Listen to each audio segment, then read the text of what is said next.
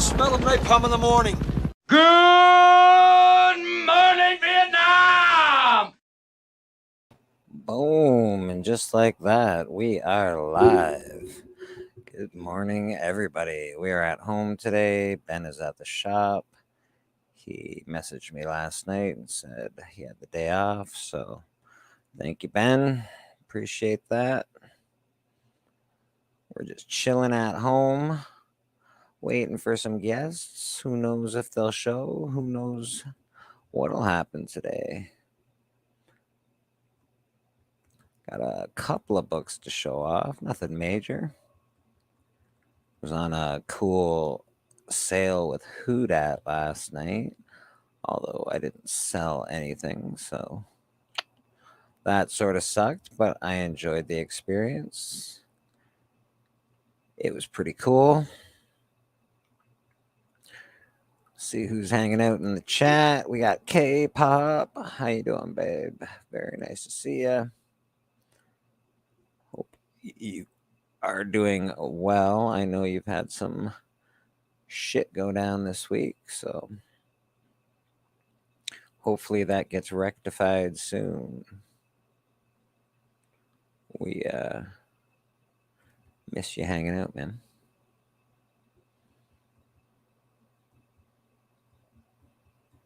You know? Maybe I'll put this guy in the chat just in case somebody wants to pop on.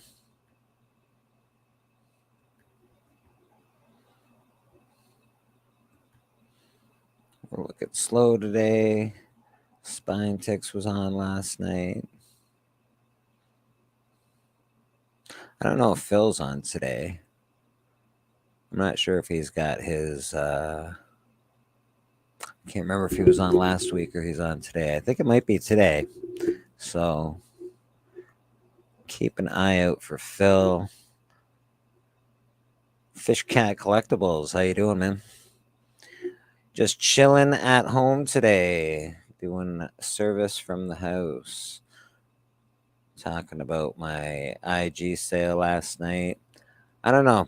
Houdat says he does really well on IG sales. I have not done well, particularly on IG sales, but I don't know. Maybe I'll start doing some sales on YouTube or something.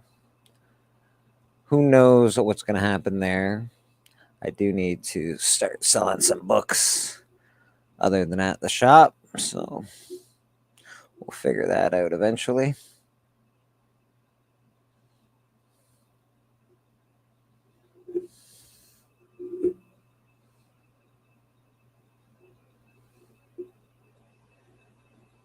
Yes, me and the Flintstones. Okay, all right. So you can't hear what's going on, but you can see me and the Flintstones. Well, there's nothing wrong with that.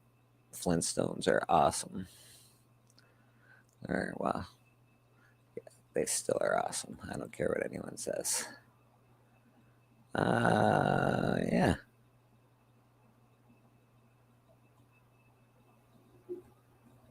You know? Trying to figure out more YouTube stuff. I might do if we get enough people in the chat today, I might do a sell or keep. I want to thin out my collection a bit, so we might get into that today. I know if Glenn pops on, he likes to show us a book, so we'll see if Glenn pops on today. That's always fun. Spectro and Lady Fantastic, aggressively relaxing in the house. Good to see you folks this morning. Good morning.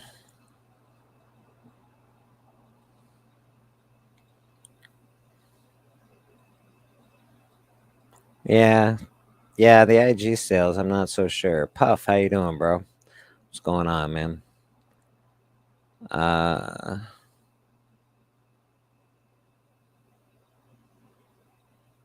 I fucking love crime stories. Lady Fantastic, you have no idea. That's usually all I watch if I'm not watching all you motherfuckers on the YouTubes. I'm usually watching true crime nonsense, a lot of serial killer bullshit. Addicted, as one would say. Yeah, I might just do a claim sale live or do it myself. Not terrible advice. Yeah, I'm an old granny. I can't help it. I got my stories. I have been watching Twisted Metal. Started last night. I'm gonna finish it probably today at some point in time. Twisted Metal has been fucking dope. I enjoyed the video game. I didn't know if they could actually make a story out of it, but they did, and I don't hate it. It's all right, man. It's pretty cool. But I also like that shitty Jean-Claude Van Damme movie. What was it, Cyborg or some bullshit? So what can I say? Sometimes I don't have the best taste.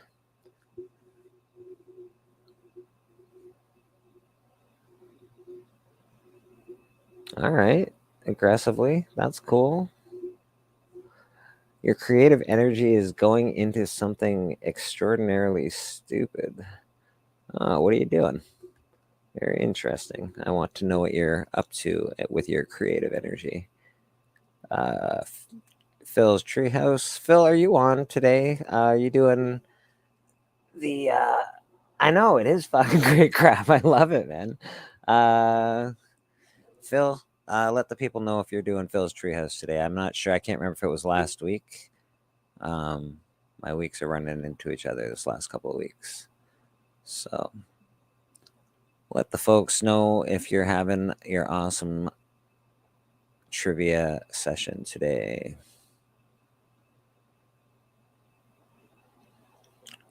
Yeah, man, aggressively. I'd like to hear about what you're doing. My energy has been weird. I don't know. As far as creativity goes, I've got videos to make. I'm not sure. My channel has slowed down as far as its growth, but I do get a good chunk of people in the chat, so that makes me pretty happy. I'm no 20 or 30 people in the chat or nothing, but we'll get there maybe. Maybe someday. Someday. I'll get there, motherfucker, someday. I'm on today at 4 Eastern. Chris, let's check this out. Phil has an announcement. I'm on today at 4 Eastern. Chris from Cardboard Crazies, now Dads Do Stuff. Yeah. Versus Neighbor to the North. Interesting. I like Neighbor to the North. I traded him something for a cool comic book I wanted. So, Neighbor to the North, shout out to you, brother. Hope you're doing well. I haven't seen you in a while, and you don't watch my show, so go fuck yourself. Never mind, I don't like you anymore, Neighbor to the North, jerk. I'm just kidding. You're awesome. You're awesome, bro.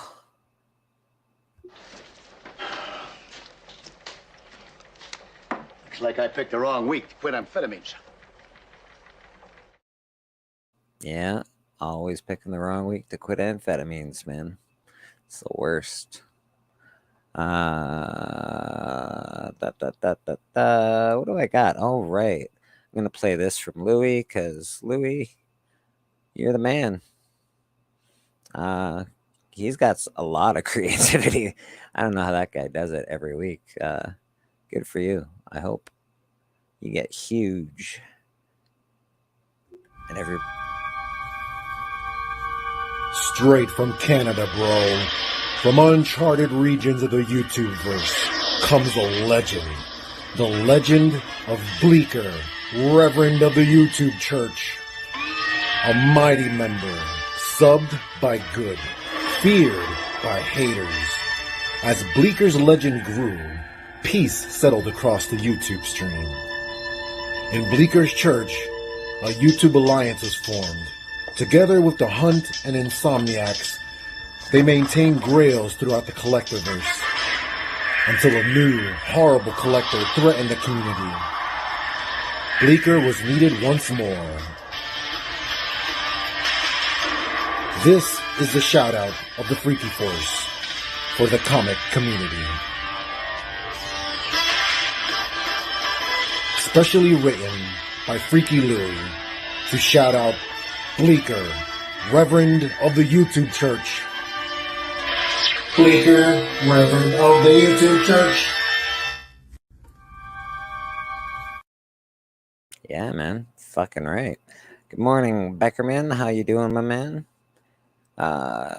Links in the chat if you want to pop in, of course. I think I saw, I'm not sure if it was you or Circumstances, put up a cool little wrestling thing. You guys were at some local wrestling. Pretty cool.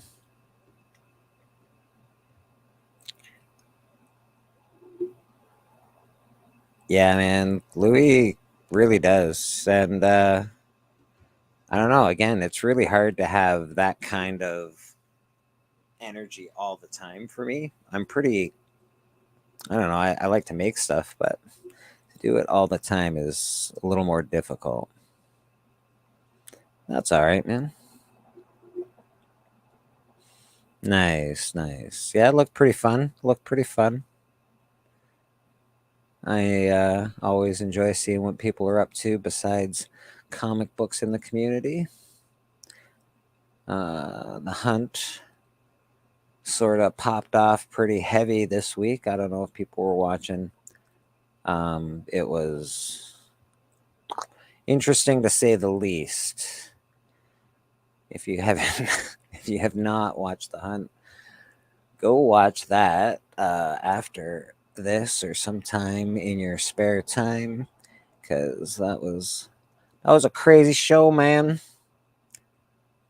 You know, why can't we all just get along, baby?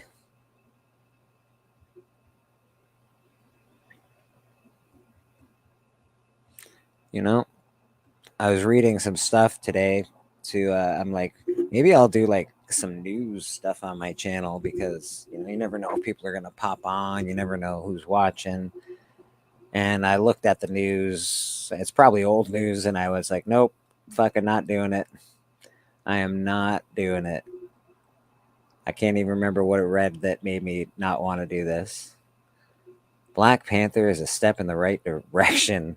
A diverse audience is hungry for more inclusive roles and storylines. Many comics are now more representative of the people who actually read them. But it's clear there's room for more diversity when it comes to our superheroes. And that was written by Alex Fitch from the University of Brighton.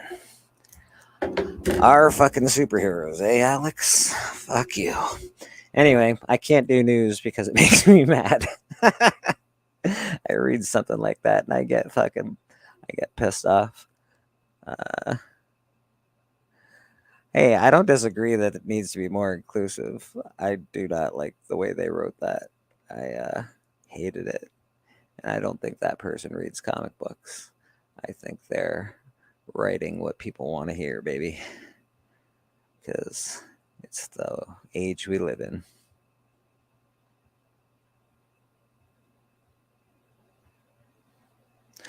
No, I know. I know they're not. They're awesomely represented. I just wish I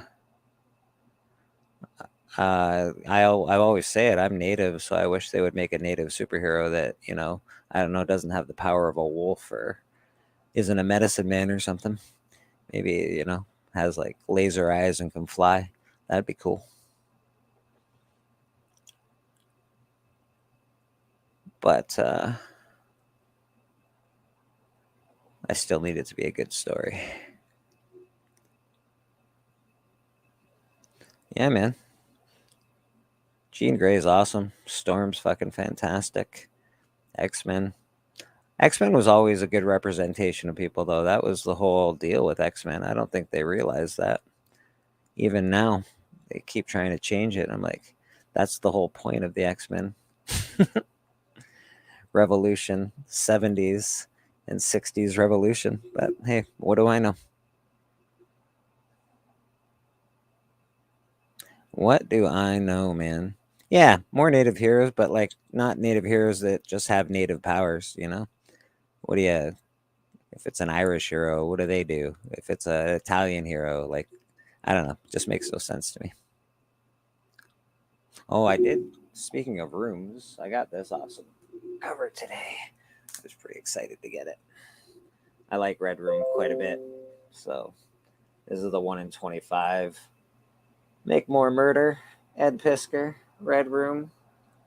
Also read more because it's good for you.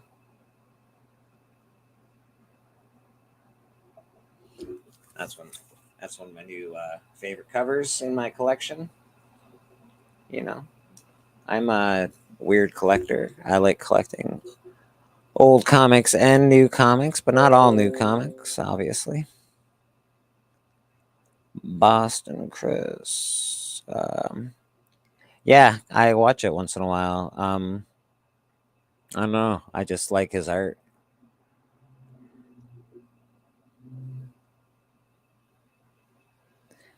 Yeah, that's what I'm thinking, lady. That's what I'm thinking. Enough with the tropes. It's like naming all the black superheroes black. Uh, you know, it's I don't know. That kind of shit just bothers me. Um, but maybe that's because I'm already inclusive and always have been. So I don't understand the tropes. Like I get it. There are people make it pretty hard to not understand it, but it shouldn't be that way. That's all right. What are we gonna do about it? Hey, oh shit. We got somebody yelling at me in the back. I don't know how long he's been here, but it's probably been a minute because he's freaking out. No, it's been like literally like about 5 seconds. All right, perfect. We got Mr. Boston Chris in the house. Yes. How you doing, my friend?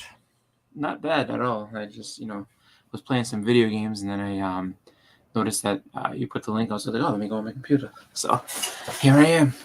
Yeah, brother. Yeah, man. I like to hear that. I like to see that. Yeah, lady, we try not to be, you know. I can be judgy though. I can be judgy. I really try hard not to be, but I can be pretty fucking judgmental. Where are we coming in on this? I see something about Ed Piska. Yeah, I showed off. I just got this guy today. I love Red Room. You know, I love. Oh yeah. So I just got Yeah. this guy. It's the 1 in 25 Ed Pisker Oh, cool. Red Room. It's just super dope. I'm trying to think about that book just because it seemed like when he draws something, like the way he presents his books, they had that old feel to them. So Well, it's like yeah, it really reminds me a lot of I know you guys saying. Robert Crumb, right? Like Yep. it's got a Yep. very Crumb feel to it. It's dirty. I like the dirty aspect of it. I don't know. I was Yeah, gonna say the exact thing. I was like, that's a Crumb type book, and yeah. you can tell. Oh, you could tell that Crumb inspired his art just because. I mean, the first thing that I saw that he did was the Hip Hop Family Tree comics, and I was just like that was like the first thing that popped in my head. Like seeing the cover, I was like, oh wow! I was like, this is kind of a, almost kind of seems like a Robert Crumb type, An style. an ode to the 70s, right? You know, which is Yeah. cool, man. But he that Red Room book, like I said, it's hard to tell like when it is. So I'm not sure if that's like a newer book or if that's something that like he's put out before he kind of got to be better known. Red Room, I think it came out in 2020, maybe 2021. Okay. This might be the second series of it. I saw the Yeah. cover and I was like, I need that in my life. So, Yeah, like he's someone I don't know a ton about. I just know that he did the Hip Hop Family Tree, and I thought that was really cool. And it's a series that I'm still trying to pick up. Like I just kind of I didn't know he did the Hip Hop Family Tree, and now I have to get that. Thanks, Chris. Oh, they're good, and there's a couple of them that are there's a couple of covers that are very, very expensive. Like there's one, it's got like that Marvel anniversary cover, and it's so there's one that was a free comic book day one, and it has Africa Bambaataa. That one's a little expensive, and then there's another one. I think it's like a Kanye West cover. That one's expensive. And Yeah, then that makes sense. There's a Biggie cover where he's in a like mink coat, like a fur coat. That one's I think like $100 book too. It's just like there's a few of them that are really expensive. And the thing that I think is tough with it is that I don't think it had a low print run per se, but it's like people don't seem to post them much. So you'll see a lot of like the collected editions, which is like a bunch of volume whatever. I think there's 3 volumes of it that he did, and so like you'll see those more than you'll see the actual issues. So the issues, they're not hard to find, I don't think, but it's just if you go on eBay, I don't see a lot of them. Like you'll see a lot of the same numbers. Like I think the ones that either are limited print run or the more popular ones, you don't see a lot of. They're yeah. She just like the lady was saying, she's like that they're getting tougher and tougher to find. Just Yeah, because everybody likes the hippity hop covers. Just like that, I don't know, whatever. It's ridiculous that Eminem cover popped off like that. wow, you don't like that book? Shit, there's the one that he did with the Punisher.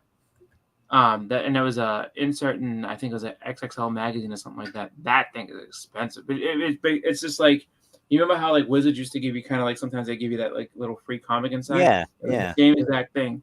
So it's just like oh well this accompanied that, and it was just like so many people probably just like that just wanted to read like the magazine. They're just like get rid of this crap. No one cares about this, and because it was something that it was an insert basically. People got rid of them enough, and now all of a sudden they're rare. You don't see them. You can't just buy them anywhere, and so go online and see that it's expensive. Well, Yes, yeah.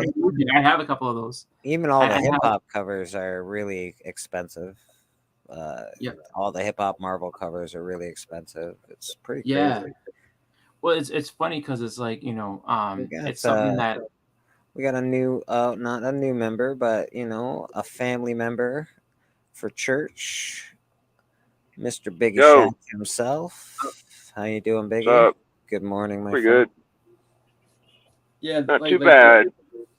the hip hop covers. I think a lot of people they gravitated towards those just because like they were different and they were fun, and it's just like like I'm surprised that like they don't turn more things like that they don't turn more different stuff into like homage covers and stuff like that. Just because I had a bunch. Actually, I had made a list of different stuff that I'd like to get. Like it's either like an artist jam thing or a sketch type thing with it. And I'm I like, wanted to get Hail King Crow or Hail Crow King. There's like a hip hop awesome fucking thing with I think it's a Kanye West thing, but I don't know. It was fucking awesome, dude. I think it's signed by the artist, and it just looked amazing. yeah, I think. Well, I think that when it comes to those type of things, it's like there's a bunch of covers that like you could easily The fit Jordan in guy. with different comics that would go well. Like I can give you one. Like if you've ever seen the movie poster for the Dirty Dozen, that's a GI Joe cover all day. All you do is just you just take you don't have to take 12 characters. You just then just take a bunch of them, and you could do one for Cobra, one for GI Oh yeah, Joe. that'd be a good All homage. with guns like kind of like that you can homage easy. We And it's got just two like brothers in the show. We got Geek Out with Roscoe hanging out. How you doing, boys? was it that new Eminem cover got ruined when they put the Webhead character on the cover though. Well, I mean, you can't just have an Eminem cover with him by himself. But Good luck. That's I a think ghost. I have seen one, and it was on the Comic Book Guys show. Well, okay. yeah, that's a, yeah that Eminem that Eminem Punisher book is tough. I don't like I guess I understand it. I don't know, man. It's a cover. It doesn't mean anything to me, I guess. No, it's a fucking variant, right? It's not the A cover, is it? Yeah, like it's just a cover though. Like that, and not as far as A, B, C, D variant. I don't give a shit. Well, if it was an A cover, then I'd give it a little bit more fucking credit. But if it's like a variant, then whatever, dude. Don't get me You're talking wrong, it's about dope. The Punisher one. Yeah. Yeah, I what's the one with understand Eminem on the porch? Okay, first of all, the fucking No, that's Eminem the- comic. No, hold on. The Eminem comic is fucking Eminem. Isn't he like sitting on a fucking porch? Like that's the one people think of nostalgically. It's like a Punisher fucking issue. He's sitting on a porch. One, yeah. Well, no, this is a different one. So basically, There's this a different one.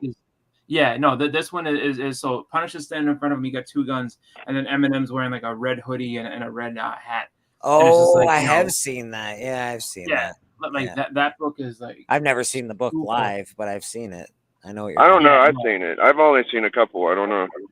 So that one, like, I mean, if that's a nice cover. That's a nice cover, actually. Now that I think about it, that is a pretty nice cover. I like the one I'm thinking of better. I don't know. Yeah, you're thinking about apparently Two Brothers says it's a variant for Avengers that you're thinking about, Biggie. Oh, is it? Yeah, that's the one I think of. That's the one at the Eminem I like. Yeah, no. If you were to if you were back into those magazines, like in that back in the day, I could have had that because that it's funny too because like I remember like that was as far as like hip hop is concerned, and everything like that. So there was two magazines that were like big as far as like for hip hop at that time. You had The Source, and then you had XXL. And what happened was that The Source had come out first, and it was the more like like you wanted if you were a rapper or a group or whatever, like you wanted to be mentioned in The Source because that could like make your career. So what happened is that Ray Benzino was in charge of The Source, and for whatever reason, him and Eminem kind of started having a beef back and forth. Oh, I know all about that fucking beef. Yeah, no, they had a beef, and it's like Benzino just like didn't like him or whatever, so he kept on saying shit. And then Benzino wouldn't give him any stars and shit. He wouldn't give him like 4 or 5. That's funny. Is that fucking true? He was the fucking president of fucking The Source. Really? Yeah, I thought it was a bunch of fucking white kids. I thought The Source was a bunch of white kids. He wouldn't give Eminem any mics because like he gave like 3 mics instead of 4 or 5, which was a big deal to Eminem. Yeah, it was for his second album. He gave him like 3 mics instead or something like that, and then. So that started a little bit of a beef, and then Benzino was like, "Fuck this guy, he's not allowed on my that magazine anymore." And Eminem was like, "Well, fuck you, like, all right." And it's right at the time Eminem was like blowing up like crazy. Oh yeah, it was I think the time right around his second album, and it was just like Eminem fucked that guy up, dude. He fucked that. Yeah. Guy up. Oh yeah, he destroyed. He said a bunch of mean stuff about him. Yeah, he fucked that guy. He just up. crushed him, and it was Eminem's like okay. He was And I like Eminem's music. I think it's all right. I don't really like a lot of hip hop. He's all right. I like Eminem. But that I think is what helped bring that magazine. Like that's what helped put that collaboration together. Because at the time, like Eminem was just like he was a license to print money. So of course, I was like, we'll do a thing. So that's why if you were into those magazines, like I could have had those. Like I remember having like I liked those magazines, but I just didn't feel like buying it at the time, but who the fuck knows? You know what I mean? Like you never know what's gonna end up being like like this because think about how many Wizard magazines had like little inserts and stuff. I got a magazine on my wall. I got The Source where Biggie was like, what was the question? It was the one where it was like a question. I can't remember what it says on it right now, but it's very collectible. It's like a $60 raw book. I understand. I get that all that stuff collectible. I have no interest in collecting. This is the first magazine that had a picture of Bart Simpson in it. I have no interest in fucking getting that. I just don't, man. I'd rather get Simpsons 1 signed by Bill Morrison. I'd rather get, I just would. I don't know. I'd rather get the actual comic book than a leaflet or the comic book versus a fucking story, like not even a 1-page. I wouldn't mind some magazines. If I see magazines, I dig through them motherfuckers just like comics, dude. Malibu Sun. I have no desire to get that Malibu Sun with Spawn in it. No fucking desire at all. It's just not in my nature to get that kind of shit. I think it's a waste of money. I had so many Source magazines. Like I used to have a ton of Source magazines, a ton of Wizard and Game Pro and all these other things. And I remember I didn't the Wizard magazines I never cut up. The Source magazines I did. The sports magazines, the Sports Illustrated magazines, I used to cut those up and put the stuff on my wall all the time.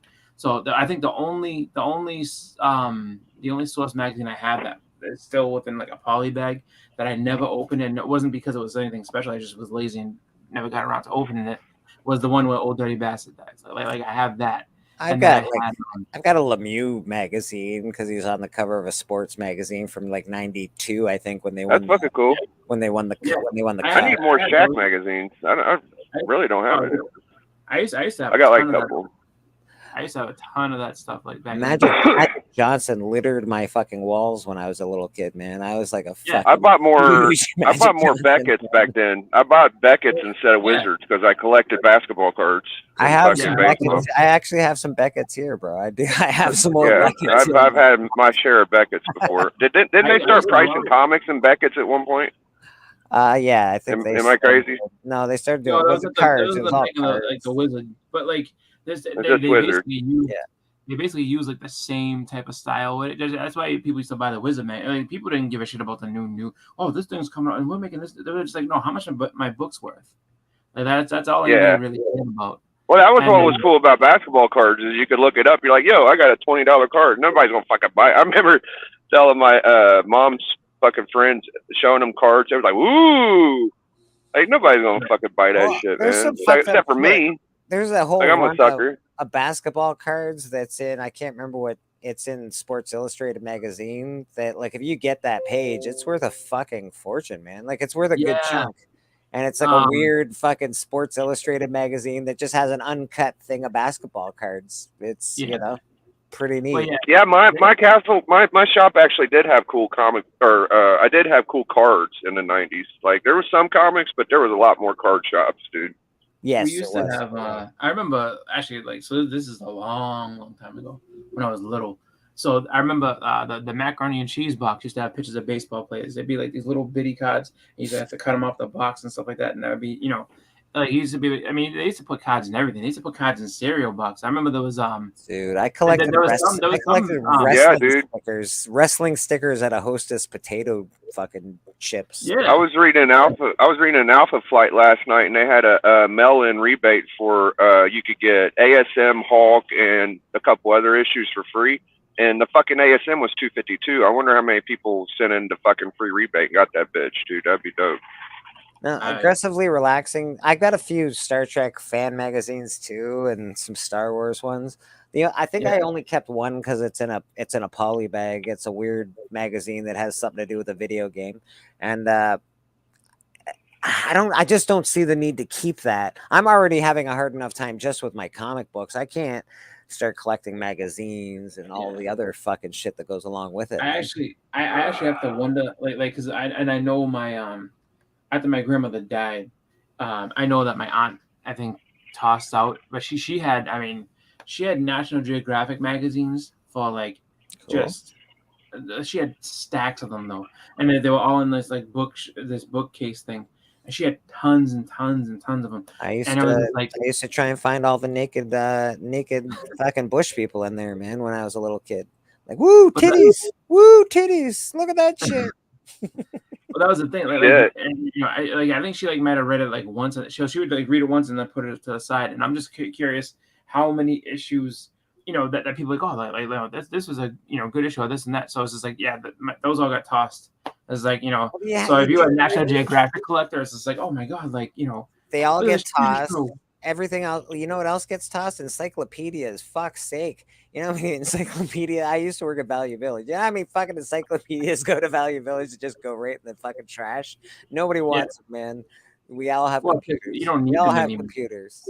Yeah, back in the day. And if you don't think comic books are going to go that way eventually, you're sadly mistaken. Comic books will eventually. They will eventually go this way. I don't want it to happen, but it's gonna happen, man. That's a fucking fact. Well, you can read them digitally and everything like that, but I think that the actual tangible book though, I think that'll kind of be, I guess, the good thing if you have them already, and then we're just gonna go digital. But I think that you're gonna want to collect the tangible one. They're gonna be more collectible, but I just don't think I don't think it's gonna be as prevalent. I just can't see them. It's not a sustainable thing. They don't have a big enough market. Blah blah blah. They do make a lot of money. I mean, if we're gonna read fucking comics digital, just watch a goddamn cartoon. Like, what the fuck are we doing, really? You read a book or you fucking watch it. watch a Well, TV. well, that's the way the world's going. Most kids don't want to fucking read shit, bro. They just they'd rather watch something that moves. And most people are on their phones or their computers all day, so it's much easier to go on there and do your. It's probably gonna turn into this mishmash, like moving around kind of fucking comic digital is what I'm guessing. Like they'll end up. I haven't seen too many animated ones. My nephews trade cards and shit. They trade players on fucking Xbox and fucking PlayStation. That's fucking goofy. They buy packs, they trade players, and it costs fucking boatloads of money to do all this shit. You're talking about right. So they're doing all this shit. Like, if you, I think comics are going that way, bro. I don't think it's going to happen as soon as I think, but I think comics are going that way, where you're going to be able to trade them like a fucking player on an Xbox game. I don't think you can. So I know what you're talking about. I haven't seen one yet where you can trade players, but I know that like if you play like a good example is like MLB The Show or like NBA 2K23, they have like these basically like these My Team modes, and so basically what you do is you can play it, and they give you like a bunch of cards, and you make the best team you can with the cards you get. Yeah. The thing is though is that they come up with like packs every single week, and you know. The way that you get them is through virtual currency, so you're basically paying real money. These virtual money. I give them $25 when I go there, and it's like immediately into the fucking video game. And it's like it's crazy because it's like you know, I would just watch people do like, oh, we're doing a pack opening, and like they'd be like, all right, and then so you like, all right, we got 500,000 VC, and it's like 500,000 VC. Okay, how much is that? And you start looking to see like how much it is, and it's like $300 a week just buying, you know, virtual currency, and then you know opening packs, hoping to get these cards that like literally have no actual real value, and then they'll go into the market and they'll sell them on the little marketplace. Do these cards have any actual value? I know there is value to them because people are selling them. But do we really believe that these things have actual value? These digital fucking representations of real art. It's not. It's not real. Nothing's fucking real. Well, I'll tell you what sucks, man. Is like when I own digital games on my PS3 and I had it under my girlfriend's account instead of just mine. Yeah. Like I forgot the password to open that account. So if you buy digital and you forget your information or just don't pay your internet bill, all that shit's fucking gone, dog. Fucking gone. You bought it and you don't have it anymore because you can't pay the bill or whatever the case may be. Right. So there's no actual like I mean for the NBA 2K23 there's no legitimate like value that you can use anywhere else. But within the marketplace and that thing, you get this. There we go. They have VC and MT. MT is points. But within that marketplace, there's value. If they create an online, which they're doing, like I can go fucking read Marvel comics online if I want. What if it's very easy to create that world right now. It's very easy to create a world where you can just walk into a fucking digital library and read whatever you want. Well, and the thing is that like they, you know, I mean, there was video game. They put a stop to it. But there were games where like you could actually like if you could make content or do different things, you could earn real money. I think it was like I think it might have been in a Diablo game. I think it was like a few years ago, like I mean a while ago, like that they had done that, and like you could grind and get stuff and then like actually sell it for real money to people. So people that would sit there and grind the game for like you know the best weapons would put them on the marketplace, and then people would like literally like go ahead and they would buy the actual so like the Sword of Omens, let's just say like I found the Sword of Omens, cool, like and you know. And it's going to cost you $300 real money dollars. Like, well, to get I could have bought all those stupid Fortnite fucking comic books, like with the code in them that people were.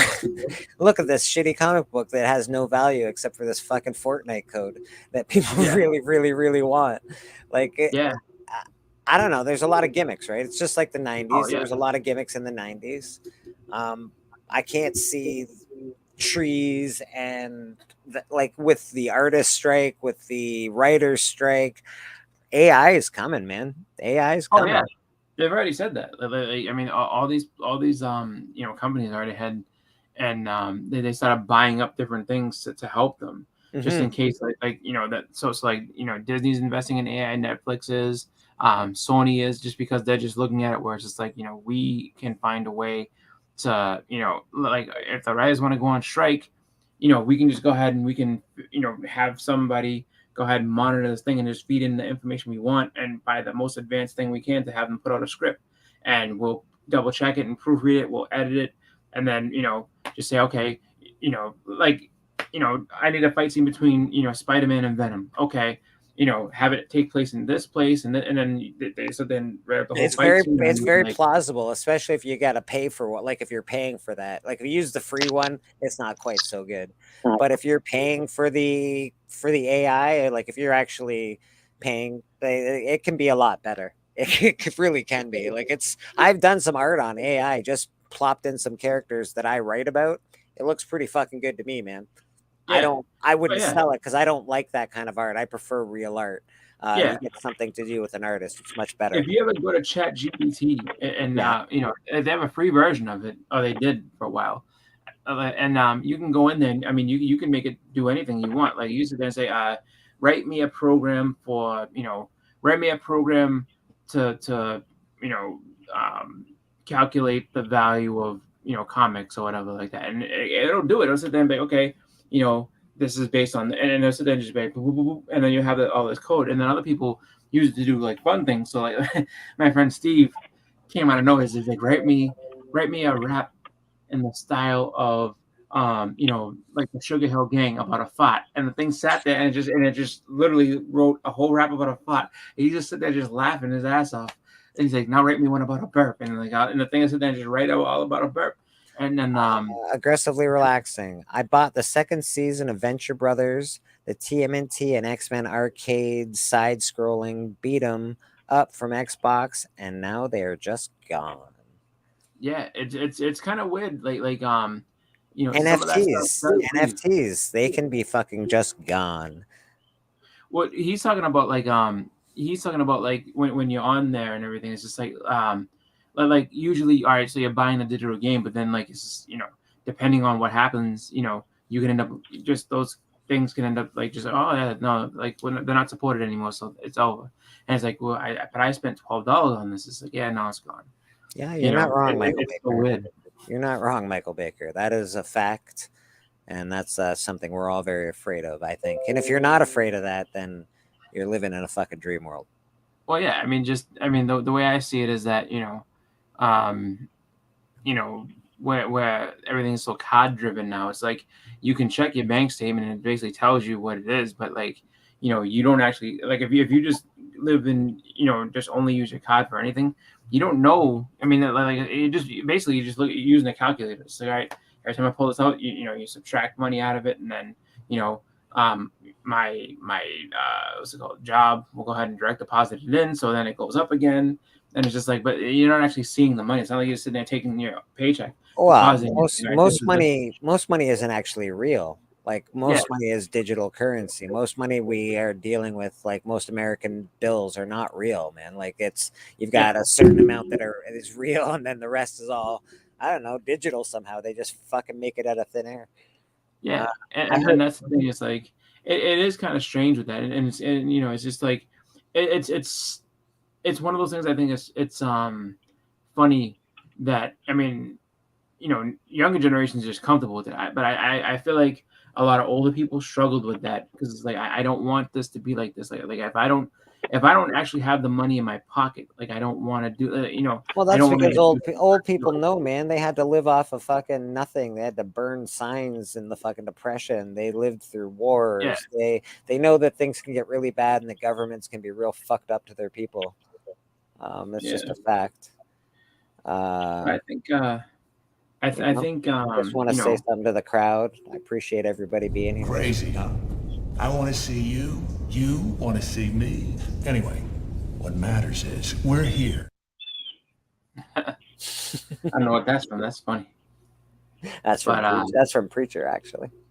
But So I think it's just one of those situations where like if you are looking for like you were saying, like if you're like aggressively relaxed and saying, if you're smart when it comes to computers and you understand that field, like that is such a place where you can just get a golden ticket and make a lot of money just because that's where everything's kind of going towards. So if you understand how to, I guess program like predictive type stuff or something that can generate, like computer generated things, and you can get a job maintaining those things, you'll be rich real quick. What's that? What were you All saying, right. babe?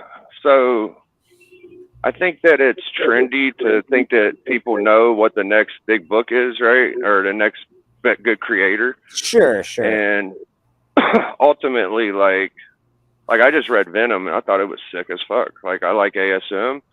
I like all these books. And Okay. I think that some of these, what do you call it, influencers, right? They know that they get clicks whenever they speak about something new and trendy. So Oh yeah. I know everybody loves right now. What's his name? Fucking Johnson, Kennedy. Everybody loves Whatever. Matt Johnson. What's his name? Kennedy Johnson. Y'all know what I'm talking about? No, I don't. But I haven't been paying attention all that much to newer stuff. What The is he? fucking the guy on Hawk. The guy on Hawk. Oh, the Hulk guy. Yeah. Okay, Yeah, so Kennedy Johnson. Everybody's all over that Hulk series right Yeah, now. they're loving it. Oh man, it's the fucking It's the best shit thing I in ever the world fucking right read, bro. It's now. so good. Yeah, all right. So it took me a minute because it takes me a minute to process, but I'm pretty fucking smart, so I think I cracked the code, right? All right, so here it is, guys. So people will bring him up, and they'll say, "Oh, he's done a lot of great stuff. He's the guy that pulled Superman out of the dumps." Yeah. And it's like, okay, yeah. Well, where was Superman when he pulled him out of the dumps? He wasn't. Don't know. He wasn't very. He wasn't a popular character anymore. He did sort of make a good storyline for Superman. I'll give him Well, that. the way I remember it was his kid was gay, Yeah. and then this guy swoops in and starts doing Superman, and I mean, it wasn't super spectacular to where people had to run and go get keys or anything that was popping real hard. No Calvin Ellis's, nothing real too fancy, I don't think. So it's just not my. He did Kingdom Come. He did a bunch of stuff for Superman. Like, he did some good stories for Superman, bro. Yeah, I mean, I think that As far as Superman stories go, it's hard to write for Superman. It's not easy. I find. Yeah, no, I thought he was fairly new. I didn't know he did Kingdom Come. Yeah. I think that a was lot some of other dude. people. Johnson did Marvel Zombies as well, CFAP? Well, okay. I dig Marvel Zombies was cool. Yeah, I'm just going by what I hear. Like, it's Superman, no, and he made Superman fantastic. And well, I think that the thing that a lot of people are gonna have to start getting comfortable with is that like Terrificon kind of showed me that. I mean, I see it all the time, but it's just like, a lot of the guys that people are like, oh, like, these are the guys that we want, this is the stuff that people you gotta go meet, like, the Simonsons and Claremont and Sure. Jim Starlin and John Beatty and all these different people. They're all old. They're all They're 70, bro. They're 60 to 80, Yeah. 70, 75. Yeah, like a lot of people that everyone's like, oh, like, these are the people. It's like, you look back, it's just like, there's a lot of them that are, in their, I would say either late 60s to some cases, even into their 80s, and it's just like, or knocking on 80, and it's just like not going to be around for too. Like, it's going to be the next 10 years. It's going to be a lot of names. To Dracula. We got Dracula. This is Smell that? Ain't fun, son. Nothing else in the world smells like that.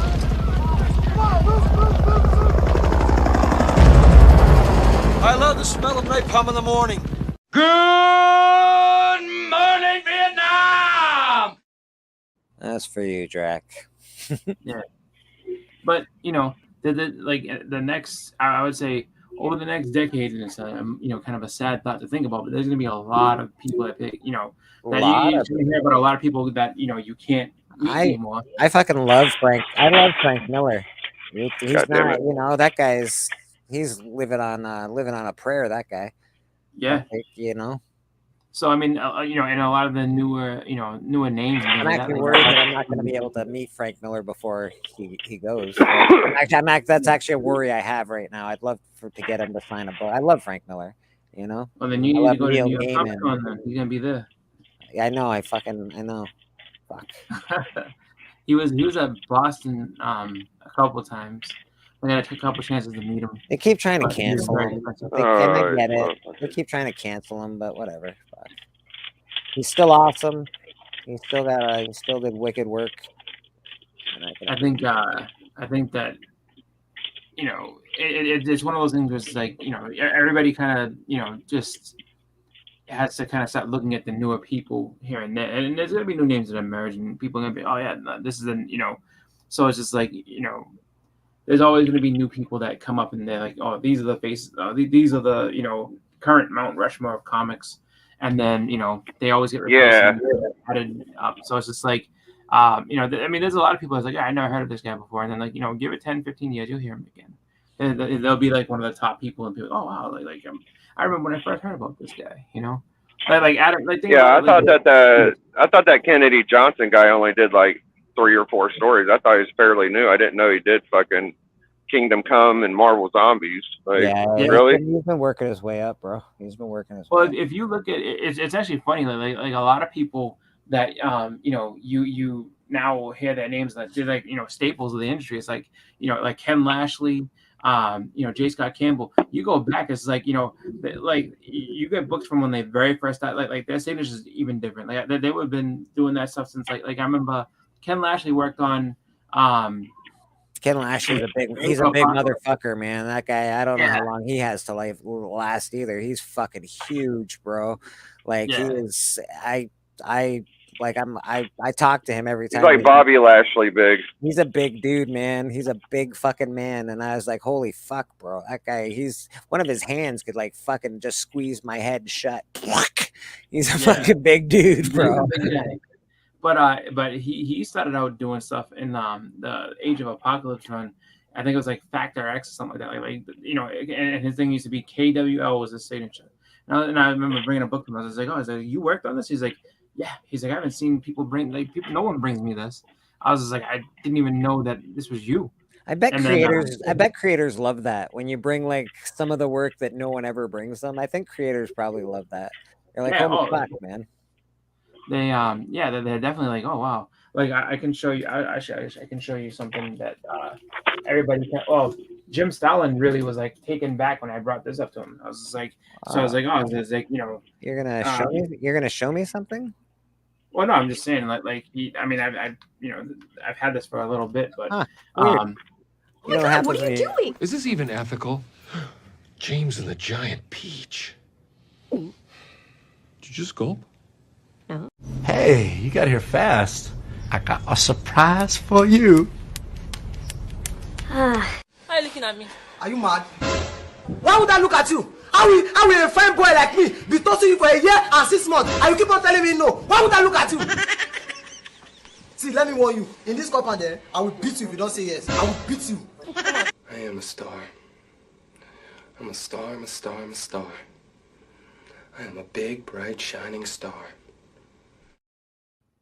All right, Chris. I was like, yeah, like you want to check this out? I always mind, you know, signing. He's like, yeah, and so he opens it. He's like, let's see what we got here. And I knew what he was doing as soon as he opened it.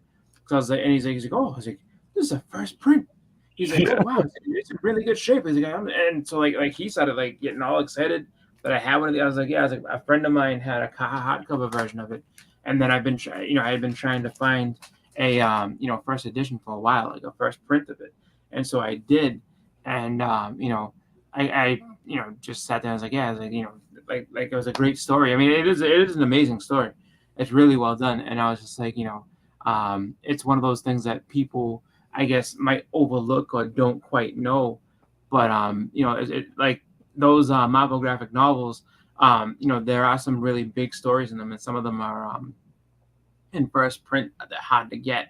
So, but he was all excited about that because he was like, you know, I assume that like he sees a lot of like later printings on that one, and he's just because I don't think people kind of pay attention. And Like, thankfully, I love a lot of new. Well, I guess maybe not newer now, but like I'm a Capullo fan, and I'm a Todd McFarlane fan, and I like. Oh, we lost a biggie. You say, I guess he's not a Capullo guy. Like, get this. Yeah, he's like, fuck Capullo, fuck that guy. No. But, so I'm glad, like, they're not. I'll be able to meet them, but I'm just saying some of the older ones. It's gonna be. Oh, I've got a Capullo signature. Yeah, I got a Capullo signature. I don't have a Snyder signature though, so I have a Snyder and I have a Capullo. Oh, I gotta get one too. I gotta get a Snyder on that book. I want one. They're both super nice people. Like they're really, really nice guys. And Capullo, I've been looking at his art since Spawn, for fuck's sake, man. I'm like, you're a fucking amazing artist, bro. Yeah, that guy's killer. He's a good guy, and like, but that's the thing is, it's like everybody will go back and be like, oh, what will I, who's going to be the people? And it's like, and then you go back and you look and it's like, okay, so if you've been following since the beginning, like he has a little now, the little, little banner that says Capullo on it. But if you got his stuff way back in the day, you see that, he had the GC. He was the square to be GC right on that Spawn 17. I got a big. It just like it looks like a bunch of. It looks like. Yeah, that's what I got. Yeah, that's that. But I'm just saying, like the way he signs his artwork. Yeah, is like he's got that little it almost looks like a piece of like old parchment paper, and he writes Capullo on there. And then it's like and then if you go back and you see like a signature when he first started on Spawn on 17. I think it's either 16 or 17 is the first issue. It's just GC. And I think that Beckerman really, he's hitting it on the head. He's buying a lot of real art. He's meeting a lot of real artists. Like before all that shit goes to the fucking wind, he's doing pretty well. That's pretty cool.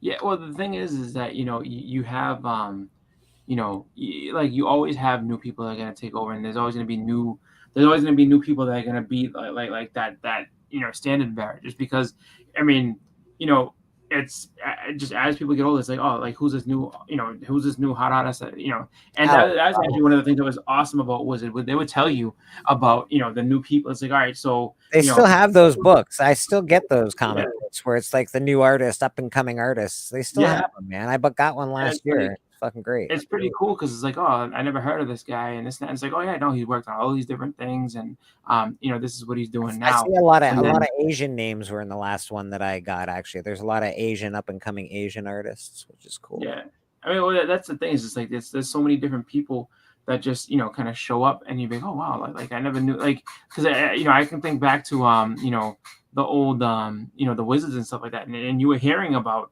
Greg Capullo, and you were hearing about J. Scott Campbell, and you were hearing about all these other people that, like, at the time people were like, who the fuck are these guys?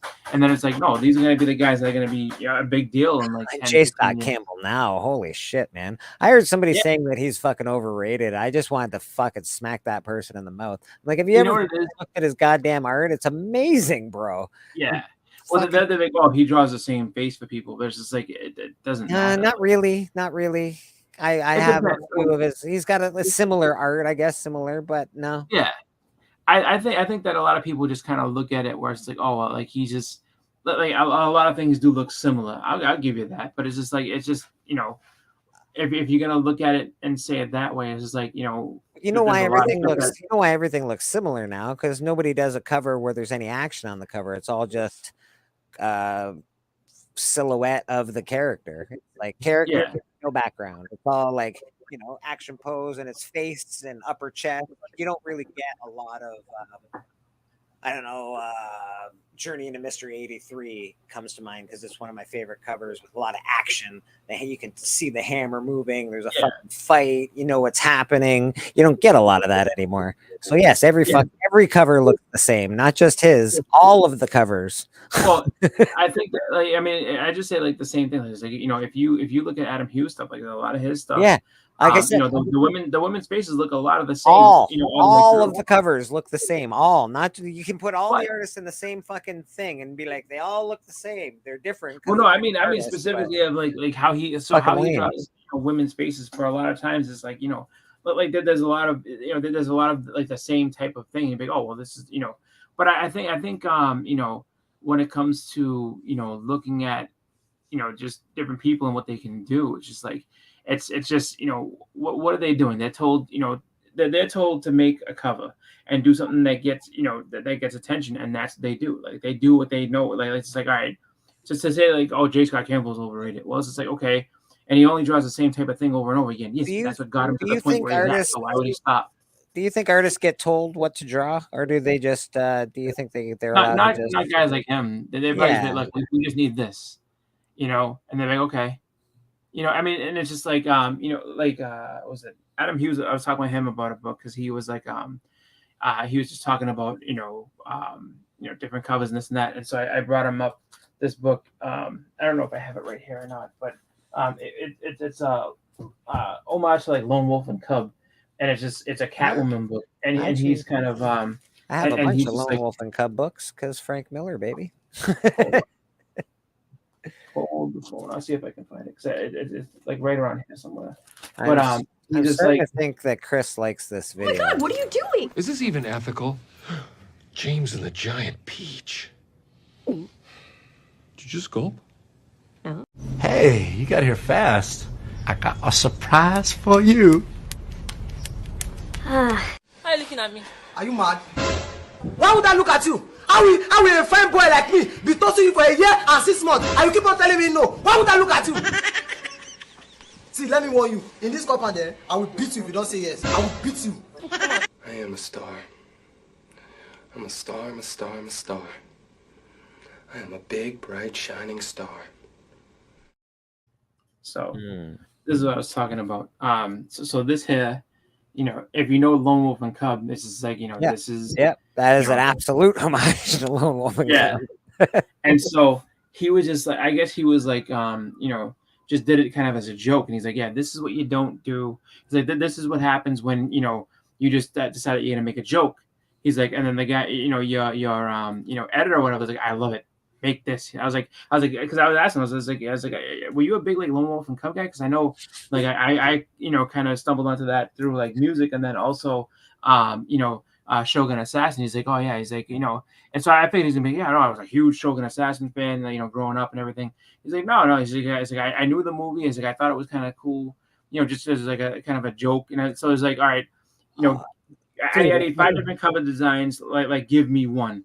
He's like, if I was an artist, I'd be homaging all the things I love. I'd be homaging Big Trouble in Little China, that cover. I'd be doing all sorts of cool homages, like from 80s shitty fucking 80s movies. Yeah, that are amazing. But he was just like, yeah, he's like, I did this like just as like a throwaway, as a joke, and then all of a sudden he's like, that one, I like that one. He's like, so I think to an extent they do kind of get told like the editors will be like, all right, put this in there, but like other than that, like, I mean, they're pretty much on their own to come up, especially like if you're doing covers. It's just like, yeah, here's 5 different ones. This is what I think, and then I'm a big fan of Gleason, obviously the Spider-Man 55. He did the Venom 200 variant as well. I love his art. But yeah, guess what? His art's pretty much, a lot of it's pretty fucking similar, man. I guess Yeah. You like somebody's art. There's a lot of different things that come out, and people will say, well, this is too much like this. This guy doesn't exactly like your last one, bro. It's just like it. And it's just like, I mean, I just think of it like anything else. It's like, if you don't have to do too much, you know what I mean? And if people still like what you do, like, why would you change it? You know what I mean? It's like, I can draw this quickly. I can do this well. And people always seem to respond to this. So yeah, I'm going to keep doing the same thing. I got a question. I know there's a lot of books that have been homage. There's always homages. I was thinking about it the other day, and I almost think that Todd McFarlane has like the most homages ever. Like everybody homages every one of his fucking books.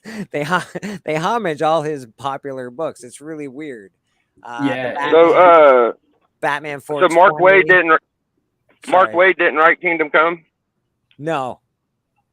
It was Philip Kennedy Johnson. Well, I don't know. Maybe Mark Waid, buddy. I don't know. I think it was Mark Waid. I think they worked together on it. I mean, I don't see anything about him. I just see Mark Waid when I look. Yeah. No, there's a lot of things that kind of there's a lot of collaborations and things. It's like, so it's just like, you're the writer or you're the fucking artist. It was Mark Waid and Alex Ross.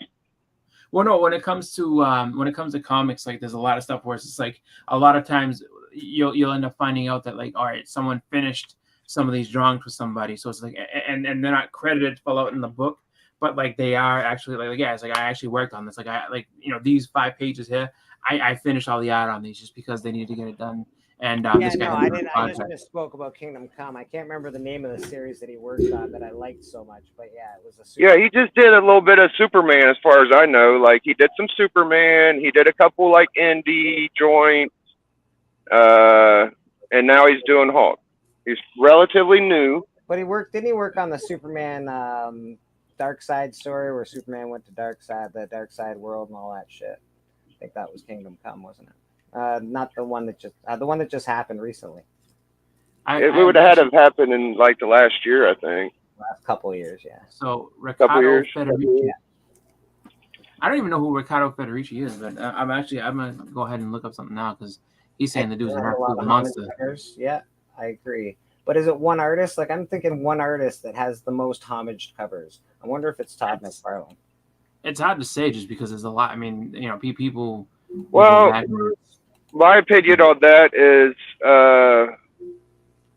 I think Jack Kirby is the most homaged and recreated. Well, I knew that. But opinion, but yeah. Well, I mean, I don't think that it should just be my opinion. I think it should be a lot of people's opinions because if you look at everybody's comic book artist covers, dude, then a lot of there's a lot of Kirby fucking shit through the years. You're right. But like Full Blast, maybe McFarlane's top 5. I'd say top 5. Even fucking yeah. Yeah, that's interesting. I just thought about it the other day on how many covers he actually has homaged. Like he's only done so many covers, and he gets a lot of fucking homages. I don't know what this is as far as what book it would be from, but it's the guy sitting with a sword. Because I'm looking up that Riccardo Federici guy. He's good. He's really good. Cali Comics and I are going to be at a big fight 2 Fridays from now, so come check that out. There you go. That's fun. Yeah, he's got a lot of really good stuff. Yeah, definitely. That by far is probably the most homage cover of all fucking time. But I'm just wondering which artist has. Like Kirby's done so many different iconic covers. I can see it being Kirby being number 1 because he's done, Fantastic Four, 54 or whatever, all the good covers Kirby's done, and they've homaged FF1, 49, X-Men 1, Avengers 1. Like people homage them joints, Doug. People really do. You're not wrong, Big. You're not wrong at all, bro. You're not wrong. That'll give me something. See, that's the thing is McFarlane only has like 3 or 4 that people homage. Like Kirby has like 20 or 40. Is what I'm thinking. You're right. Yeah, I think you're right. Todd might be in top 5 then. I think what happens is that you end up having. I mean, it's hard to tell just because there's so many things that that really were ideas that people pull from other things. Like I bet you if you go and you look back and people are like, oh, like this is new cover, something like, oh, like there's a ton of stuff that Jack Kirby did, and like these are all new covers at the time. I bet you he drew some from some other influences, and it's like, no, if you look back, like there's a book from like the 30s that Kirby kind of pulled from to make just a random whatever some title and did Kirby do Hulk number 1? Who did Hulk 1? Was that? Oh yeah, absolutely. They literally just homaged that with a fucking Disney book. Yeah, no shit. Like literally, he gets homaged. All of the Disney homages were Kirby. Yeah. Yeah, that's fair. No, you're not wrong. That's a good one. Avengers 4. All of them are. Yeah. All the Fantastic Fours, all that shit. That all gets homaged big time. You know who my boy J Hood said is people imitate the most is Jim Lee though. I don't know why he said that, but people try to draw like Jim Lee. Oh, they try to emulate Jim Lee. They don't homage. They kind of had to. Like that was out of necessity. Like after he left, after he had moved from Uncanny X-Men to the actual X-Men, and then after he left that book, it was like if you look like the artists that they got were trying to emulate him. So it's like you have Jim Lee is on a book for a little bit, and then somebody will come right after him. Like so if you look at I think he did like 12 issues of that. I'll tell you, the '90s run, and then after that, it's what's it called? It's I think Andy Kubert that's doing the art, but he's trying to make it look as much like Jim Lee as he possibly could. I'll tell you two other big dog artists that get homaged a lot is Neil Adams and John Romita Sr., bro. Callie says Joe Sinnott, actually. Yeah. Joe Sinnott was on a lot of stuff. 2 foot long white. Yeah. He was definitely on a ton of books. He inked a lot of books. He was a guy that put in a ton of work. So was Joe Simon. Beckerman, I was mentioning your art collective and saying how you're doing it right, bro. You're pretty awesome when it comes to the art. What were you saying about Joe Simonson? Joe Simon. He was saying that he put in a ton of work too. It's just but that's the way it was. You know what I mean? Back in those days, it was just like you had to keep on pumping out books and pages and stuff just because that's how you ate. So Rob, I think it's a little more. I won't say relaxed now. Just because they're still grinding, they're still doing it, but it's just like it's not the same as back in the day, right? Where it's like steak and cheese. Digital. You basically you're saving it as a digital file to give to somebody. Like you can give to them in like a moment's notice. These guys sat at a drafting table, had to do all this stuff, and that. So if you were late turning in art, it's like delayed everything like so much. Oh, Callie with the big statement there. He was better than Kirby, but in my opinion. Who was? Joe Simon. Joe Simon. Okay. That's fair. No, everybody's entitled to their opinion, man. Everybody's entitled to their opinion. We respect everyone's opinion here. Yeah. So and that's the thing is like so like there's always people that are gonna say this one did this or this one came first, whatever. But like Jack Kirby definitely drew inspiration from people because like there's I was just looking up to see right now. So they say that he was heavily influenced by a guy named what was it? Hold on. Jack Kirby is a workhorse. Jack Kirby was known to have swiped Hal Foster early in his career. So it's not like he did it on purpose. Do you think Jack Kirby's work would have more definition if he wasn't working on 30 fucking books a week? Black Olives and Onion. That guy had to pump out fucking so much work, man. He had to pump out tons and tons of work. And Black Pepper. He doesn't get the today you'd be a rock star artist and you're like, I don't know if the book's gonna be out on time, blah blah blah. Like Jack Kirby was a fucking machine. Yeah, I mean, I wonder if his art would have more definition if he had more. I'm not gonna. Yeah, I could sit here and like put up the good fight for Kirby, but I think people know. Oh yeah, yeah, like Parmesan. You love Kirby. I don't have to say much. I think his big his big I guess flaw that kind of kept him from making a ton more money. It wasn't the fact that he worked on too many things. I think it was the fact that he just wasn't he wasn't that charismatic guy. Like he wasn't out there to do that type of stuff. Like he was just like he was a victim of the times, dude. Like it was just that's the way it was back then, bro. You got a cup of coffee and a nickel to make a comic. Like that's just how it was. And that's what I'm saying too. Like he had to pump out so much work. It wasn't his fucking fault. It's all great work, but I wonder if his art could have been even better if he was afforded the time like today's modern artists. Probably. I mean, but it's that's a hard argument to make though, just because you got to figure how much practice he put in, like going ahead and drawing things like that. So it's like it's hard to say. It really is hard to say that whether he would have benefited from more time or not. That's he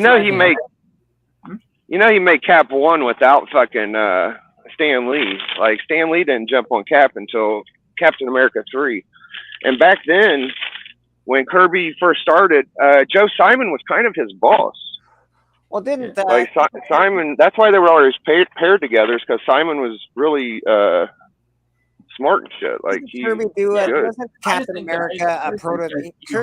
Kirby already had a prototype of Captain America, and it was another comic, I think, and then they sort of made him Captain America. I know there was a prototype Captain America. I just can't remember. Yeah, there was like one from Pep. It was Shield. They called him Shield, and I don't know if Kirby was the creator of that, but he did work on some of that, I guess. Yeah, like that seems very, likely that was an influence. Yeah, for sure. It's a good book to get. Like, it's the only fucking Archie book that has like a real superhero in it. It's real early, dude. I just think that that's like what you posed was actually a really good question, because it's a hard question to answer. Does he become a better artist? The amount of work that he was doing obviously helped refine his art and everything like that. But then it's just like, if he was given more time, would he have had as much, I guess, or would he have been as seasoned? You know what I mean? So that's a very hard question to answer. Like, you know what I mean? Almost kind of like chicken and egg. I wonder, because he was being pushed so hard and he did so much. I wonder if he just took the time, if he had the time, if he would be even better than he is. That we already know that he's great. I wonder if he'd I mean, everything happens for a reason. If it wasn't for Kirby, like, really putting a showcase, like, he was making like art you would hang in a museum, dude. Like, that's the way he looked at comic book art, and no real artist did that shit, I think, before him. Like Rosetta and all them, sure, but like Kirby had his own shit. I'd beg to differ that those guys are actually, they drew better art than Kirby did. Some people would say that, yeah. Kirby drew a lot of. He pumped out so much so fast, and that's what I'm saying. I wonder if he would be. Oh, we almost had a Beckerman, and then we lost a Beckerman. Well, that's the reason why we had so much, is because he was so fucking good. You wanted him on your first appearance. 100%. I'll never take anything away from the King. I'll never take anything away from the King. Like, it's my head's still wrapped around the question of it, just because it's just like, not to say, and it's not saying anything about him or his talent. It's just one of those things where it's like, it's like one of those deals where it's like, do you think that with more time he could have been better, or do you think it's just like, would the practice, like, that's what I was trying to think. It's like that's a really hard question to ask, because it's like, or do we all think Kirby's only prolific because he worked on all those really expensive books that we all want? No, I don't think so. I think really, like, and how he could tell a story with his art. He was doing that better. Yeah. And I like his movement. I love the movement in his art. His cover, the whole, everything he does is pretty fucking awesome. I mean, and that's the thing. I think that's what everybody would take away from it all. Like, is he my favorite you don't artist? have to draw just like him. Like structure-wise, you don't have to draw just like him. But it's like, if you can learn anything from him, though, it's like, just the movement and how you have, how you can, I guess, put all the expression into a page. Like because it was just like, there was a punch, and like, most punches would just be like this, but then there was that Kirby punch where he's sitting there and like the guy's whole body turned like this. You saw the wind, you saw the movement, the hair was flickering. You're like, man, this fucking shit's fucking alive. And so that was exactly.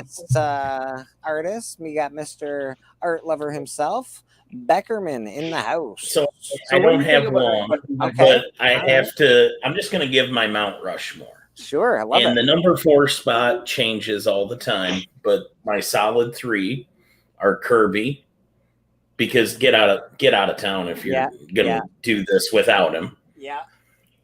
Kirby, Ditko, Neil Adams. Those are locked in. Ooh.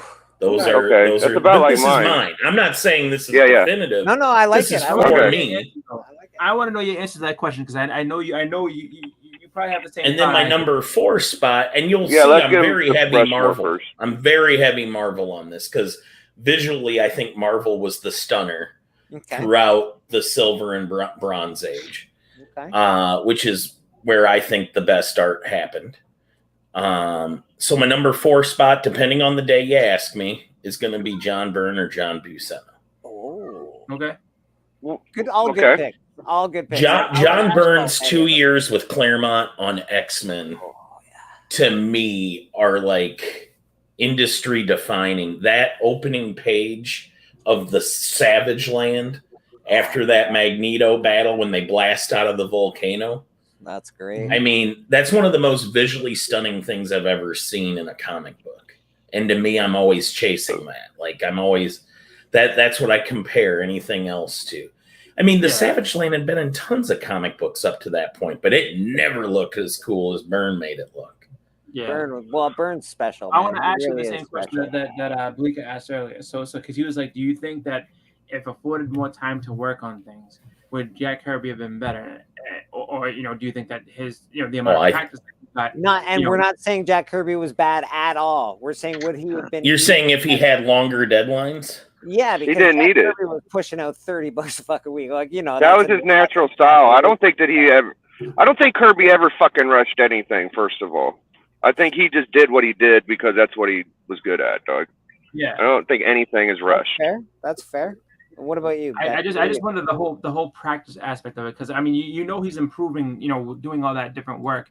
I'm just wondering is like do you think that he, like, if he was given longer deadlines, would that maybe? I mean, the work was always better when he had more of his progress, time to get it in. And it depends on Kirby's always who finished him. I know somebody said Joe Sinat earlier. There's tons of who did some. I think he only did finishes on him once, but Dave Cockrum, yes, did an amazing Kirby finish. It just depended on who made him look best. I mean, we can all agree it definitely wasn't Vince Coletta. But yeah, Joe Sinat probably did it as good as anybody consistently. They really hit their stride in those 100+ issues of FF they did together. There's a hot take right here. Two Brothers Comics. I'll put Nick Cardy, Aquaman works up against anyone from any era, though, for real. Okay. I mean, it's subjective. That's his opinion. And of course, everything's subjective. This is all opinion. None of us are all opinion. There's no fucking winner. There's no right. There's no fucking wrong, except for Kirby. He's the only right answer. I think really too. Dave Cockrum gets very overshadowed when it comes to like when you talk about that whole Byrne, X-Men stuff.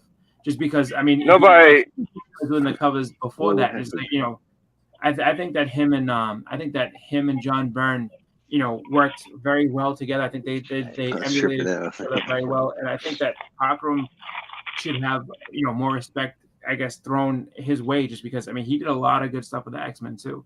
If you're going to talk about DC, you got to bring up Kurt Swan as the problem. Like Kurt Swan was the big dog. Yeah, for sure. The problem with Mount Rushmore is you only get 4, so you really got to tighten.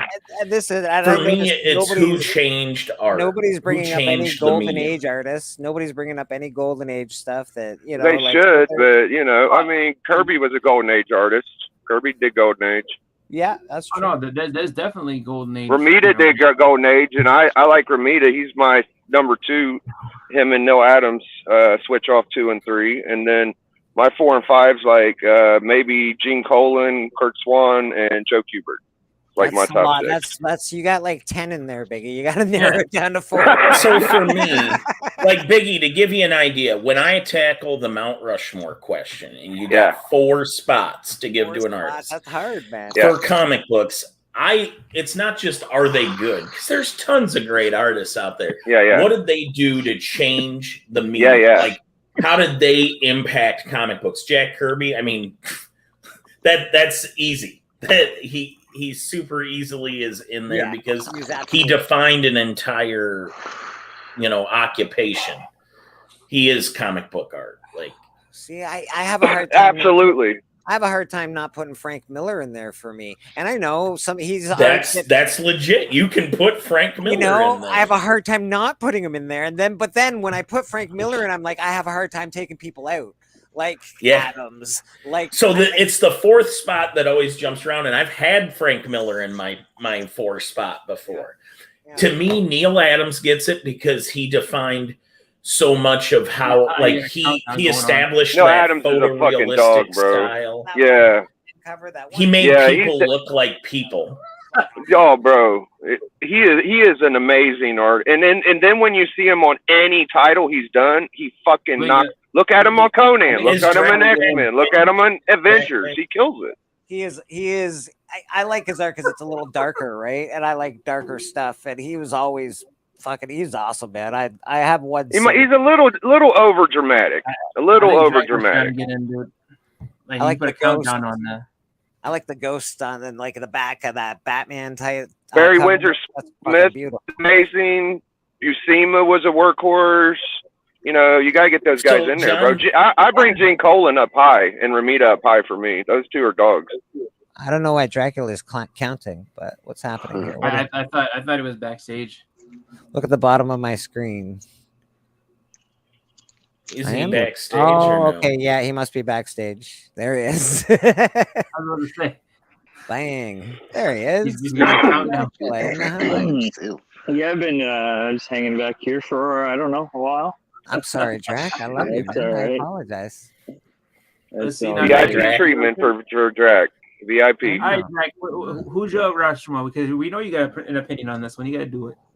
Yeah, I do. Well, I mean, because Bleeker was saying it's got to be who changed the industry the most. I think it's way too subjective to do it that way. It's got to be my personal Rushmore, which would definitely include Kirby. It's got to be Jack Kirby. Got to, yeah.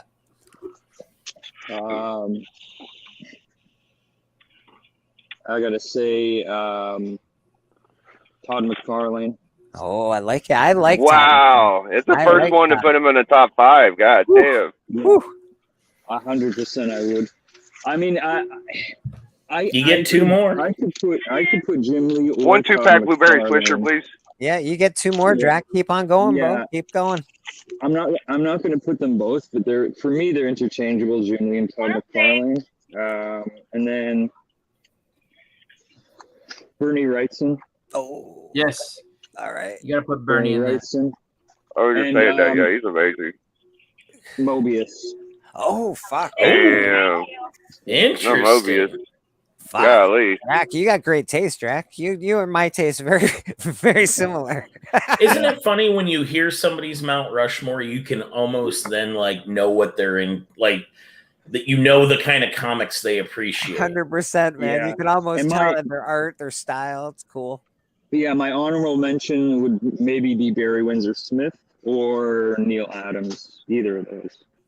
Yeah. I'm not hearing much from Mita for from me, you guys. Neil Adams is entrenched in the number 2 spot. I put Ditko 3, and then my 4 spot's the one that's up for grabs. Fuck. Right now, for today, I'm going to say John Byrne. Wow. I think Senior is being underappreciated. I don't know how many. Let's see, so I would say Kirby. I would do. I would say. I think John Byrne is up there. He's definitely on one of my nice. He's in those spots.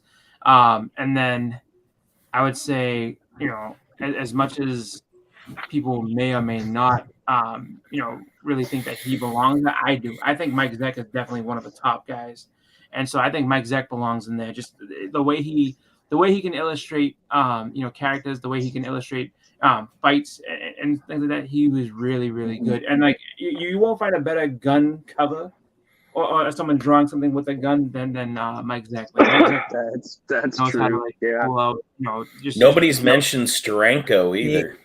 The only I was thinking about that, and I do like Steranko a lot. I think his covers were really just cool for that whole I would say that like experimental type thing. Like he wasn't afraid to take risks. He was like, no, this is why I'm going to do this because this is going to look cool. Like Carmine, Rude. What do you think? You got a Mount Rushmore? You got a Mount Rushmore? I'm very modern, bro. So I mean, that's fine. It's whatever you give want. Give it to us, dog. Give us your give it to us, bro.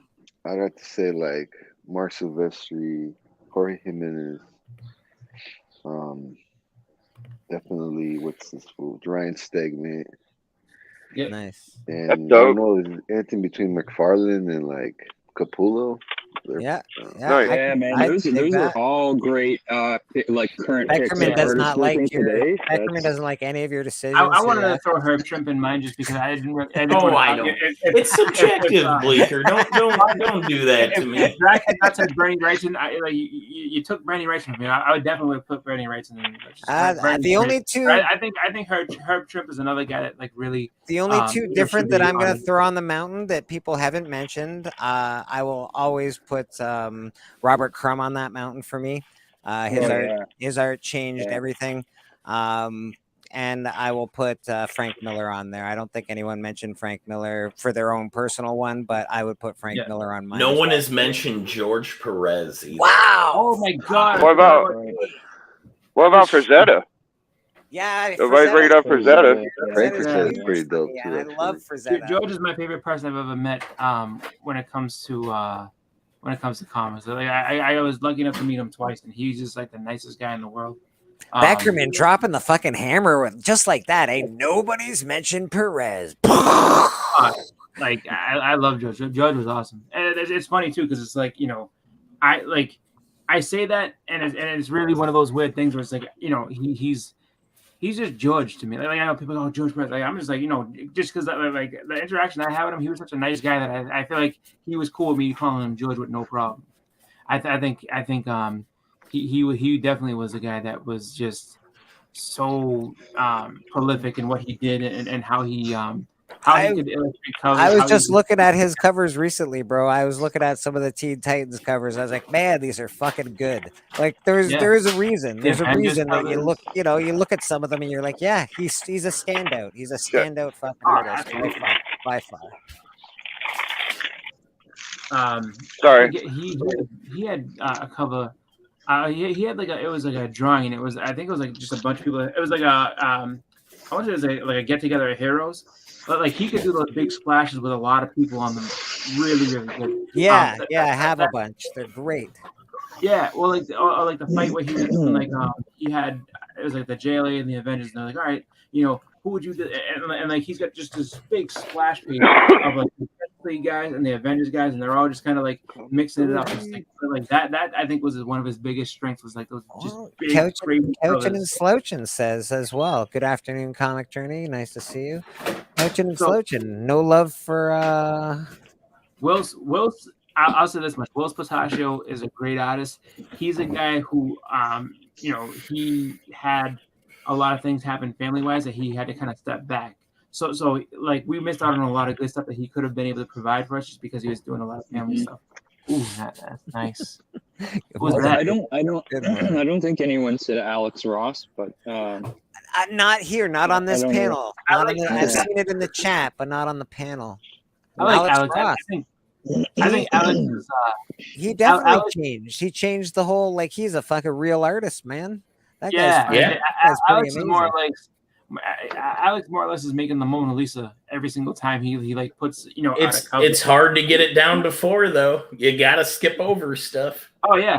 It is crazy because I'll say like that. I don't think I put Alex Ross in my top, on my Rushmore just because of the fact that he's like a little bit different. Like he's not really a comic book artist anymore. He's like a fine artist. Like that's what he does. I'm not a Ross fan. I'd rather have Mignola or Capullo or McFarlane, any of those fucking guys before him.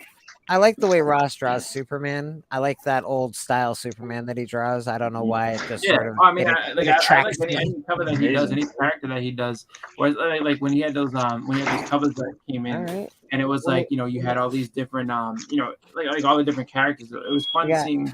Aggressively relaxing says Kirby, Gary Larson, Mike Allred, and Schultz. This is hard. You know who I like a lot, dude? Yes. Nobody said either. Fucking Al Milgrom. Milgram's really good too.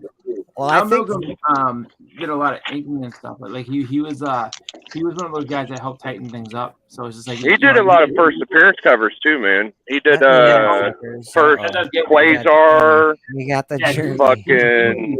He's easy to overlook. Just because like he was mainly like an just inker, got but, like, crazy. He's a guy who like if you look at his body, like actually he's one of those guys that, like, if you were to look up. If you had like one of those apps like TLZ and you just type in like, you'd be surprised all the shit Milgram's done, yeah. How much stuff that you have, that you own that Al Milgrom worked on? Becker, what do you got? I had to go looking, but here's a George Perez, and he asked me what I wanted when I ordered this. Okay. And I said Steve Ditko style speedball. So this is a Steve Ditko style speedball by George Perez. Hey George, can you draw me something else in the style of another artist? Sure can, motherfucker. He loved it. Oh my god. Jesus Christ. I got him the only piece That's a of George beauty, Perez bro. art I ever got was for a friend of mine. It's amazing. That's a beauty, man. It really is. Yeah. He did 3 different sketches for me. I have a Sleepwalker, a Speedball, and a Thanos. We got Mr. Comic motherfucking Journey in the house. Did you get that? There he is. With his Biggie was incredible hunk. Biggie was just talking about Milgram. Yeah. It's beautiful.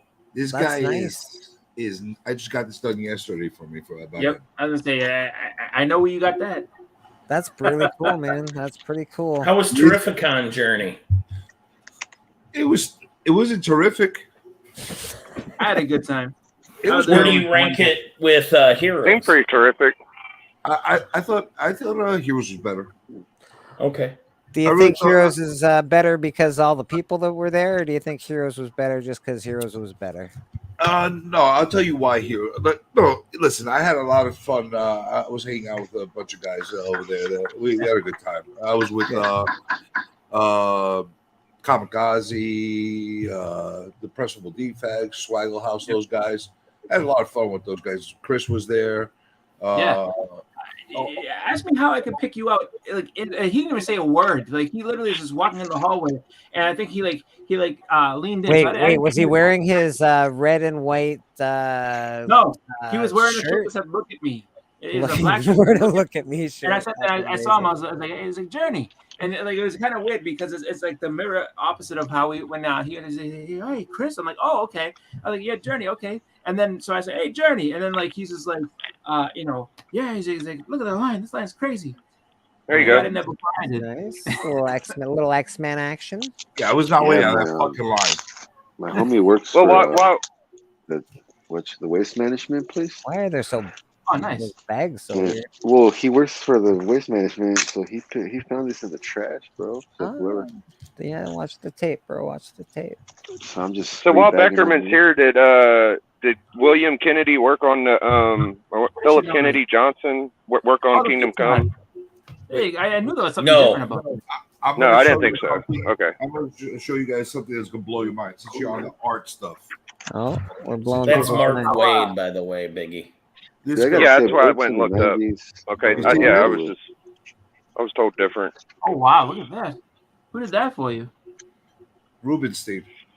Nice. Amazing. Damn. Fucking Rubenstein did that? God. Hey. Oh, that's awesome. Yeah. All paint. Wow. Really, Was really there a nice. man I don't think I'm Are his prices still reasonable, Journey? How much do you think he charged me for this? $40. $200. 200. 50? 150? No, you crazy. 200. Close. $175. Fuck Really? you. I said 150 and you said, "Are you crazy?" I was the closest. I lost. I thought you said He just don't like you, fucking. I thought you said he won't give me. I was within $25, and he said, Are you fucking nuts?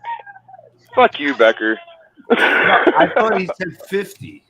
No, I said 150. I said 40. I said 40. So That's why I thought he said 50 because you went from 40 to 50. I was like, yeah, I know. I get the mistake. I get the error. But I didn't understand that. How did you get that for 150? I don't think you can even realize how good this looks unless you see it in person. Honestly, I never seen Rubenstein actually take a piece of his and start showing it off to all the other artists around him. So he drew that for you specifically. Is that like a blank cover? Yep. Blank cover. And he drew that for 150. No, 175. I think of Rubenstein doing like the old Superman like shit. I didn't. Yeah, that's pretty good. That's pretty fucking good, man. It really is. Killer, man. Like literally, they only do line work for that kind of money. He did you a favor. Yeah, he really did. Like that's a full cover. That's a full cover. That's Yeah, pretty That's good. what I was saying. I was like, wait a minute, he would have got $200 out of me for that. So, that's got to be at least $200. Dude, Well, Jurgens don't charge much, does he? Jurgens don't even charge for Jurgens is signatures. Last I very heard. reasonable. Oh, you want to see Jurgens? I got a Jurgens. Yeah. Yeah, of course we want to see. We are having an art discussion. Let's see some Jurgens.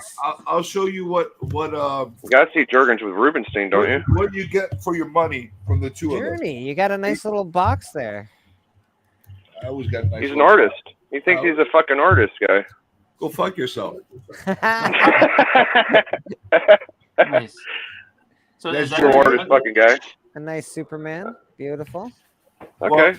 Well, here you look at this, and then look at this. Yeah. Yeah. So what? Yeah, Rubenstein did a little better. What'd you pay for the Superman? The Same vamp's way price. better. You fuck off. Not joking. That Superman looks like he's You stuck paid in his 150 bed. bucks for that little tiny sketch of Superman? 175. You send me a blank cover, I'll give you one for 20 bucks. Your name is It not. don't look. I It don't can look. draw Superman all day long, baby. All fucking It don't day look long. like much because it's just black or pencils, but that's probably worth it. Jurgens Superman is always honestly, good. looks like he's stuck inside his bed, bro. honestly, I'm not thrilled with it. But No, I wouldn't be either. But hey, Looks a lot like my buddy D Runks. D Runks got one he really the likes. guy's a mummy. Oh, okay. You let me had see to that. fucking give him inspiration, me see that Journey. one. You can't just say Superman. You got to tell him to do something, dude. Well, that Superman sucked. That That Batman's Batman's better. okay. That Batman's okay. I don't Yeah, mind well, that Batman. That Batman's pretty good. This guy. Who did the They're all Batman? full out art. Who's that? Tom Enjuk. Oh, yeah. Whoever did that Superman, I'd be real mad at them. It's Jurgens. Go back to Fucking the Jurgens. Superman. I'm Dude, not show mad me. at it. It's I'm not mad at it. Listen, I'm not It's just mad the at cost. it. Yeah. But you know what? He could have put a little more detail in there.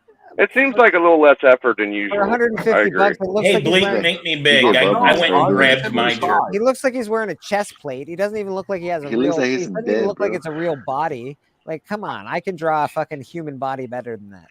He gave up drawing the torso. At that point, he was probably, he did. you know. He did. I kind of wish he didn't even draw the torso. So this was actually $25 less This is cool. than what Journey paid. This is an 11 by That's 17 beautiful. It's a giant. booster gold 150, but this Yeah. was a few years back. Booster gold. Yeah, Looking great. Is- He's not there anymore. I saw the stuff he was doing for everybody else after. I think he's losing it. He even wrote a nice little note to me on the back that said, "Thank Aw. you, Mike. Booster gold for Mike Becker." Ah. He's My getting goodness. old. He's getting old as hell right now. he's Who are we talking about? we were just talking about that actually, Journey, that a lot of the heroes, a lot of our Mount Rushmores have already passed, but there's a lot now that are in that, Be like 125. they're not, they're 70, 71, 72 years old. It's getting I harder used and to harder have to meet 3 these Neil guys. Adams, but I donated one to Comics Curing Cancer, and Drac actually bought it. Oh. Wow. Yeah, the Havoc piece. Yeah. I'd buy that for $1. What an original Neil Adams.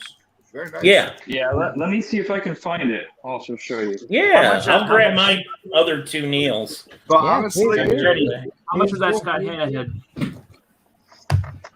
honestly, I'm gonna stop doing remarks and stuff like that, and sketch covers and putting commissions by older artists. I get disappointed. Do you think they're just not trying as hard anymore because they're old? I think they're either not trying or they just can't. Or they just can't. Yeah, I that think they makes sense. physically can't see. A lot of miles, dude. Yeah, it's you can't. This you is know. my Rubenstein I got Ooh, in Like November. Milgram, Woo. for a little piece, he did a nice piece for me. Milgram's a bad motherfucker, bro. Look I at could this. look at a Milgram cover Look at all that. day, bro. How much did you? Yeah, how nice. much did you pay for that? 125 last year. 125. That's a beautiful piece of Wait, who art. did that for you? It's a Rubenstein.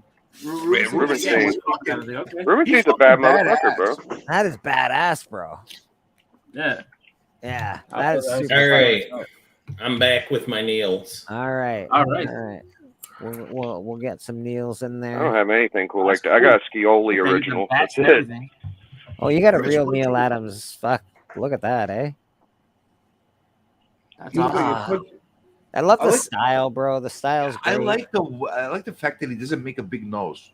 Like And like he looks And like then- he's been in a lot of fights. is Oh. oh. And then I display them next to each other so they're looking at each other. I also like that Yeah. his chin's not so square. I like that he's got. I don't know. That's a good he gives him a Batman. long That's chin a Joker. great Joker too. All of Okay, these, I so got I mine bought wrong. these two and a Havoc from them, and each one was the Batman was what 100. That was the first one I ever got, and then the other two were 150. Yeah. That is honestly But the Havoc is with Drac. That was donated to Comics Curing Cancer last year, and Drac was good enough to bid on it, and he won it. Impressive. Most impressive. Here it is. See, I went ham on getting sketch cards done. we got Like- some from That's Mr. the Actual Havoc Dracula. right there. What's happening here? What's They happening used here? to live in my house. Ooh. Nice. That's the Neil Adams Havoc. Yeah. Well, that's fun because he did do the first appearance, right? Yes. He did. Yes. yeah. First appearance in costume. Pretty As dope, Havoc. man. That's And pretty you know, it's dope. funny, Becker. A week after that auction, I ended up buying his first appearance. That's Nice. awesome. Yeah, I mean, you have to now, dude. Come on, bro. Yeah. You got to fuck. You ever Right, think of pretty making cool. it like a nice display to have the comic with the with the art together? Yeah, that's a not really good bad idea. Yeah. Because I mean, I'm gonna definitely display that Rubenstein Vampirella somehow. That's a nice. That's a really nice. Yes, it's really pretty. Yeah. Especially when you show them back to back and you're like, this was this and this is that. Like that's a really beautiful piece of art. Full cover, beautiful I'm cover. telling you, he charges like $250, $300 easy for that for all paint sketch covers. Oh, nice. It was fucking gorgeous, man. And it's not a head. It's not a torso. It's not a torso. It's not a head. He did like 3/4. What do you put on a value like that? What's the value on like a fucking Rubenstein cover? What do you That think? comes out. That comes out for me. If I saw that and I knew it was hand painted, I would easily pay $300-400 for that. You would think, right? Easy. Yeah. Oh yeah. I mean, like just the amount of like work and stuff that goes into that. Absolutely. I'm telling you, That's not Hannah, easy. Scott Hanna was watching it, and he's like, "I can't believe this guy did this for you." Yeah. Like they were all like all around him, and oh, I got my Starlin sign. Oh yeah. I was gonna ask you about that. What do you say about that? Oh, I got him on video. It's funny. He was like, "What the hell?" The Jamie that was with him, she's like, "What kind of bullshit is this? Oh. Why are you signing a blank sheet?" I'm like, "Hey, listen, that's how it is." I got him on camera to say that it really is his piece. He actually did do nothing on a page, so it's great. That's so funny. But I went ham. I got a ton of sketch cards from people. Like at one point, I'm like, I don't have time to sit and wait for everybody to sit and do full pieces, and some of them took a long time with the sketch cards too. But you know, I went from like 20 to like $60 on each person's sketch card, and I think I might go that route going forward because I get to get a lot of people's original art, and it takes a lot less space. Like that Milgram thing, he charges $60 for a remark. I'm like, instead of doing a remark, can you do it on a sketch card for me? And that's what I've been like doing that. Like other guys are like $20-30. This guy's underrated. Val Semex, I don't know if you ever heard of him. Yes, the Magnus. Yep. He's awesome. This guy, look at this work, and he only does it for $25. That's really cool. And this guy is like a legitimate artist. He does work. Like, he's on Lobo. He did me a Lobo too. Oh wow. Now, did you have those pre-done, or did you just did you bring those? No, cards? he made them for me on the spot. I didn't get anything pre-done. I only got commissions done. What is it? How do you? So what do you get? Like, so he had those cards to provide to you. Oh my god, that's awesome. That's really great. I had him tattoo her tit. with his That is fucking signature. cool, man. It looks like You want some to weird see? titties to me. Look at Campania. So Nice. You cleaned up, Journey. Oh yeah, I did you did. see? Did you see Nauman draw a picture of me on my? Did you see how good that was? Oh, what? I'm actually Wow, surprised cool. that Nauman did say. Look Like, at it's this a really nice picture, man. That's Yeah, beautiful. no, that's I'll swallow your soul. And I was listening. I wasn't near the mic. I was off getting something in another room, but I heard you say that Jamie was giving Jim's a hard time about that Yeah, she art was. page. Yeah. Beauty. That's Jamie Jameson. She's cool. Yeah, she says that she probably inked it herself. Is that his girlfriend? That chick? I don't know. So these It's are not just my little business. sketch cards that you're getting done by artists. Yeah, this Keith Williams. I don't know if you guys know who that is. Yeah, I know who Keith Williams He's is. great. He's like a forgotten name. Keith Williams needs to stop watching so much porn and learn what real tits look like. How about a Jughead? Dan Parent. Jughead's Dan pretty good. Parent, Jughead's very pretty good. cool. Who do you think this was? That is John Oh, is that Jang. Jock? Motherfucker. John I Jang? can never find that guy. All right, so I'm going to tell you about John Jang something. Where was he? They irritated the fuck out of me. Uh-oh. All right. Okay, his sketch card was he did this for $40 for me. That's fine. That was $40? Yeah. So here's the thing. He's selling his variants.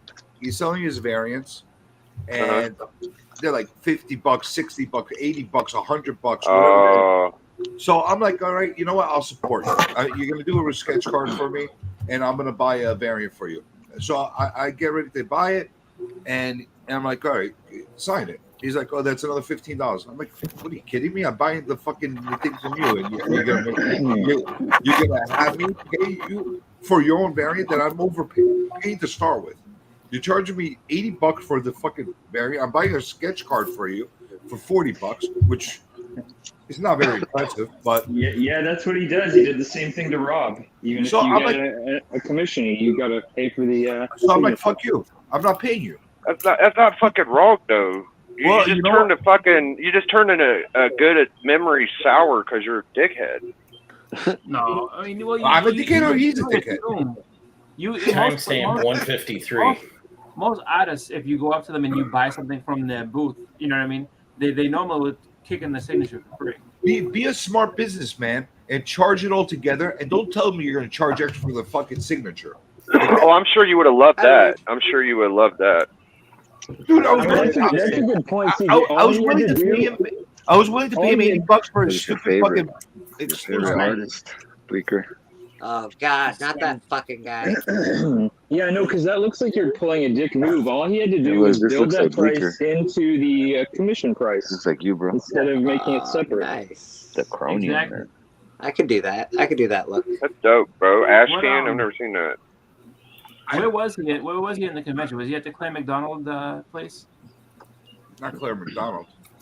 Where was he? Because I can never find that guy. Every time I look, and he's like, so he's advertised as an artist, but they never put him in the They never put him in He was not the. in the artist section. He was next to like this guy that does whatnot shit. See, that's why I can never find him because I'm like, where the fuck is this guy? And it pisses me off because like I wanted to get stuff signed by him, and then he's impossible to find for me. Like I never find him. And if I ask people, oh, have you seen like you know where John Jang is? Oh, where is that? Nobody knows. Who dat knows where he's at?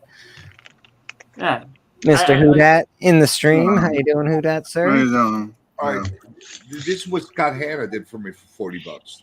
Scott. Nice. Oh, okay, that's actually pretty nice. Let me look at that. I like Venom. We like Venom around here.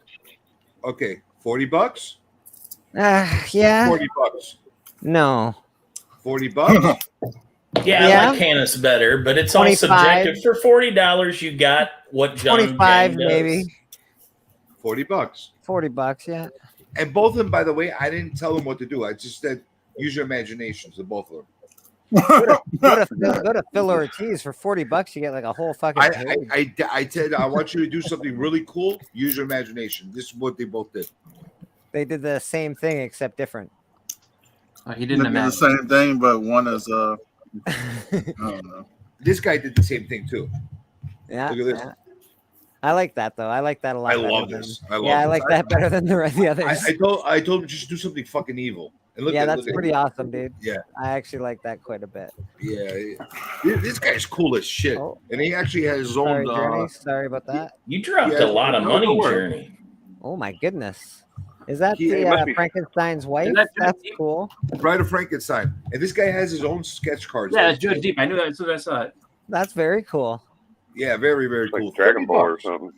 Yeah, I like that quite a bit. Like, it's not my favorite. I wouldn't want it in a comic book that I read, but I like it. How about Megaton Man? Okay.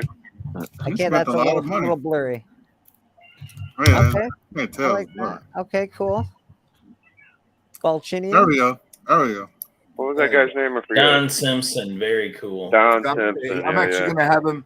I'm gonna have him on the show one day. I like that. It's Balchinian. He's very cool. Pop Zadok is a big Don Simpson. Here's a blast from the past. Okay. Randy Emberlin. No? Yep. Oh, Is it Randy Emberlin? Was I right? I was got some back. Yeah, it's like I do this for a hobby. I don't know why. And what do you? That's like $40. You're saying these are $40 usually? This guy charged me 50 for this, but I'm not gonna argue with him. He's the co-creator of Carnage. He was the anchor on Carnage's first appearance. How about this? I don't love it, but I don't hate it. I guess. It's all right. Companion's nice. Look, I'll show you another companion piece. He did two of them. Chris Campania, yeah. I like that. Yeah. Companion's really, really good artist. Like he did. It's You like showed he one didn't- earlier too. But it looks like he didn't finish that one. That one I like a lot. That one I like a lot. That's cool. Yeah. He was only doing these for $20 a piece from me. Oh, good for him. Oh, that's good. That's you worth go. that. Really That's worth it fair. all day. That's fair. I actually had him do a Dark Hawk and gave it to Swaggle House because he's got that Dark I would Hawk. I would think those are worth about $25, but Why don't you $40 get me is anything, Jeremy? Why don't you get me anything? I don't know because you didn't give me anything. I wasn't at a con. Well, you have to wait for me to give you something so you can give me something. Yep, that's how it works. Holy I don't shit. Hey, Bleaker. Mr. Mastodon That's Comics exactly in the how it house. I'm gonna check that out because I like it. It looks cool. Hold that up Check it again, out. Beckerman. Beckerman, let's So check this is that a out. Dan Jurgens on a Oh, wow. comic book. Wow. I bought this already slabbed and everything. It's in a 9.8. It's the Superman 75 anniversary. That's pretty gorgeous, man. That's And he pretty did gorgeous. that. This was $200. It's not bad. That's fucking the prettiest pretty dope as fuck, Jorgen's though. remark I've ever seen. Yeah, Yeah. man, that's You can dope throw as you can fuck. throw that at my AOK Becker, by the way. I got you, baby. Yeah, that's Not on this, but I got you. No, I'm kidding, bro. I like that. I know. That is I'm not, fucking gorgeous. Yeah, D has one. It's not that good. I hate to say it. He's holding like a flag. That's it. That shit was good. Yeah, Something Beckerman. Clan Like, McDonald was doing a sale of those, and that was the cheapest one, and it was one of my favorite ones. So I was like, "I'll do it." Mr. Mastodon So you bought Comics it in the 200 house. or he slapped? Sir, how Yeah, are it was you? all already slabbed, already remarked. Love Yeah, it. that's really Love good it. price. That's a That's breakfast really nice. Yeah, I thought so too. But let's say you were just paying $200 for just that remark. Would you feel happy about that remark for $200? No. The book, the yellow label, the 9.8, I factored it all into the $200. Yeah.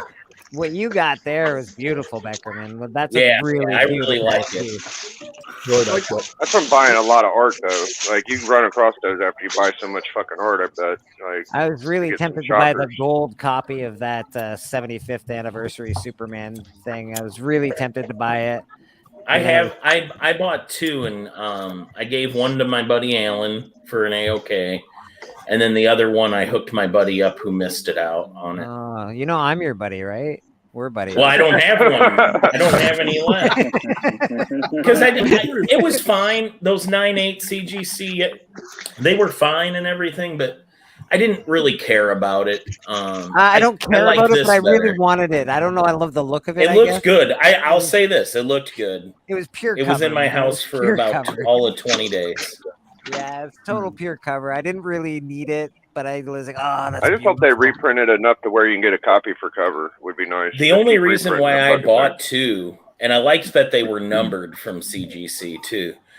But they were $150, but Big Time Collectibles had them listed at $149.99, and free shipping didn't kick in until $150.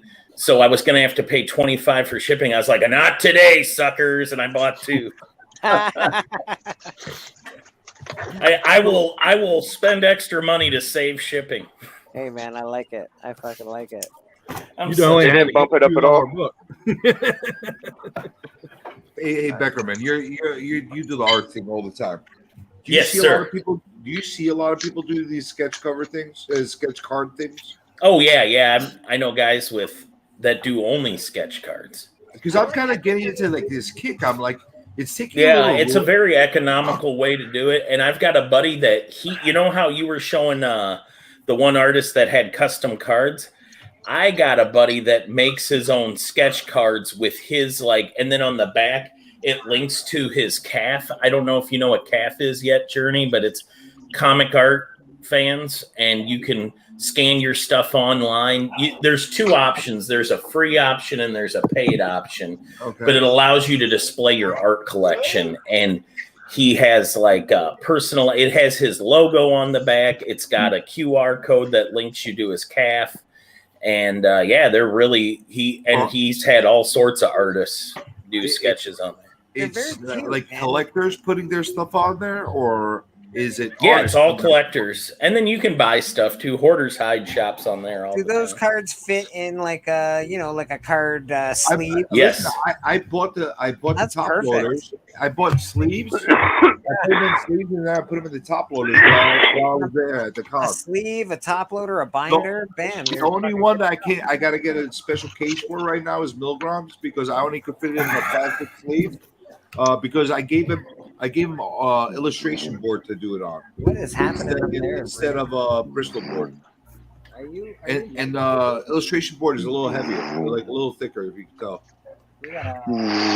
Who Dat's got a sketchbook? That's another way you can do it. Sketchbook. Who has a wicked sketchbook? Actually, he does have a wicked sketchbook. My nephew has a sketchbook. Well, that Superman book I showed you is a sketchbook, so the plan is to fill it up. Let's check that out here. Let me show you. Who Dat big? Yeah, we're going to be getting some. We're going to be getting a lot of turtles good soon. The movie was good. I saw it yesterday. Yeah. Oh, you did see it? I heard people were saying it's just like the Miles shit, like in the animation department, like it's going to be big as fuck. It's cool, it's dude. very good. The introduction to the turtle is a little different, but overall, it's a good movie. Good movie. That's wicked. 99. Who did that? I actually forgot.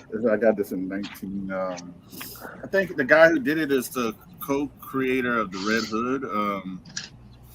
Not the old Red Hood, but the. Yeah. The one we know. The one we all know. Oh. Yeah. I like that.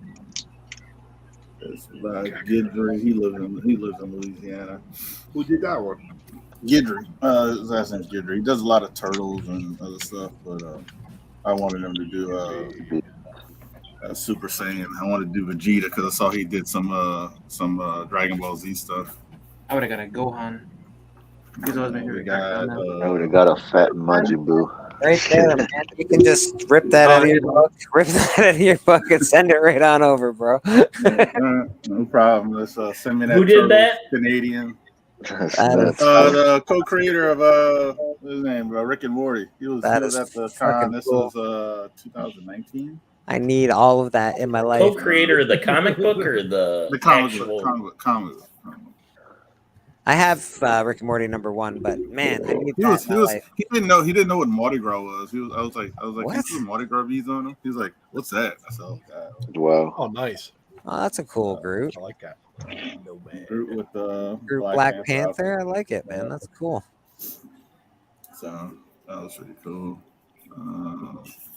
What else I got? This was one of my favorites too. Yes. Fuck yeah. I was like, Groaning. And that guy did a little special, like he put a little background in there, made it a little Put shadow. little what's it called watercolor. He did a little more work, in my opinion, than some of the other guys. I don't That think. I think the most expensive one. I haven't gotten to the most expensive. This is the most expensive one. But it was most expensive, meaning like $150. Like that was Rob Guillory. Oh, okay. Oh, Rob's great. Yeah, that is what is it? Chew? Yep, Chew. With the Infinity Gauntlet. With With the Infinity Gauntlet. I actually have I have Chew number 1 kicking around here. But he did like a little background with it and all that stuff, so I kind of liked it. He did a whole scene. Yeah. So how long have you been working on this? What year did you start it in? 2019, I think. Nice. Yeah, and I've actually forgot to bring it to Dallas, so I'll bring it to. Oh, it's nice. Mad Chris. I think it's Chris. Mad. I like that one. Chris Mad, yeah. Yeah. He's very out there. I like it, but I don't know why her hair's on top of that weird helmet. Like I love it, but it's like it's supposed to it's like represent she's just behind it. I know, yeah. Well, that's how they freaking designed her. Strikes me as odd. Fabok? I can't even think of his name. Fabok? Jason Fabok. Jason Fabok. Oh, yeah, that's I've cool, heard man. Fabok, Fabok. I don't know.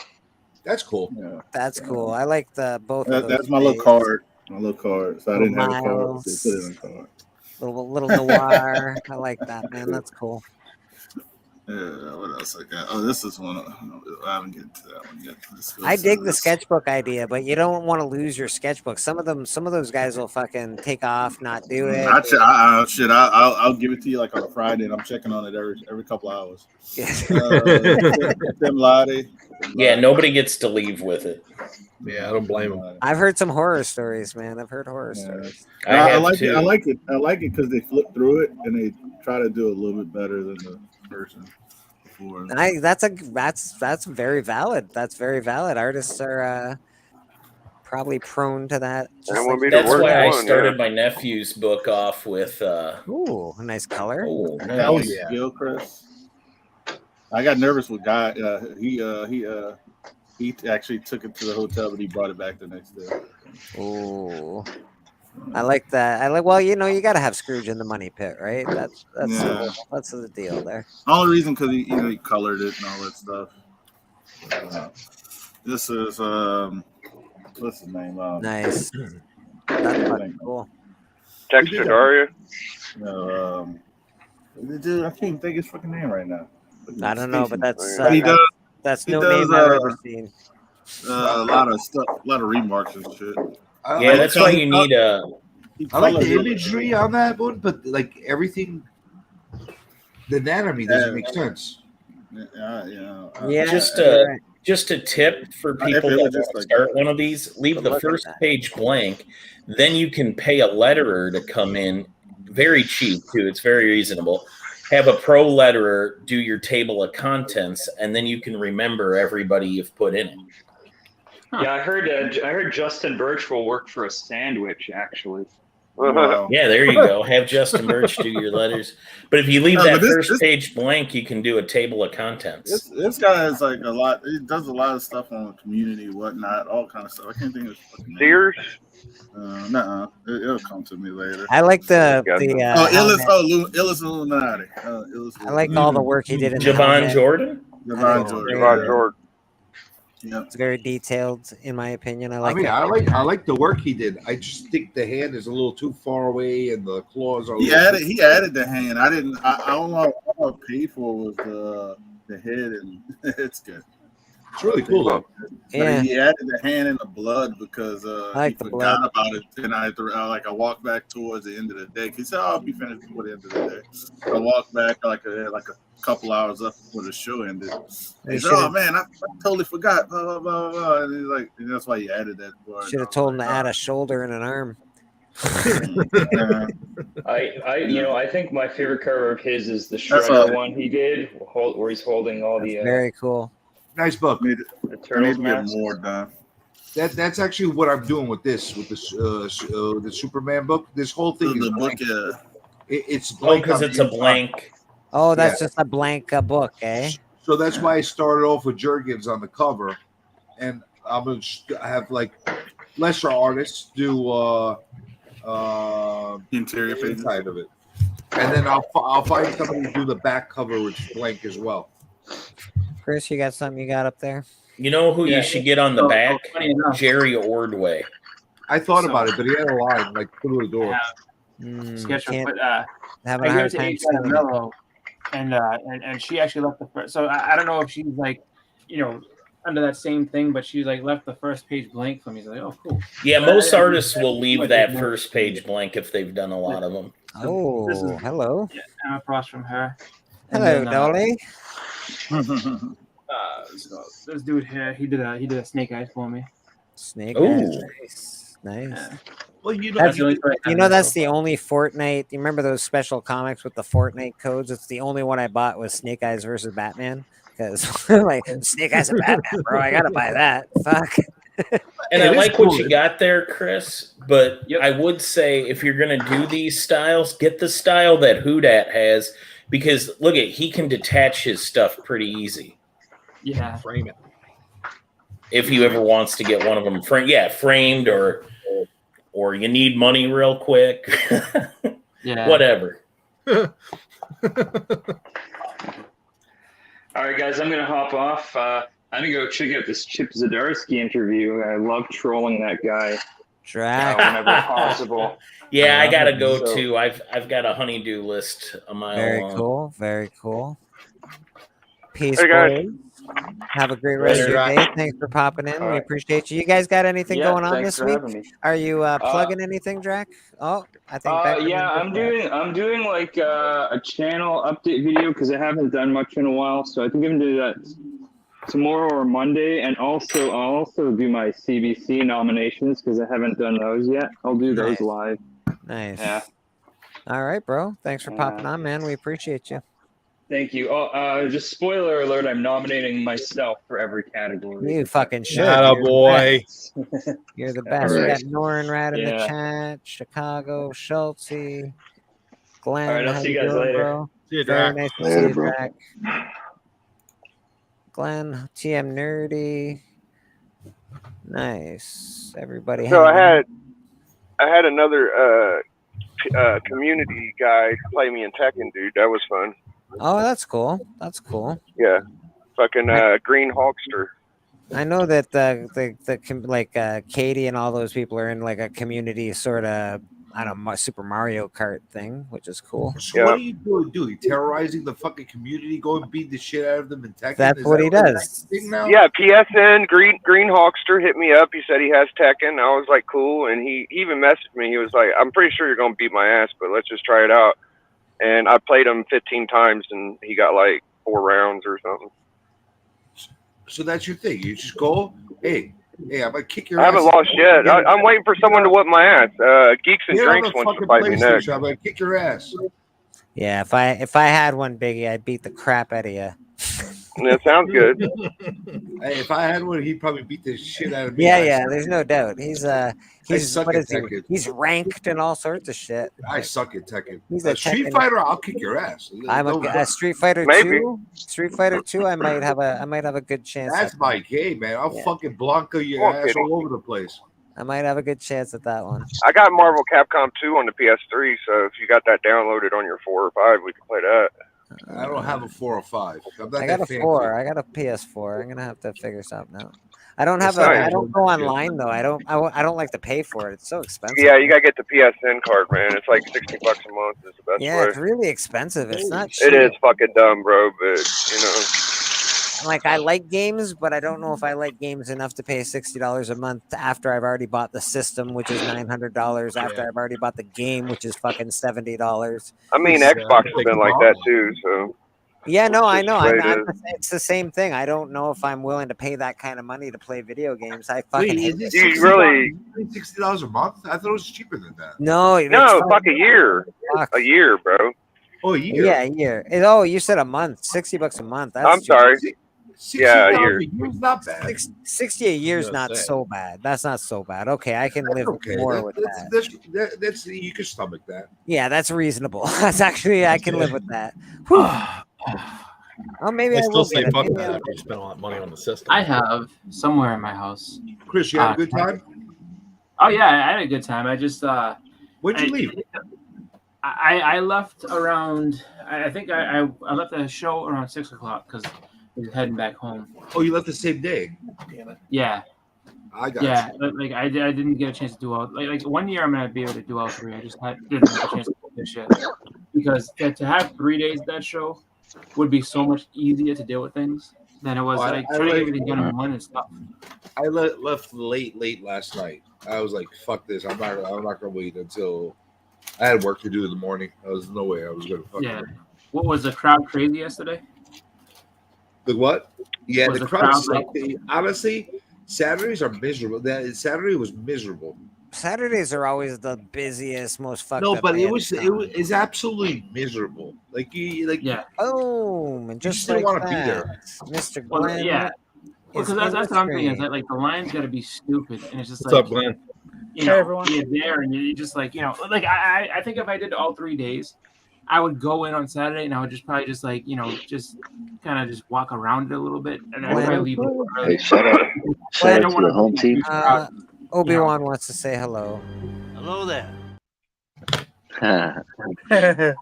Hello, Hey, Glenn. yo, Hey here's what's guys, up. how's everyone doing? Good, man. How Good, you doing? man. Good, thanks. Just had dinner and everything, so I'm all set now. Dinner, huh? Fuck. Did you have beans? I had chicken and vegetable pie, which is like a pot pie, and then I had some roasty taters with some spaghetti, like little Damn. Heinz spaghetti in the sauce. Well, Yummy. that's not really good fart fuel. I would think you'd have a bowl of beans. CJ, everything I eat is good fart fuel. I've conditioned myself. Spaghetti and potatoes, eh? That's some fucking meal, It's bro. like like baked beans. It's like I that. do like baked in your beans. diet? Yeah, I do like baked beans. I'll give you Yeah. that. You think you had enough starch in the diet with the spaghetti and the potatoes? Yeah, I don't care about that shit. I'm fat. I mean, whatever. Shut up. So I saw you guys all showing some really nice art. I've got a couple of little pieces I want to show as well, if that's all right. Look at this fucking guy. He got out of his fucking cocoon. And now he can't stop showing his shit off. Oh no, he's a little stream whore, man. Look at him wearing his. Look at this thong. fucking guy. Are you gonna fucking? Are you gonna compete Hey, with Glenn, the work? it's okay to hop on panel and just talk sometimes, man. You do know that, right? Maybe. We'll see. He's got I've got so much to show, as you can see. Look, I mean. I'm just kidding with you, man. Glenn, you know what happens when you show shit. Is this even ethical? James and the giant peach. Did you just gulp? Hey, you got here fast. I got a surprise for you. Why are you looking at me? Are you mad? Why would I look at you? How will a fine boy like me be tossing you for a year and 6 months and you keep on telling me no? Why would I look at you? See, let me warn you. In this compound there, I will beat you if you don't say yes. I will beat you. I am a star. I'm a star, I'm a star, I'm a star. I am a big, bright, shining star. That is so funny. Are That you bit, so- that bit where he's like moving left and right and it's flapping left and right. My thighs do that, not my penis. So just putting it out there, you know. All right, let's see some of this art, Mister. Okay, so I was in a show called Team Nerd Herd in the chat, and this guy called Tim Stacy, who's amazing. He's a really good artist. He was doing a sketch, and you can win it, and I was lucky enough to win it. And so I saw this, and I thought, oh, this is awesome. Yeah, it's yeah, that is awesome. And so I like that so much. I'm not really a Daredevil fan, but I had to keep that. But I Likewise. liked it so much. I bought an original piece from him. And this is the actual, the original. This isn't like a print or nothing like that, but look at this. Oh, fuck, That's eh? a print, not a That's a original. print. This is the original piece. Oh, that's the original. piece? It cost me Jeez. $100. That's No it. fucking way. That's all it cost you. No, no fucking. That's the original piece. Yep, original piece. You did that for $100? That's God. amazing. Yep, That's fucking. it's incredible, isn't it? Yeah, man. That's $350, $400 worth of work. Easy. Oh, He yeah, did a- easy. Tim's That's incredible. crazy, bro. Glenn, I think you ripped that guy off. Who did that? Tim Stacy is on Instagram. He's not really He hasn't been published yet, though. That's the thing. Okay, so he's unpublished. If but he was Yeah. published, He is published, penciled and inked, that size Yeah. piece was that 9x12. That's Yep. Yeah. All right, That's- 9x12. Is that Michael that size Bolin? piece, you're looking at $1,000 fucking piece, easy. Oh Look him up on IG. He's got so much good stuff on there. And that's Stacy, you say? If he was Tim published, Stacy, yeah. Tim Stacy. STACY. Okay. I know him. I'm He's pretty part of the sure I- community, no? Yeah, he's part of the community. Yeah. Yep. He was on Team Nerd Herd. That's where he was. Yeah. And, That guy's Principal wow. Defects. Good art. I almost won. See, I like getting art from the big guys like that because, like, before they break out, Yeah. because that's when you can get really good stuff from them and affordable. Yeah, it's incredible. Then they fucking blow up. So it's $14.99 a month for PS Extra if you don't pay per year. So that's pretty pricey. That's What are you pretty talking about, pricey. Damien? Thank you. PlayStation Plus. So I don't play the newest Tekken. PS8 ain't out for PS5 yet. I don't think. People are still playing it at like conventions though. Like there is footage of the game. Did you I have don't think anything it's else to available show? to buy. I just got some new books today. Like literally just Okay, got- we'll work on that later, buddy. We liked your art. That was beautiful. Yeah, that's gorgeous. Stick on subject. We're doing art. No Yeah. books. Yeah, So we're you're sticking talking on. So about we're gaming sticking now? on point today. Well, Rude. All Rude has to do is show his body because his body is art. Did So- you I know got that damn. Franco I got one Yeah, art. You got an art piece, Classical Rude? that I Let's just check recently that. got. Oh yeah, look fuck. at that. Nice. I want that. Look at that devilly fucking woman. I know. I don't know where I want her to put her tongue, but I want her to do it. You guys know who this is awesome. from, right? No, man. Show me. Tell This me. is from TM's Crush. TM's crush. Who's TM's crush? K-pop? Madam Blaster.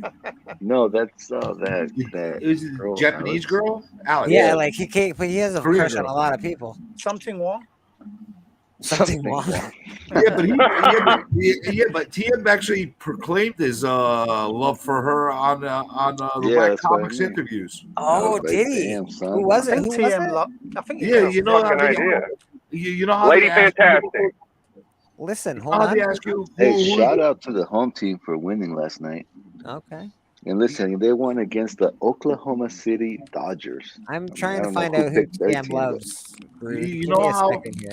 Oh, He okay, loves let me- everyone. let me send you Oh, the link. sorry. He's a perv. you know how they do the 10 I questions. don't know who's TM's crush. And they ask you, who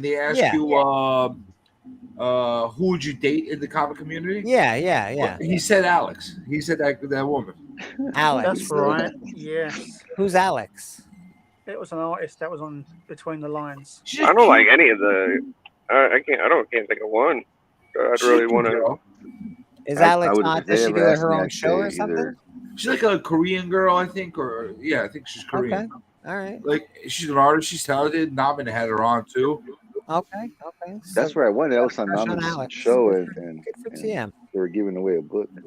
Did I tell you guys about the prank I played on Between the Lines? I watched your Whack Comics interview, Journey. I appreciate you. Oh, that was hilarious. That was nominating good. me for that. That was pretty Yeah, sorry guys. I told them I would fuck Tylox, so I was gonna. I fuck know. him. You did. I know. I can't believe you said that. Which And I then- also oh, want to and bring then to we light. still the same. Realistic. Where the fuck is Tylox?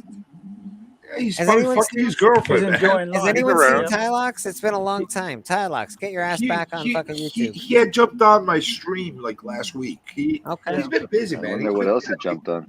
Yeah. Whoa! He's going through character development. What is He's that? always fucking What's that? jujitsu and. This is a sock. I guess. Dude, that's showing I off guess his he socks. figured. What's happening here? Oh, nice. Nice. You got some turtle socks. My daughter got it from Father's Day. That's the one time I really enjoyed socks. Nice. He's been doing his I guess- judo and Yeah. dating. Okay. So He's I guess moving. Tylox figured out you can't have long hair with fucking wrestling. yeah, it's really difficult to have long hair when you're a fighter. Oh, That's- yeah. That's your fucking hobby, and you got that big head of hair. That's genius. Yeah. Yeah, dude. If I was judo him, I'd pull that shit all day. I'd pull his hair. Oh yeah. That's usually the first thing that people do. I'm not above pulling your hair. I'll pull your fucking hair. Then punch He's you starting to in look like a real fighter. He cut his hair down short. I don't know, man. He might be up to some wild shit. Maybe we'll be seeing Tylox in the UFC soon. Yeah.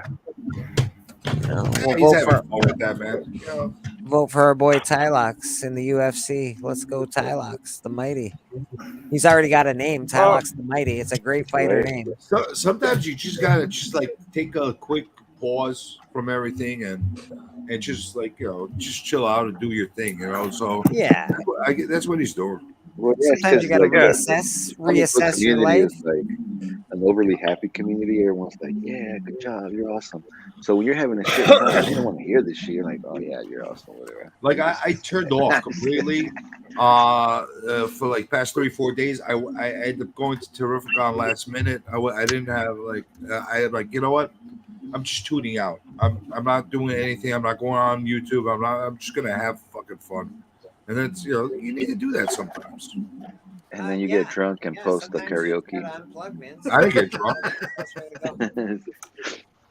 That was Butcher freaking doing the karaoke. I think poor K-pop's unplugged, but I don't know if she wants to be unplugged these days. Yeah, she's been forcibly unplugged. So she's still dealing with the tornado. I think so. Yeah. She's Still got. It's like another. She says like another while yet still. Yeah. So we'll see They what only happens. took the tree off of her house yesterday.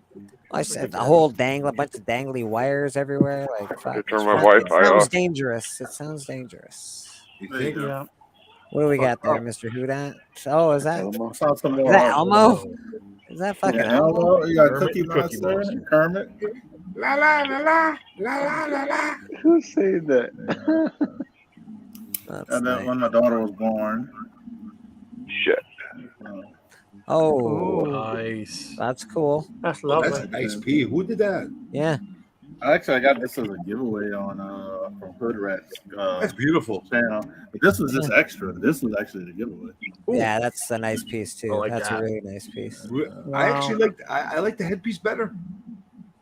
I'm not a Even huge though- Daredevil fan, so you'll always get me on the other one. And I think I display this one. So. that's beautiful, man. I love that. I love that black hair, that headpiece. That's great. Yeah.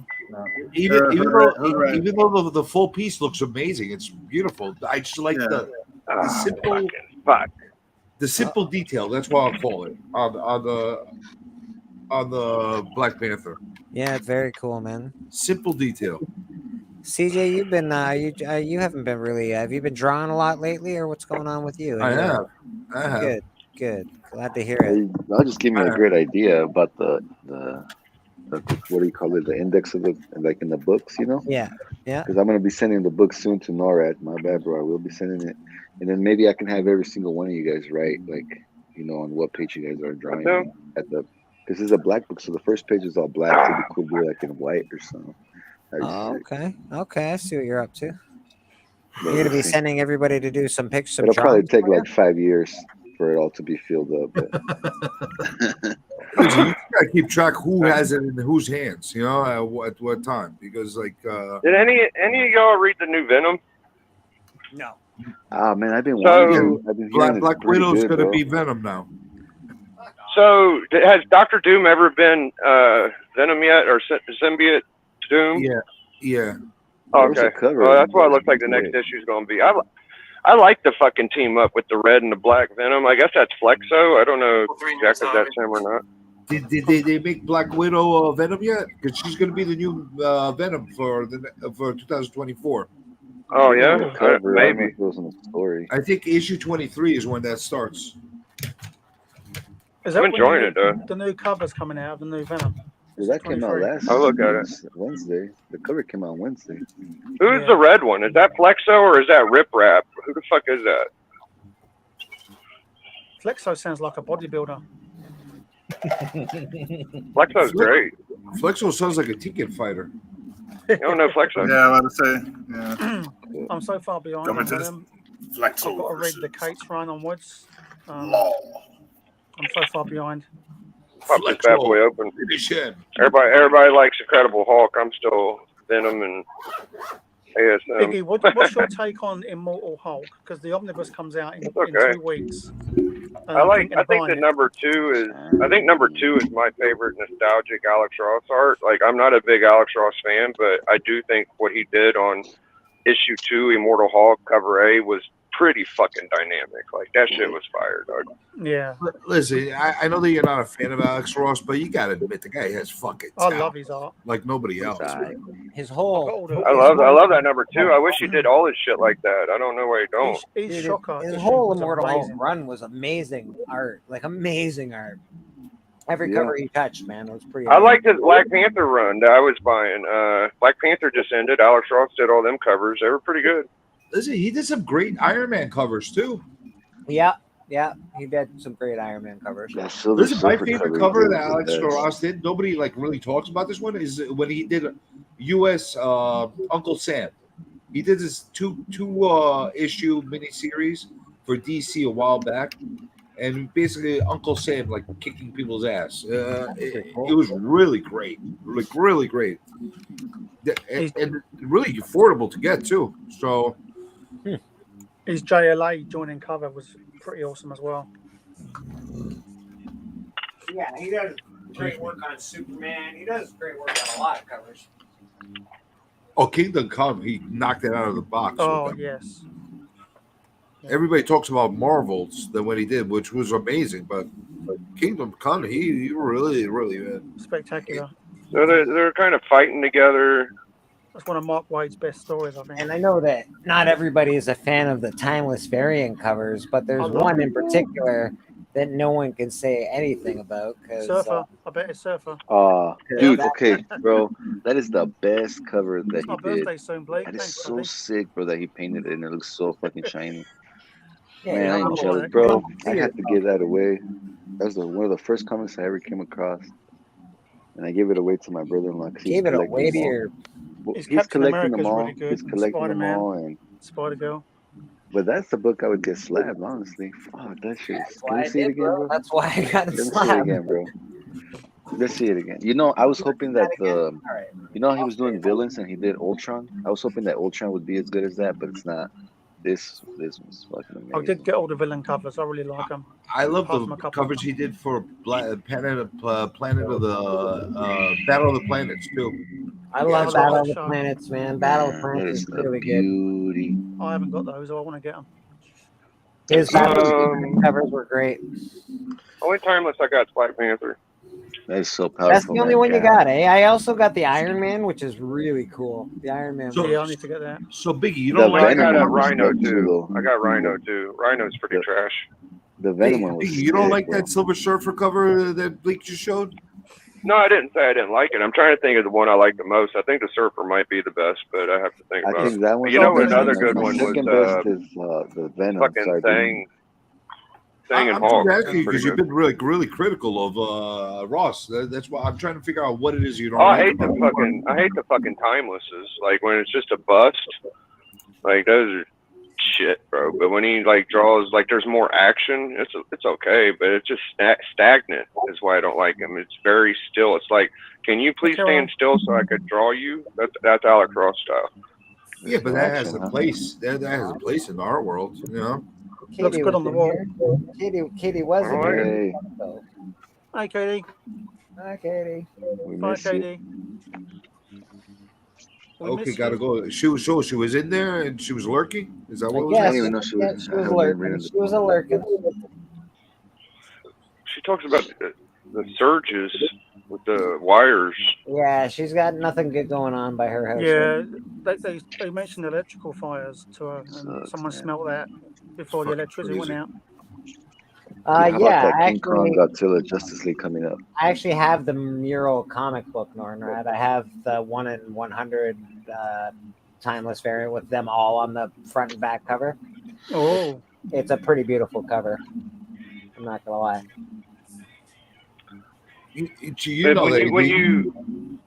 When you hold up Immortal Hulk 2 and have it side by side with the timeless variant, you see a big difference.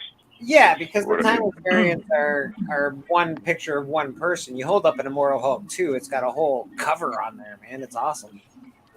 Yeah. I've got the timeless cover coming on the omnibus.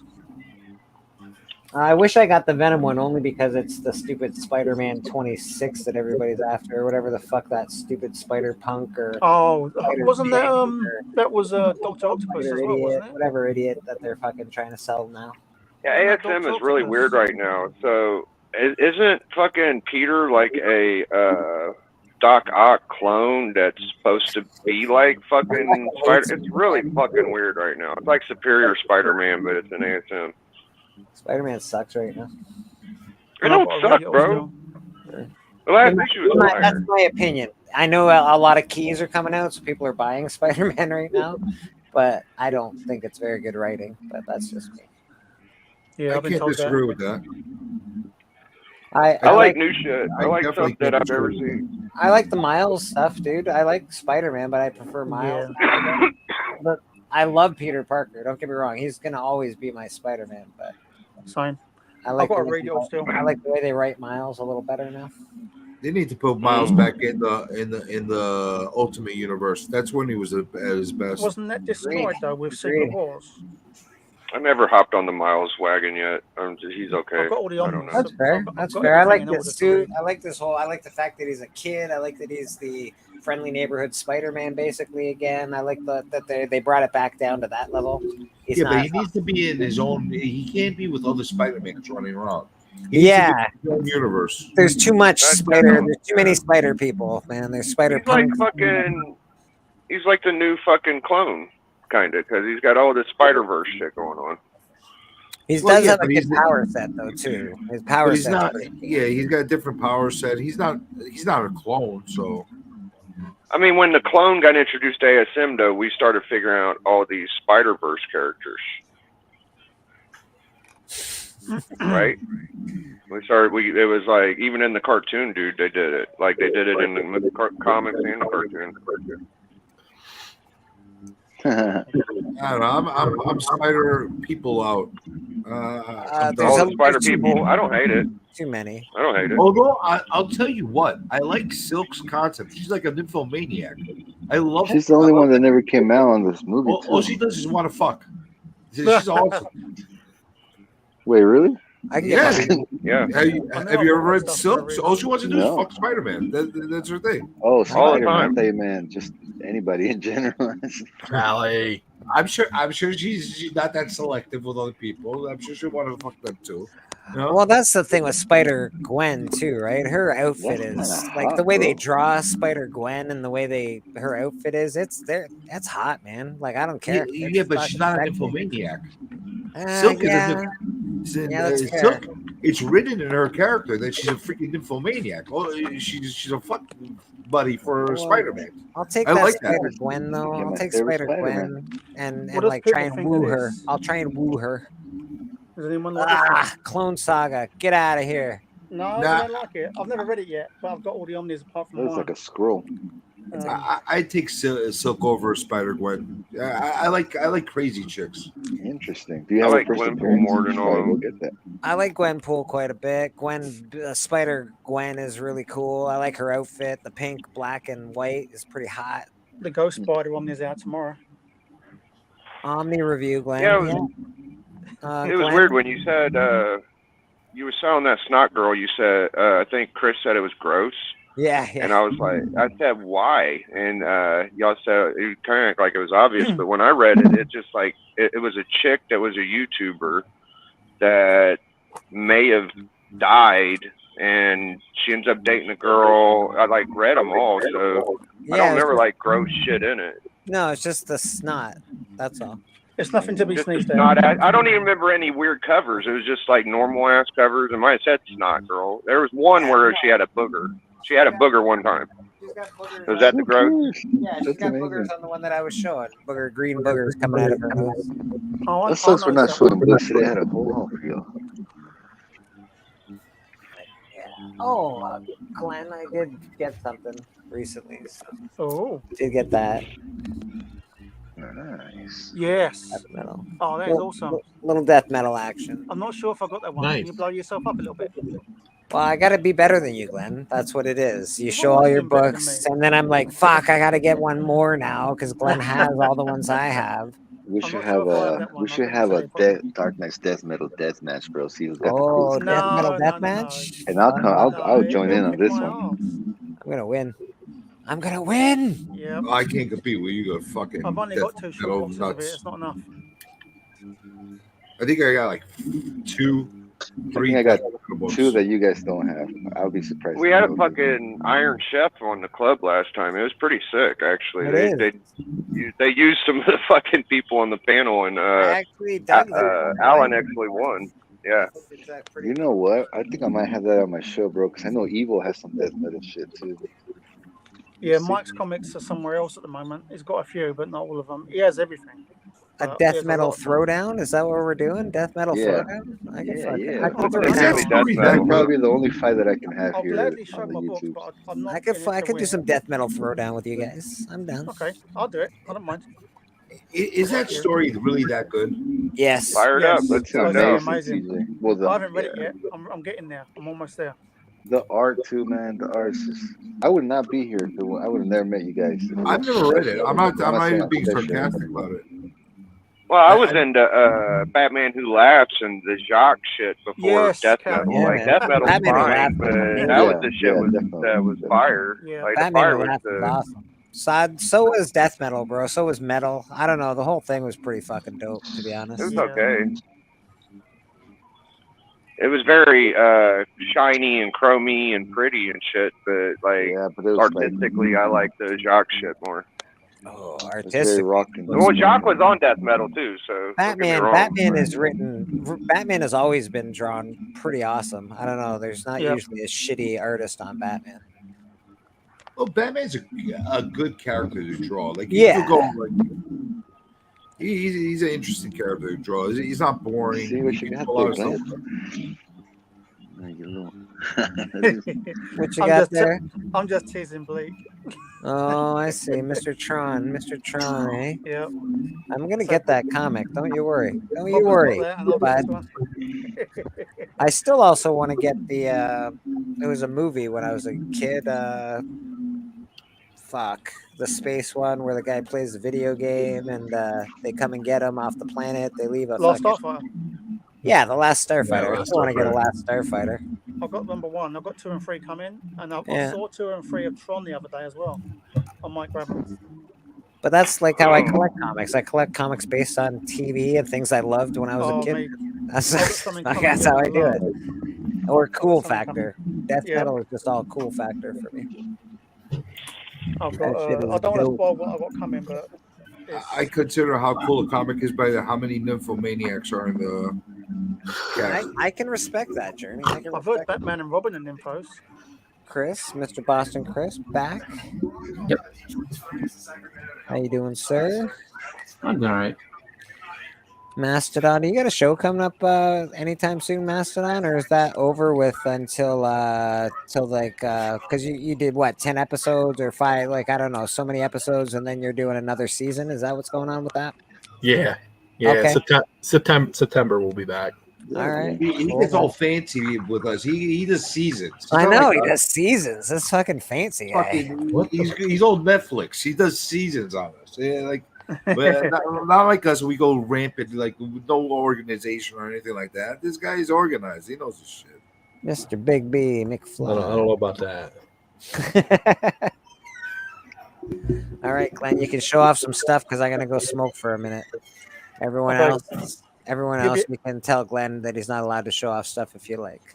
All I've right, only got- now we I've only got suffer about through 6 Glenn. books. Let's see, Glenn. Let's see what you got. Okay. So this is one If of you the. show me death metal, I'm gonna lose my freaking mind. No death metal.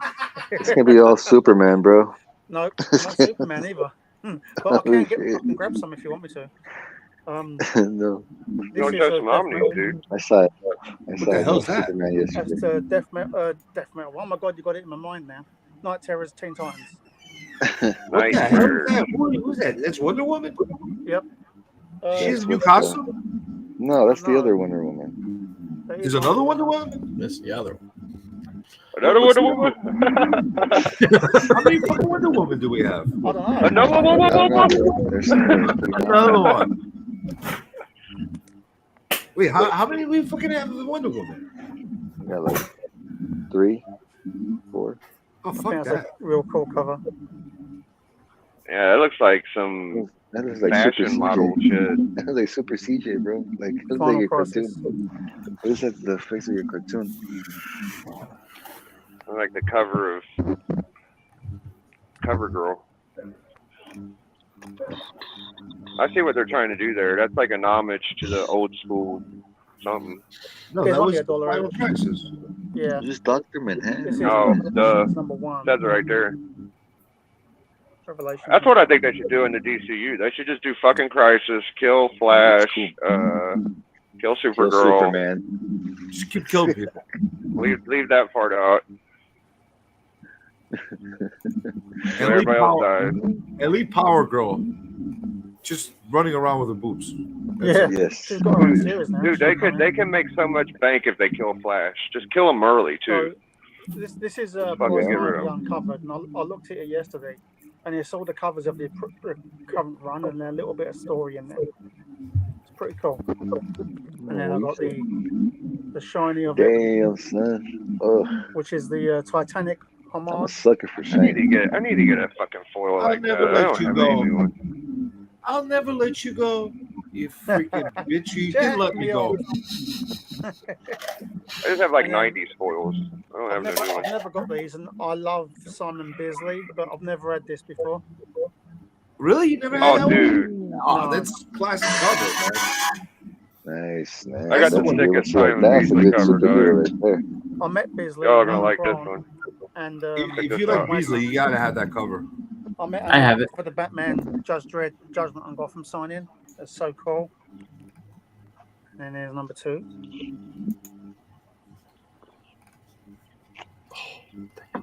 Still there, Bleeker? He went for a smoke. Okay. Number 3. Dude, Lobo is the shit, bro. That's a sick ass character. I like him. I got the I wish I set had more for like stuff. $15 the other day, so I thought I'd grab it. I wish I had more stuff. That's Val Semix, isn't it? They did that cover? I've got no idea. I think that's the same guy that did a little sketch card for me. You would know more than me, mate. He was awesome in the death metal. Sorry to keep bringing it up, but he was awesome in that storyline. No more death metal. We should do the death metal thing on CJ's channel. Fucking death Yes, metal. can we do it, CJ? Can we do the battle on your channel, bro? Come on. And I'll show this one more time because it is amazing. That's the opportune point to play some Cannibal Corpse. This is the foil, Mexican foil variant. Oh, nice. That's amazing. And it's I my new like t-shirt that. coming. I like that a lot. That's a nice cover. Yeah. Man, It was $50, but damn. yeah. All the way It's from worth Mexico? Better than the next option. I guess. Do they like have special? Do they have special foil in Mexico? Like Yeah. That's harvest what I it? was thinking. What the fuck? Do they harvest it from like from Mexico City or something and From the lithium Acapulco? mine. They get it from the lithium And that's mine. what makes it so special. It's a good Was it question. in Spanish, bro? Are you ever gonna look into it? Foil from Mexico. It's like me. It's a nerd. That's all from the books I Mexico. got this week, but Like I never understood like why they call it the Mexican foil. Because it's in Yeah. Spanish, right? From fucking Mexico, bro. It's transferred by the cartels. Does it come with like a little pouch of shit with it, or A little pouch. A little pouch of what? Are you racist? a little pouch? No, like it's $50, man. I would expect something a little extra to come with it, man. Can you Hey, just Bleak, tell let me show him this Simon Beasley cover, dog. All right. dog. Are you up top, big? Yeah. So this is Simon Beasley. You're showing nothing but blackness to me. Is it? Is he? Can everyone see big? no. Frozen. Well, I am. Frozen. It's frozen. He's frozen. Am I frozen? I'll Yeah, come back. I'm so, sorry. bro. I think so. Your mic's working, but your camera's not. Frozen like an ice I cube. think he was about to show us Kirby, so Google froze him. I'm reading this right now. This is the first 8 What do you issues. got there, Glenn? Sorry. X Factor. This is the first. Yeah, Trade that's Is this That's an a- omnibus? that's a- Is this an that's a black and omnibus that white you're one. reading? That's the With trade. the Huh? essential. Trade This is paperback. Oh, no, it's Okay. not. That's kind of cool. It's the Epic Collection. It's the start of the X Factor, and also runs into Mutant Massacre, which is my next omnibus to start reading. You know, Have you ever actually read the whole thing yet, or no? not yet. I've just read this issue. After you read it, I want you to discuss that with me. I got my interest. That's an interesting story that went wrong really fast. After this point, it went wrong, did it? Well, that's pretty fucking. So this is this is a Simon Beasley Call of Duty Zombies #1. That's actually really dope, man. That's fucking. I love That's that. fantastic. I like what they did with the eyes. I like the little monsters so good, in the bro. back. It was fucking dope. Look at that shit. That's amazing. I never really even It's a noticed Cenobite. him that much until I got this, but yeah. Beasley's one of my favorites, bro. I've liked him ever since he did Lobo. I've liked him since he started. His first thing in 2000 AD was ABC Warriors, and Nice. when That's all I first have, saw bub. it. He did some crazy ass turtles too. If you ever seen his body count art, He's got some cool work, man. Even that Lobo Slain versus the Home Superman God. that came out in 2020. The Bisley cover is fucking dynamite on that. Beasley did a Superman cover, Blake. Yeah, I'll show you. Actually, I can probably pick that one out. I think I know where that one is pretty Oh, easily. please, that'd be awesome. It's a fucking dope cover, dude. I don't know. It's pretty awesome. I love making you work. you guys see Beasley when he's doing his sci-fi and like machine gun covers and heavy metal kind of covers. That's when he's at his best. This is cool, man. Kind of reminds me of Richard Corbin. Damn it. Bruno. That's the issue I'm on. Little. You guys have anything kind of? X Factor. There you go. Yeah, I'm on issue 2 so far. Jane's come back and she's met Scott and they made the team. That's where I'm at.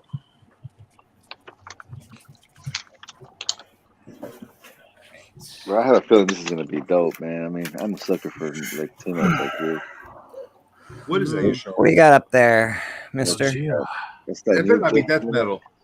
Death metal. We got more death metal happening this Right. time. Death metal, Dark Knight's Death Metal, King Kong versus Godzilla coming up. Oh, did you guys hear? That's kinda pretty cool. awesome. That's pretty Well, awesome. I'm gonna jump into this. Look at this shit, bro. It's gangster. No, that's pretty. It's like a fucking fucking circus. That is pretty good. That's that Godzilla, that big ass piece. That hold on. Stay right there. Justice League, bro. That's fucking awesome. Look at that I hope art. Superman fucks him up. Look at that I hope art. Superman fucking dies. I've ordered those just King Kong versus Godzilla books, and one of two of them. He's gonna show him. King Kong. They're gonna make Godzilla with kryptonite breath. He's gonna fuck Who Superman that's up. got some We're gonna come to find out he was made out of kryptonite. Oh, look at that. Oh, there she is. That's gorgeous. There she is. She's a beauty, man. I'm looking at it. Looking it over. There's no spy pictures in on it. So I think if I ever meet Greg Land again, I'll get him to sign it. I know, Oh, I he want, was at Terrificon. I want that book. Yeah, he came to New Orleans last January. I want that book, by the way. Did you find it, Blake? How much are you selling the Gwen for? I'm not selling the Gwen. Oh, you're not selling the Gwen. I sold the regular cover to get this one. All right, fine. Fine. Yeah, you got some big ass books you were showing yesterday on our sale. They're all the same size. Yeah, it was surprising. A lot of people didn't know what this book was on the sale. We got They didn't know the first Ra's al Ghul. How do you not know? We got a question about this like multiple times. Why is that book so expensive? Why is it so expensive? Because it's a 9.6 first Ra's al green. Ghul, dumbass. It's green. Green means money. Yeah, fuck. Green means money. I really think Nah. about sending it back in and see if you can See, get a 9.8. Nornrad knew right away. You were telling that yesterday? Nornrad's on like first Raj, Yeah, bam. I was selling it. Yeah, I was. Yeah, How much were you selling that for? 4,500. Take a wild guess. 4,500. He's Good probably lord, selling man. that for 4,500. Yeah, I know what he's selling. It's so funny if I send it back in and it does get the 9.8, you can add 10,000 to it. Oh. Yeah, that's I guess a actually... big I know, dude. That's price a, bro. Who dat for real, bro? That's such a big key, high grade. Like There that you would go. like. I don't Glenn. blame you for Glenn, wanting that's so for much. you, I mean, buddy. that's. I don't know if I could sell it. But That's the big last boy. one sold for 43 something. The last one sold. Oh, it's a big book, yeah. I've got to go and hunt for that. It's huge. Oh, it's awesome. That's actually the It's almost only a fucking thing that was good perfect about rise that of gold. Yeah. Okay. Blake, That shit that's the fucks me only up. thing good about that That's series. awesome. Yeah, it is the only good thing about that series. You're not wrong, but I do love this cover. It's so That fucking is awesome. amazing. You made Superman's arms huge. Yeah, Huge. yeah, he's just ridiculously huge. He's ridiculous. It doesn't matter. Yeah, what the fuck? It looks like a. Look at Lobo's arm. Look at like Yeah, his back their there. arms, It's their fucking arms huge. don't match their body. Yeah, but that's a Some Beasley pretty cool thing. That's his fights in the style, animated man. series. That's It's that's funny. what His makes it arm's so cool. big, and look at his tiny little hand right here. I think you're going somewhere else there, Blake. But man, Bisley's one of my faves, and It's I like think Layfield. Kryptonite steroids. That's what he's doing. He's taking kryptonite steroids. Oh, he's way different than Liefeld. Like, yeah, he's way different than Liefeld. He's the Yeah, best. he can draw feet. Fucking awesome artist. I'll take Bisley over Liefeld 9 million times over 0. you ever see him paint? He could paint too. He can paint, eh? His slain stuff is incredible. The Horn God. Oh, Lobo is underutilized. You're right. He's one of the best characters DC has, and they don't. I use him guarantee you, this Liefeld would never be getting. Would never have gotten a heavy metal cover to do. Beasley's gotten them. Yeah, I like Bisley too, Beck. He's I don't know, just his style. There's something about his art. It's fucking cool. You ever see? I'm not mad at Layfield. I like some Layfield shit. I don't hate Liefeld. I just don't like him, I guess. I don't hate him. I just don't like him. I don't hate his art for what it is. Yeah. It is what it is. It's a time capsule for that time period. I don't like him as I don't like him as a human being. I think His what is it? The New Mutants 80 something, the first Cable. That's a fucking great. 87. That's a great cover, man. Yeah, It really is. Yeah, that's why. Thank you, McFarlane. You could say thank you, McFarlane, on that cover. Yeah. Well, it says 98. Didn't Louise Simonson? Oh, I don't love 98. I don't think that's a nice he was cover. I think love he was it. the writer or the editor at that point. Yeah, I know. I've seen her sign that book. That's why I was wondering. Yeah, no, that's 100% a McFarlane. But like you No, I, can tell by know the- she didn't work on the cover. I was just I know she had something to do with it. Like So that being a writer or 87, editor. like the 87 so is Liefeld did the inked by interiors, McFarlane, yeah. but that's definitely a Tom McFarlane cover. You can tell by the faces. Callie says it's inked by McFarlane, yeah. Maybe Liefeld made the pouches. He did the what I heard somebody ask him one time. He did the little bubbles. They have the little bubbles. That was all him, and he did the inking. That's what I was there. Yeah. Beckerman says not today, CJ. He's got shit to do. Yeah, well, he can't deny that was a McFarlane. I got your back, Becker, dog. I got your back, fam. It says it right on his on the cover. Yeah, yeah. Well, Callie says it's inked by McFarlane. So Yeah, I'm sure he fixed a lot of this shit up when he inked it. that's fair enough. Fair enough. Speaking of Callie, I want to shout out Callie for episode 2 of Dark Side of the Hunt. Oh, fuck yeah, bro. Fantastic job. And the 3 people that are on this panel that were in that video. Kudos to you guys too. Callie, man. Fuck great. yeah. He has been killing it with those Dark Side of the Hunt stuff. Him and Tony are collaborating on that. Let's be honest, it's mostly Callie. Nah, he's doing a killer job on that show. Well, no, shout out to Tony for even giving him the reins to do that. 'cause Yeah, Tony would have did it himself, but with Callie kind of stepped up to do it. Tony was comfortable enough for to let him do it because Tony does a lot of that shit himself. Tony will and up to the last minute. Yeah, he doesn't relinquish control of the show very often. That is a fact, Jack. Yeah, but I like how they did the voice. I was like, man, whose voice is that? It was like the voice for the dark side. I was like, who the hell is that? He's like, then he disappeared. Kelly's been putting that on his channel. I haven't seen it. I haven't been getting any notifications. I know Callie's posting it, and we do it on the show. Play it on the Ring hunt channel. And then Callie has it actually to see the full episodes on his channel. I gotta go back and see what the hell's going on. Fucking YouTube hates me. All right, Louis Simonson quit Marvel because of Rob Liefeld and editor Rob Harris. She listed the reasons as gimmick storytelling, killing off legacy characters, and introducing too many new characters. Yeah, that's fair. Listen, I'm not going to take anything away from what Liefeld did with the design of Deadpool, but let's be realistic. He loves to take credit for everything on Deadpool. If it wasn't for what's his name, Joe Kelly? No, not Joe Kelly. What the hell was it that wrote the first Deadpool series, the ongoing series? Let's be honest. If it wasn't for fucking Ryan Reynolds, Deadpool wouldn't be that popular. Who was it? It was Kelly, right? That wrote the first ongoing series for Deadpool. Yes. What are you talking about? Circle Chase? Not Circle Chase. I'm talking the ongoing. The guy that made him break the fourth. Oh, the ongoing. Yeah, Joe Kelly. Fuck, I don't know. Joe Kelly. And Sounds about right. He's the one that actually freaking made Deadpool that character you're seeing on TV, on movies. Not what Liefeld did. Liefeld made him an assassin. Apparently, then Louis Simonson instead went to DC, ran the Death of Superman event, and used gimmicks, killing a legacy character and introducing new characters. Yeah. Sounds not hypocritical. Sounds a lot like the world these days, man. It doesn't sound like hypocrite.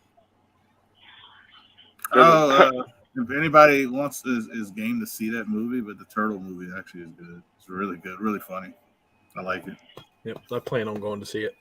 Yeah, it was good. I didn't think it was out till next weekend. I got early. I got early access. Turtles, fucking nuts. That's how I took the wife, my daughter, and my wife enjoyed it. That's how I know it was good. She enjoyed it. That's just name dropping right now. If you guys want to go see the Turtles, I've seen it already. Just so you know, it's good. It's fine. Oh man. The characters were good, like all the little extra characters that they made up back in the day. Mondo Gecko and it was a Wingnut, and all those little characters actually were really funny too. Mondo Gecko was like stole the show every time Mondo was on the screen. It's hilarious. Stop hugging everybody, Mondo. Honestly, I can't get into the Turtles, no matter for the life of me.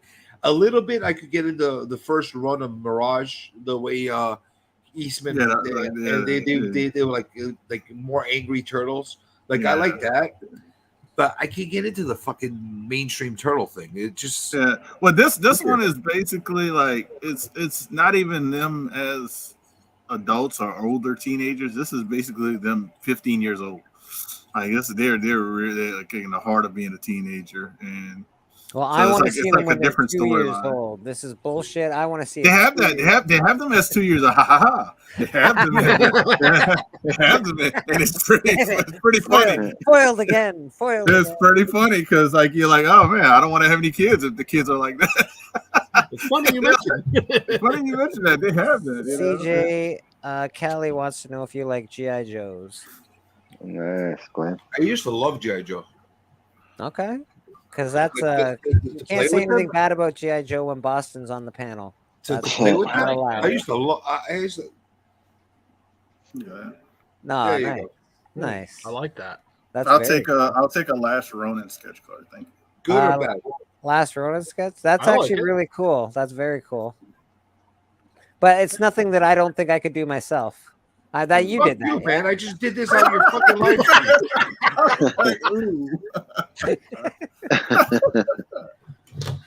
Fucking smart ass. You did do it, Bleak. It's on your show. I'm just bugging you, CJ. That's really good, buddy. That's That was actually Glenn because the head's there and the arms, you don't see the person's head. So yeah, it's Glenn that's drawing. Look, Glenn's head is on CJ's body right now. Hold on, Glenn, put him down, bro. Yeah, put the book down for a second, Glenn, and your hands. Just put that book. There you go. Look. There you Hold on, are. come forward a little bit. You're Yeah, doing a there little you art. go. Really nice. You're doing a great job. Doing a great job. Oh, he's muted. He's muted. Yeah. That's awesome. So what were you guys talking about before with the Mount Rushmore? That's when I hopped on, but you guys got Hold on, Glenn. Open your mouth when The CJ Mount talks, Rushmore bro, of please. artists. How like everybody's got their Mount Rushmore of artists. We've all Talk again. basically agreed that Kirby's on that Mount Rushmore without any questions. Like you got to put him on there. What are we talking about? Art through and through? We're talking art. Maybe not just art, but who had great influence on the. Like I put Kirby. I put Miller. I put whatchamacallit there, Crumb on there. So like I put a bunch of different ones. Everyone used different artists, but what is your Rushmore? You have to pick 4. That's a Rushmore. There's 4 people on Rushmore. Yeah. So Here's the problem. It's an unfair thing that you guys are doing because every generation had their own Mount Rushmore. That's true. That's true. But I picked ones from different generations. Like I picked Kirby. I picked fucking Crumb. I picked all right. I might even put Todd McFarlane on there for myself. All right, so let's look at it from this point of view. Schomburg, the stuff that he did as far as promoting the war effort and stuff like that with those covers, that was pretty impactful for back then. I don't disagree. How do we dismiss a guy like that? We didn't dismiss anybody. It's just hard to pick 4. You can That's only what I'm pick saying. 4. I wasn't happy. Listen, here, Stanley goes on the Mount Rushmore. I don't give a fuck what anybody says. He's not an artist, though. We were just doing artists. It's just artists because he's a writer. I thought you said creators. Okay. Well, we're doing artists. We're doing artists. All right. So Kirby definitely goes on there. Gotta have him. I would say Neil Adams would be another guy. Absolutely. He was mentioned. He was on somebody else's Mount Rushmore. I have to say Neil Adams is on there, guaranteed.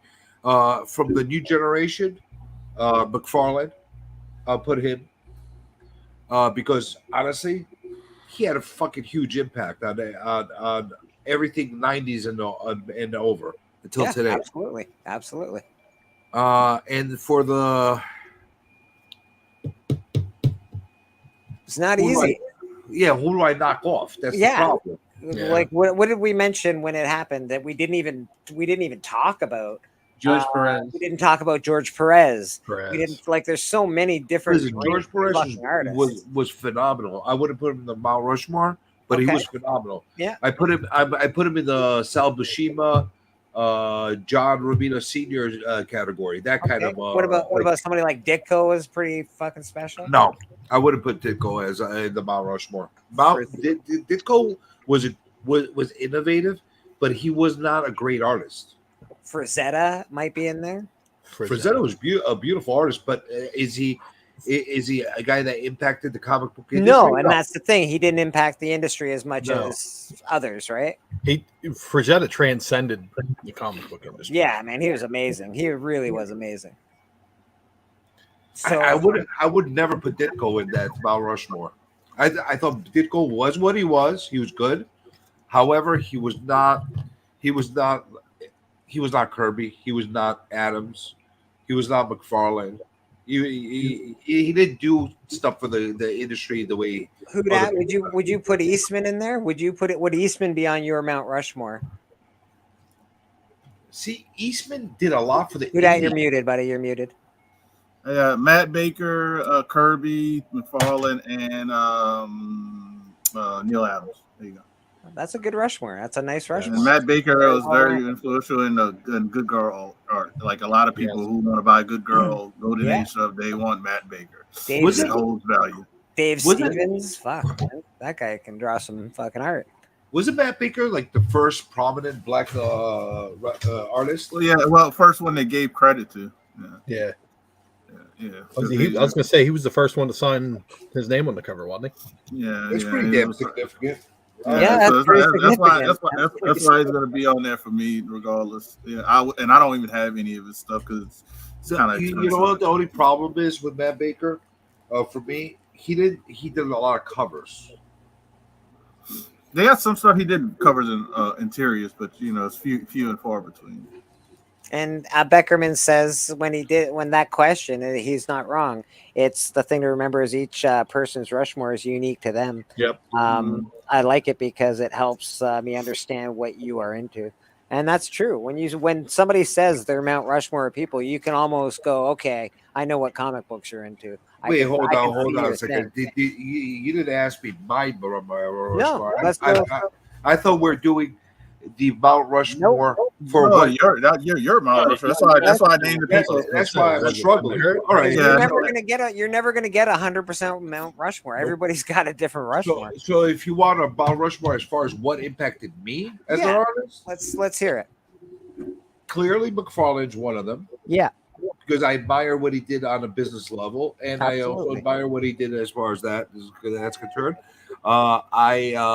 Frazetta is definitely on my Mount Rushmore as far as artists that impact. Beasley is another one. Wow. Okay, that one he wasn't mentioned, and that's a new one. Nice. Beasley's definitely in there for me, and I would probably say Schomburg. Wow. Okay, Schomburg. Nice. Again, all great artists, all great picks.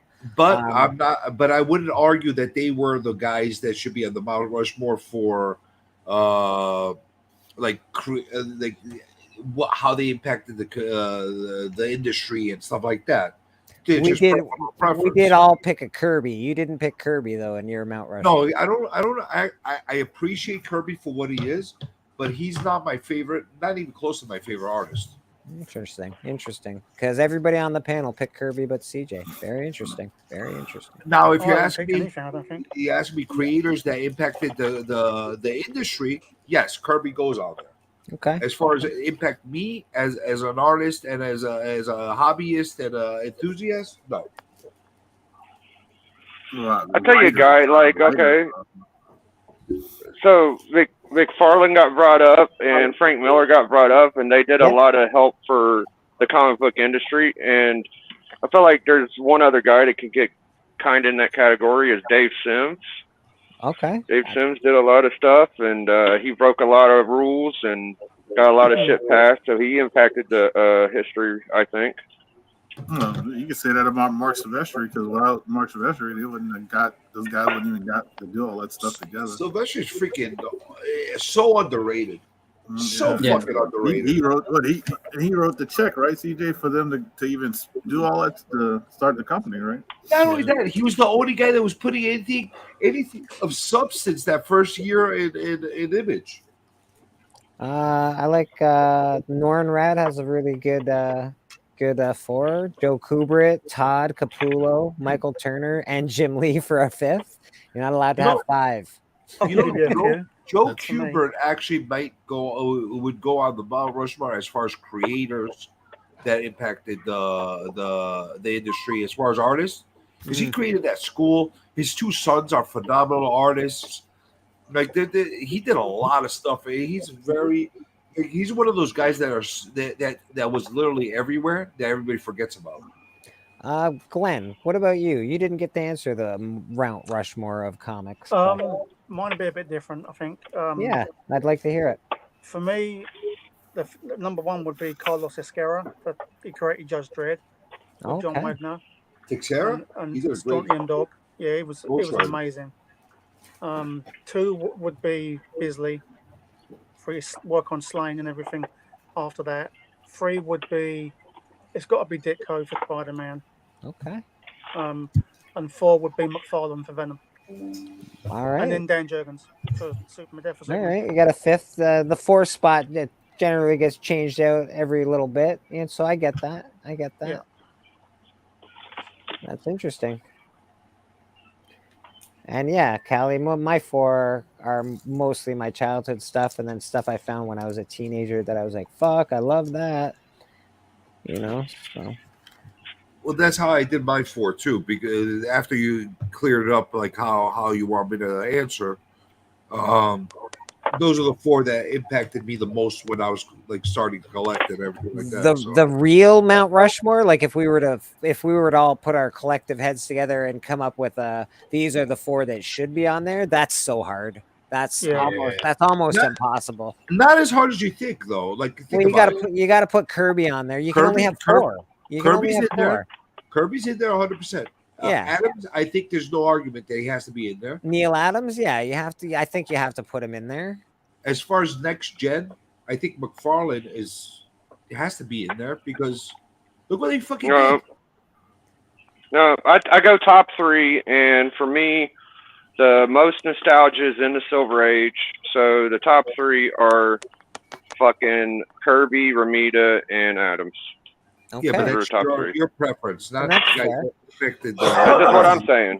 That's just what I'm saying. People like Ditko, but I like Ramita's style a little better. And this is why it's really hard to come up with a everybody. This is the list. It's impossible. It's fucking impossible. It's also really interesting, isn't it? We all like somebody. We all like different art. We all like different styles. Art is subjective. Some people I think like shitty fucking art. I'm like, okay, if you like that, man, that's your bag. But it might not be shitty to them, and some people might think the art I like is shitty. That's just the way it is. Case in point, Scotty Young for me, I don't like it. I hate Scotty Young. Not a fan. I like He's Scotty. so liked, isn't No, he? listen, Yeah. I'm not Boston gonna shit likes on him Scotty. completely. I'm not gonna shit on him completely. He has his place. Oh, he can draw. He's a good artist. He's just not my light. I don't Wasn't like his it. early stuff different, Blake? He's the thing that kills Scotty Young for me. The same reason I get like turned off by Peach Momoko. They had him fucking doing 30 fucking covers a month at one point. You know, it was like nuts. Like I would see the same shit over and over again with the little baby people and making like Venom into a baby and like, come on, man. Like Peach Momoko did a variant cover for like every book from 2020 to 2022. For fuck's sake, That's what Scotty Young did for like 5 years. I know. It's like cover A, Scotty Young cover B. Yeah, it's like Scott, he had his own category when he ordered the books. It's like, oh, I want to get the Scotty Young cover of this. Yeah, don't you think that was a little overkill? Yeah, it was way too much. Way too much. Yeah, like hey, but I can't blame him. He's making money, so I'll be like, yeah, all right, whatever you want. I don't blame him, but at the same time, it turned me off to his art. Mm-hmm. A lot of his OG stuff is. I like a lot of his OG stuff. Michael Baker, Totally I'm with you different. on that. I like those. Pearlo, fuck now for Michael Turner was a beautiful artist. Michael Turner, yeah. Mm-hmm.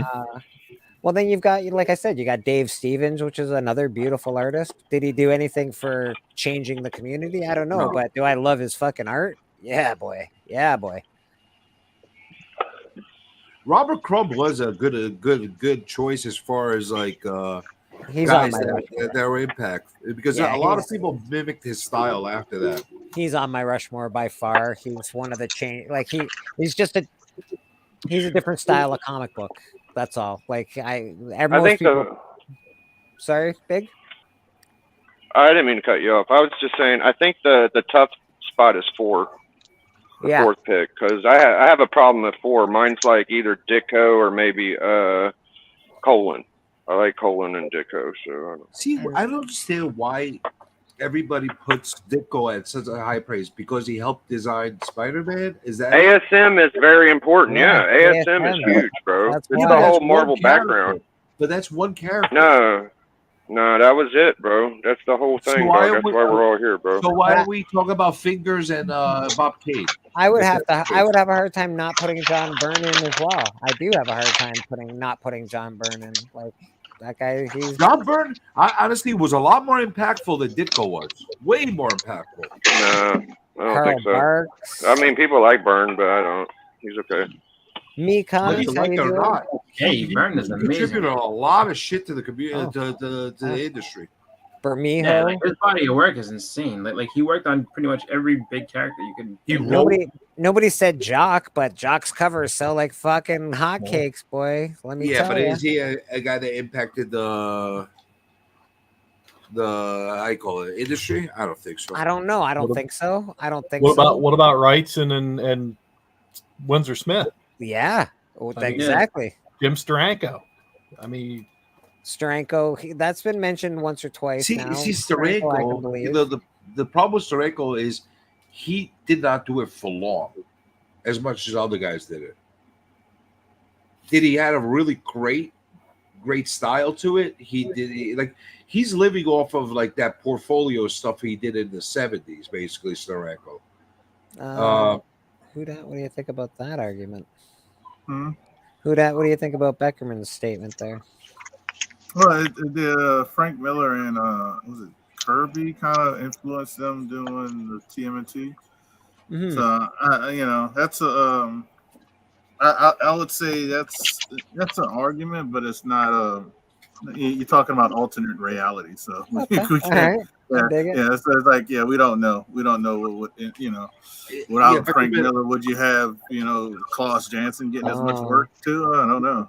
Beckerman has a good point. Ditko created the majority of the Charlton characters that inspired Watchmen. How is that? Here's a good point for you. Who the fuck gives a shit about Charlton? Nobody, but I really care about Watchmen. Watchmen's my favorite. Watchmen's my favorite comic book. Yeah, but you wanted it. He basically took the shitty Charlton characters and said, "I'm going to kill them." That's fair. That's basically what he did.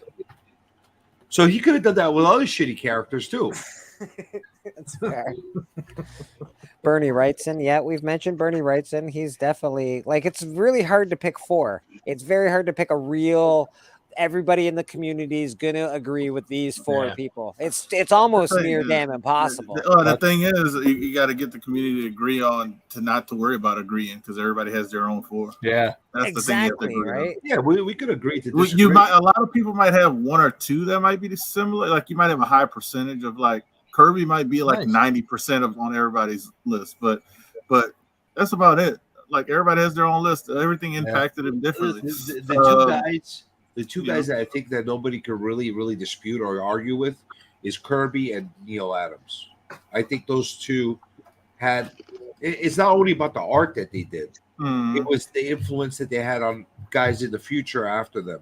And then Neil, and then it's so good. Neil did both companies too. So sometimes people get stuck at one company, but the question I asked earlier comes right back into play on influence in the industry. Who's had the most homage covers? We're gonna go. Kirby has had the most homage covers. And then McFarlane maybe in the top 3, but he's not had more than Kirby. Kirby's got. I don't know. Just ASM 300 and Spider-Man 1. I don't mean the most homage. Kirby's got many covers that have been homage. Kirby's got Fantastic Four, 54. Tell him, Bleak. He's he's got Avengers 1. He's got fucking Hulk 1. He's right, bro. Kirby's got all these covers that get homaged all the time. Constantly. I'm gonna tell you. How many McFarlane got? 10. Kirby's got 50, dog. The problem with McFarlane is out of those 10, one of them has been homage 1 billion times. Yeah, but he might have the most for one. Yeah, exactly. Why? I don't know about all of Kirby. Might be the most homage cover of all time. Why Hulk 340 has been homaged? Hulk 340 as well. That is another massive one. And Batman. What? The Batman one. Batman 423. There's about 10 of them. Right. But the thing is, he might have less that have been homaged, but his have been homaged to hell. Those less. I'll give you that. I'll give you the 300's been homaged probably more than any book on the planet. I'll give you Days of Future Past, like the what's it called? The wanted poster. That's everybody has Wars. Oh yeah, absolutely. Yeah. Well, I've seen that's a Mike Zeck cover. So there's that a lot. Fantastic Four 1 is homaged a bazillion times. As well. I mean, McFarlane even homaged himself, man. That I know. Coming through the moon, and then he did the ASM 300. I love when McFarlane homages McFarlane. It's one of my favorite things. Didn't Adam do that? Egocentric asshole. Which one? Adam didn't tell you. Did he homage himself too? You talking Neil Adams? Yeah. Yeah, he's done it. So because he's done that Green Lantern cover, the one with Guy Gardner. I know that was. He's done that one. He's in my top 5 too. He's done a Superman one, breaking chain, like the one with the elongated leg. That leg. If you homage yourself, I think it's just you got a lack of ideas. No, you got balls. You got an ego. If you homage other people, I understand that you're paying homage to somebody. But if you're fucking homaging yourself, it means you've fucking done run out of ideas. Is what happens. I look at it I don't know. differently. It means you got ego or you got balls to do This that. Hey guys, I gotta jump out of here. Mr. Real Rude, we love you. Yeah, Rude. Have a wonderful man. rest Love of you your guys, day, man. my man. Gotta go do Good some afternoon, Sunday Mr. with the Rude. family. Yeah, It is family. not afternoon here yet. It's only 10:49. We got. Well, Don't that forget means Phil, you still have an afternoon to have a good one in. So Awesome. and don't Good forget afternoon. Phil's gonna have the treehouse later this afternoon. If you're gonna Yeah, pop I'll on probably the show, be there. awesome. I don't got Yeah. anything crazy going on today. Just All right, Rude man. Have a great it's rest of your pleasure day, being here. brother. You guys, bro. Love you guys. CJ. We love you. Sal, Have Big, let's have that Jay. show. We'll have a death metal face off on your channel one of these days. Yeah, let's make it happen, bro. I think I'm down. that'll I'm be down. awesome. I think That'd Glenn super would be into awesome. that. Cool, You man. think? And then Yeah, I think maybe he might be into I that. think CJ, you could be the judge, bro. How about that? Well, you CJ is really not going want to that, judge huh? that. He's not going to judge that. You really want that? I'll judge I you. think No it'll be problem. awesome, bro. I think it'll be awesome. I got no problem judging you. Yeah, All I right. would say that too, Callie. I would say the same thing, brother. All right, brother. Spawn, cheers, my man. Have a Peace. great rest of Take your care. day. I'll be in the chat anyway, but peace out. Yeah, man. my Spawn people. 1, Spider-Man 1, ASM 300. Definitely homage more in total than anything else. 340. Yeah, Hulk Like, 340. there's so many. Like, there's so many that like. I don't know, man. And it's just like it's just a thing that like it's easier to deal with just because he was he's within the last 30 years. It's like it's you know what I mean. You don't have to go back and try to look and see. It's something that people instantly recognize. So it's like I think people subtly.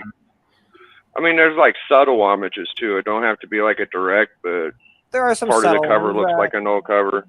Star Wars has a subtle homage of, was it Fantastic Four, where it's Darth Vader reaching out just like it's Fantastic Four number 50.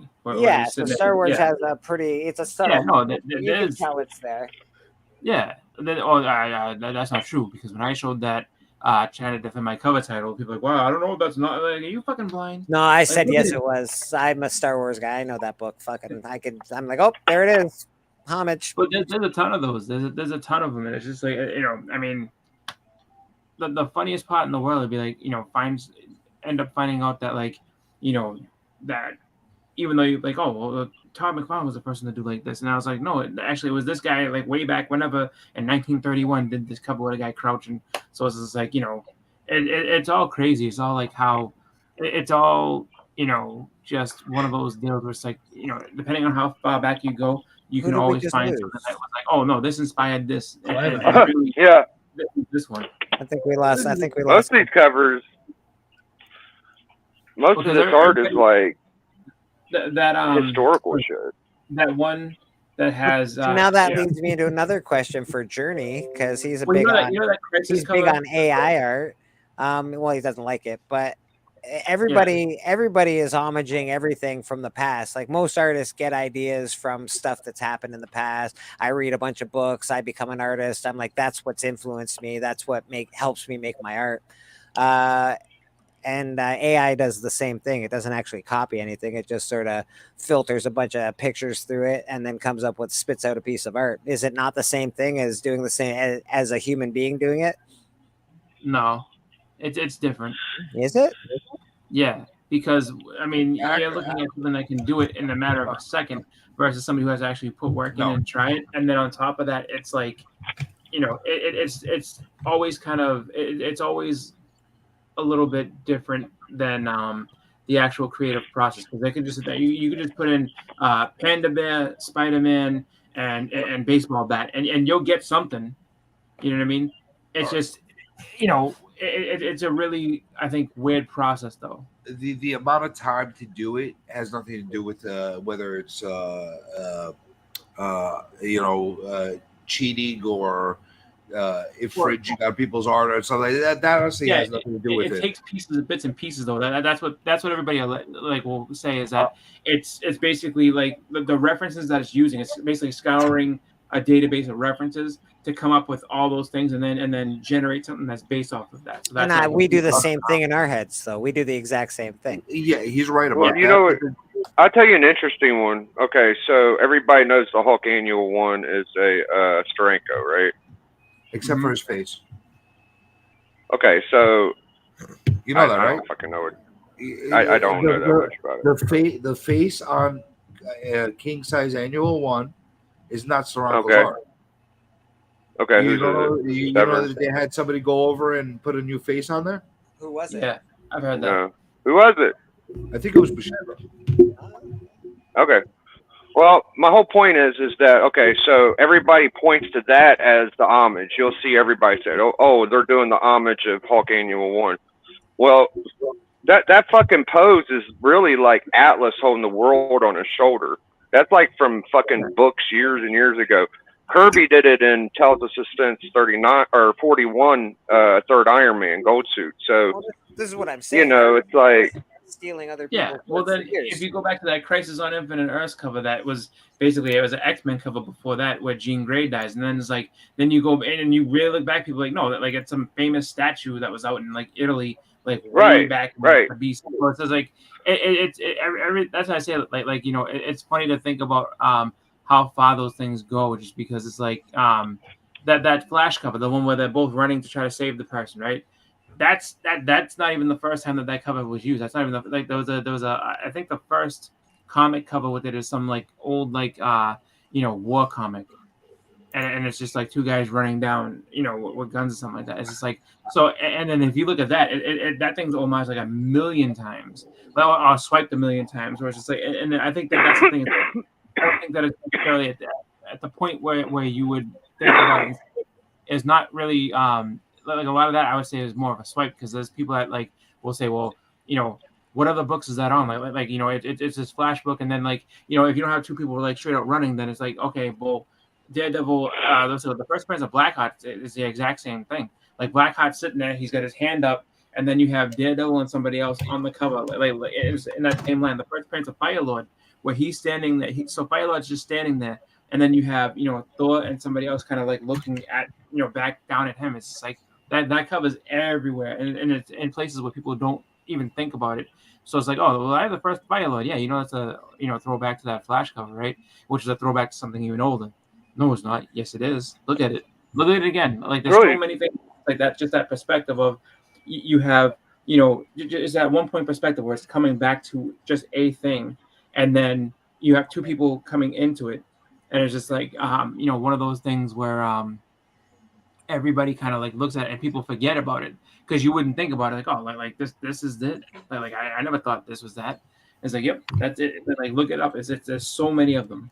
Some of them are intentional and some of them aren't. And I think that's what happens, is that there's a lot of things that aren't full out intentional. It's like, oh, this, and as long as nobody brings it up, people are like, oh, well, no, this is just this cover. It's like, CJ, I know you got a lot of shit to say on this topic. What do you think? Here's the thing. I think we're making the wrong comparison. I don't think the comparison should be human imagination and using reference to AI. I don't think that's the argument that should be made. You want to make a better comparison? Sure. Take the people that use light boxing or tracing. Yeah. Or guys that digitally enhance their imagery. Compare them to AI. Okay. I think that's the better comparison. Okay. So I'm not comparing apples to apples. I'm comparing apples. Yeah, that's the thing. Listen, you're always going to get something different. Something like when somebody's using their hand to write, unless they're a photo image artist, like that basically can duplicate a photo image. Yeah.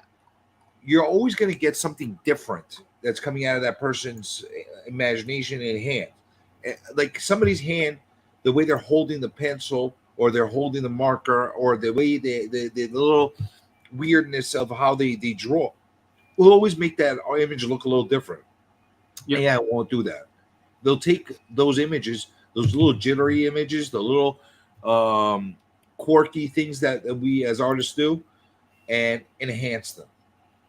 Okay. And they'll make it look good. Don't get me wrong. Oh yeah, But- they do look all right. They look all right. I was but very but impressed it will with what make did it with my art. generic. That's the problem. Yeah. You're gonna have a lot of generic art that's gonna be put out there. One day it might not be so generic. Well, and that's the thing. I Yeah. like people like Ralph Steadman, and Ralph Steadman is not generic by any stretch of the imagination. He's not a comic book artist, but he does cartoons. He just doesn't do comic books. But I don't think AI can match something like that. I just don't think they would ever be able to. Or somebody like Frank Miller who does that fucked up Batman or the fucked up Joker. Like Again, not gonna be able to come I'll up never with say art. never. I'll never say never. You never know how Nah. everything goes. True. However, it will be difficult for AI to keep up doing stuff that's different. So the you think? problem Do you think real talent will rise to the top then, and generic people will just sort of fall to the wayside? Yeah, I think what will happen is you're gonna have a lot of these artists that are they don't have an identity for themselves. They're good artists, they're capable artists. However, they don't have their own identity. When they're like the key to a good artist is not whether they could draw well or they could paint well or they could do really nice imagery. That's not the key. The key is when you're looking at an individual's piece to know I it's gotta them. make a phone call. All right, Catch brother. y'all later. I'll see you in a minute. Well, I You was know, gonna say That's how you identify an artist. When you're looking at a piece and you say, "That's an Alex Ross," that's a Kirby, Yeah. that's a Neil Adams. Yeah. When you're able to do that, now you have a presence and you have an ability to show that you stand out, and that'll always happen. And you I have agree a with lot that. of other very, very capable artists that could do very good work, but they're not that capable. Like as far as like showing a little bit of themselves. Yeah, that extra. That's something that makes them different, right? That thing. They gotta have a thing. I'll give you a perfect example. I'll give you a super perfect example. When I went to school, I actually went to this New York Institute of Technology for, and I got my bachelor's in graphic design and computer graphics. Okay. Every time, and this happened from a lot of the people that came overseas, especially from Asia. A lot of the people coming from China, Japan, and Korea, and India. I think it's a certain mindset. They're very technically skilled. They know how to draw really well. So every time one of the professors would give us an assignment and say, "Listen, you need to draw.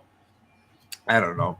You need to draw a vase and a flower, or whatever the case is, and you need to do it this way." You give them exact directions of how to draw it, they will knock it out of the box. They will do the most beautiful work. But it all looked very similar to each other. Very, very similar to each other. However, every time the professor turned around and said, "Use your imagination," they'd get fucked. I feel like that happens. I feel like there's a lot of artists that are good at drawing that don't have imagination. I think that's a thing. So using that mindset, that's AI. In fact, I know an artist right now that she can draw really well, but she can't think of anything to draw ever. She just, unless you give her like, "Hey man, can you draw me this?" She'll go draw it, but she can't think of it on her own. So take that human comparison I just gave you and apply that to AI. That's what AI is. They'll take something and make a very beautiful image out of it, but don't ask them to use their imagination. Okay. Well, it really can't. You have to At like this so point. you have to go ahead and you have to like so let's say you know you want it to be like have that little bit of nuance. It's like, all right, you have to go back and type in. So it's like, all right, draw me a picture of Superman, and then it's like, you know, standing on the side of a building, whatever like that. And then you go back to make it, you know, to try to tweak it and give it that human element. You have to be, all right, make the right you know, a quarter inch shorter and this just to be, you know what I mean? You can go ahead and do that, but it's just like it's one of those things where it's like just like you're saying, it's just like it's gonna spit out whatever you tell it to spit out, and it's gonna look good. But yeah, you're gonna be able to tell it's manufactured versus, you know, going So ahead. what you're telling me is you're never going to get a Liefeld Captain America with a big chest out of an AI. You'll get somebody. No, you get plenty of that, You can tell it to draw every character just like that, and it'll do it. And it's just if you just say, you know, draw me, you know, Captain America, you know, on a motorcycle, you know what I mean, and you can say in the style of Rob Liefeld, then you may get that weird old chest. You may not. It's just, but the thing that's funny with that is that if you just said, draw me Captain America in Rob Liefeld style holding a shield, you're probably going to get that image back or something along the lines of that, because that's the most famous image that he has of Captain America. So, draw me Captain America, punching somebody. He's going to have that weird old chest part of it, just because when it goes ahead and searches to find, reference, it's going to have that Liefeld, that Liefeld chest, because you're saying, show me a Liefeld. Okay, well, this is the image everyone points to. So here you go. K-pop, thanks for dropping in. We appreciate you. I know you're having problems with all your shit over there. I hope you're doing okay. There's nothing more humbling than that blank piece of paper.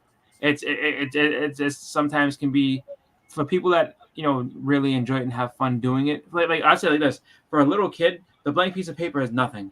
For somebody who's really trying to knock it out of the park and do what they want to do with it, it can be just the most, just, I guess, scary, not scary, but intimidating thing in the world, which is I don't know what to put here, just because if I make the wrong line, it's over. I know what I want to draw. I just can't draw. That's my problem. I know what I want to draw. I just can't do it.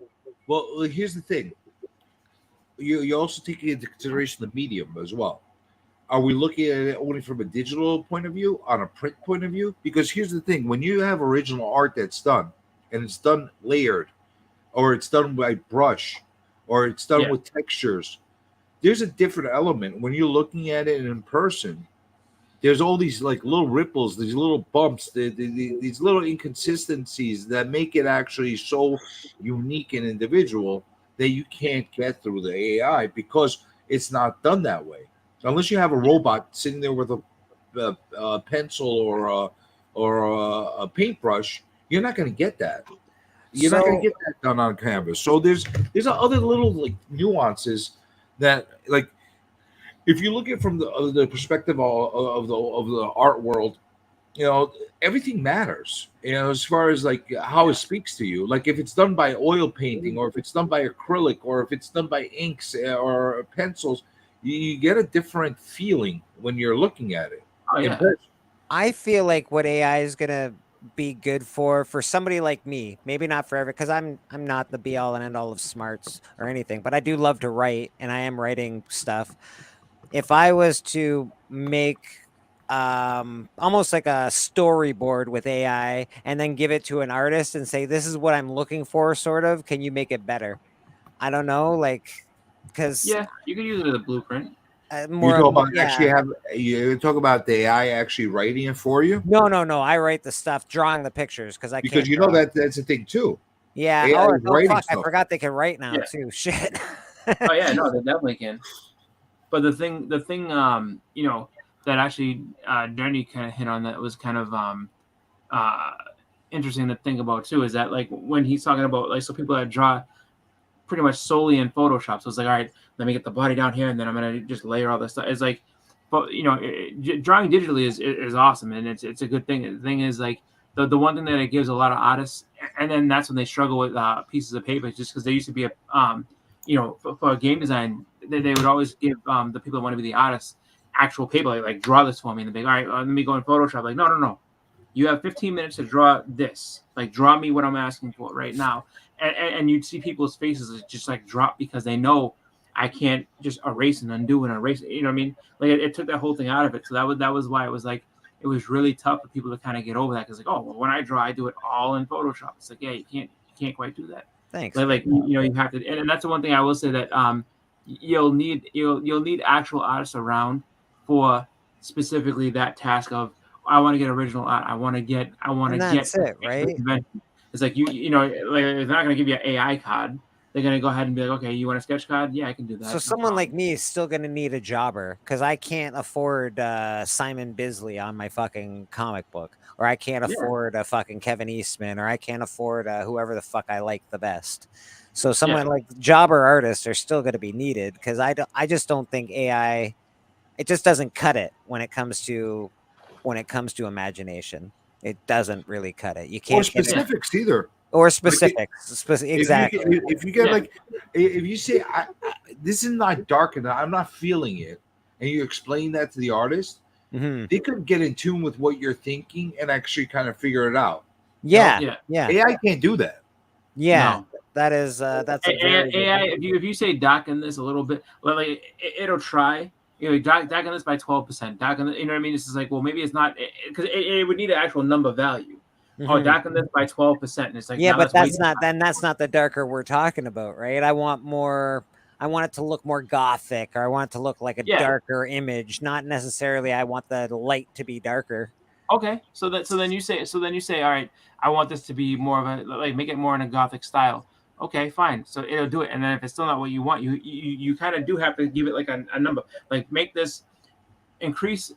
What's it called? Make this look more gothic by 15%, and then it's just like no, this is way past what I want. Where it's just like no, I was looking for it to be whereas an artist can be like okay, so when you say like like are you looking for like more of a violent dark, or are you looking for more of like a Yeah. like a somber or depressed like I what need are you I need looking a violent darkness. I need some violent darkness in my art. Well, here's the thing. What's your impression of what's dark? And what's other people's impression of what's dark? And what's AI's impression of what's dark? Exactly. That's a very good question. Because what I think is dark is way different than any of you guys, and you guys, whatever you think is dark, is way different than like, well, that's the thing. It's like if you're gonna ask somebody, like if you said this, put it this way, if you went to like let's just say Stephen King's like draw me something scary, and it's like what he thinks is scary is like, far different from what you think. I mean, it might be like a little bit, but it's like no, something that's something that would scare me. Or something that would scare Stephen King would probably terrify somebody else because like this dude's just sitting there just thinking about all this stuff all the time. Stephen King can draw me anything scary except the Langoliers. Fucking Langoliers. I don't think he can actually. I'm just saying in general. But the thing about that, if he was like, all right, draw me. So I'm gonna have you like I'm gonna use this one page of whatever a scene in a page within something I wrote. I want you to draw it, and and then it's just like, all right, and I want you to make it scary. I bet you, like, you give it to like 10 different artists. I bet you he'd have a bunch of people that like out of all 10 of them, maybe let's say he liked 6 and he didn't like 4. It's like, well, these weren't really scary at all. And the other person's like, dude, this is scary to me. Like, yeah, no, this is nothing. This guy nailed it. This guy was pretty good, and these ones are acceptable. But like it's just like. Where's his opinion of scary versus a normal person's where it's like no like this is goddamn terrifying, like this is nightmare fuel, this is this to me is where I draw the line of scary, you know what I mean? Does anybody know if Tim Burton, his art pieces that he does, are they his art pieces, or does he do little shitty ones and then give them to real artists and they clean them up a lot for him? That I don't know. I like his style of art, but I don't think I've ever seen one that he's done. I think he has storyboarders. Yeah, I I think so too, right? I know that. I'm pretty confident about that. He gives them a picture because I've seen him draw pictures, but it's not like it's not the end product. Let's put it that way. It's like I know something like this. A guy who can draw like that and does a really good job is Guillermo del Toro. Like he actually can draw. He does a lot of good stuff like that. And then I mean, like he'll give it to somebody else to take it further. But he is one of those guys that's like I draw all the time. I draw all kinds of like little a lot of the creatures and everything that he did in Pan's Labyrinth.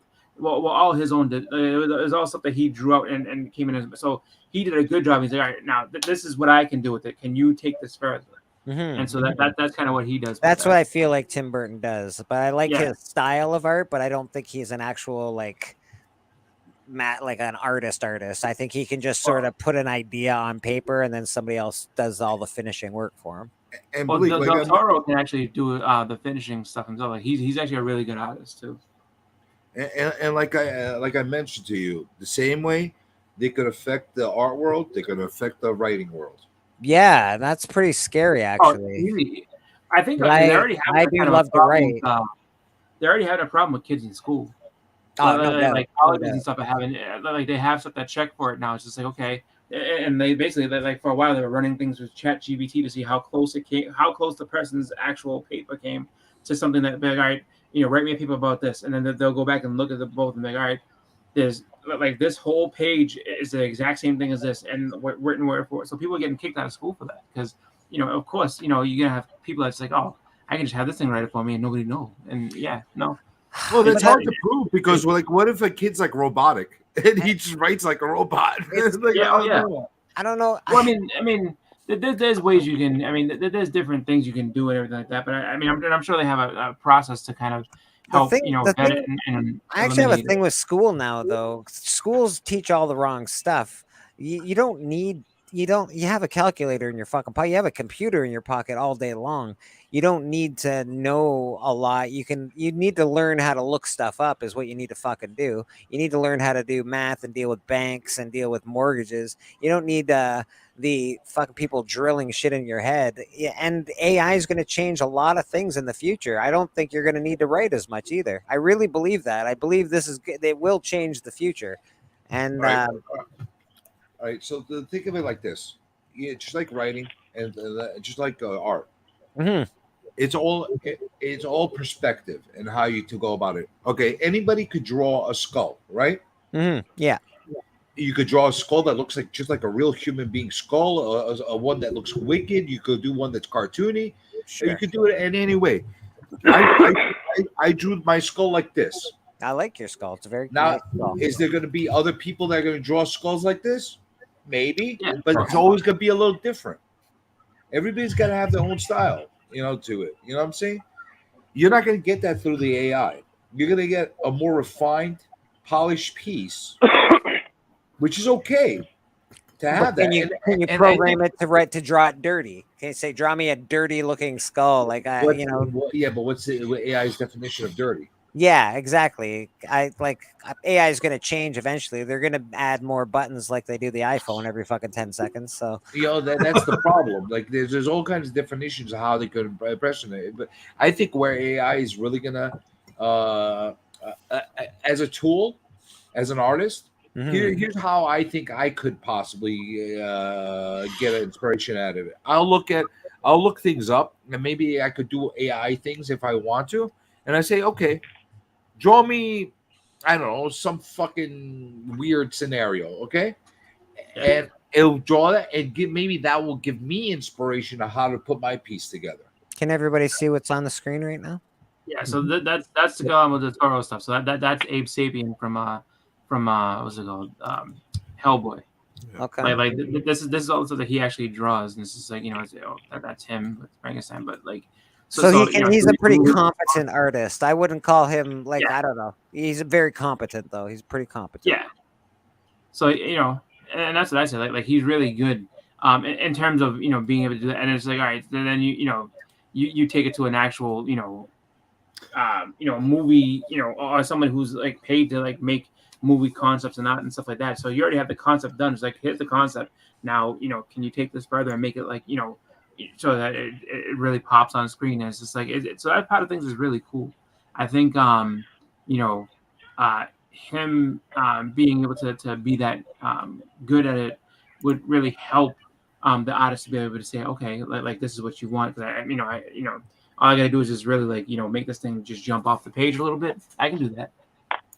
And then there's obviously prolific art. Like there was an artist on K-pop show recently, the guy that did the what was it, farting, I don't know, it was awesome. Regardless, he does really colorful dark comic book. It's sex, drugs, and rock and roll. And I'm not sure that an AI could capture that look as well as what I think that a live person can. That's for sure.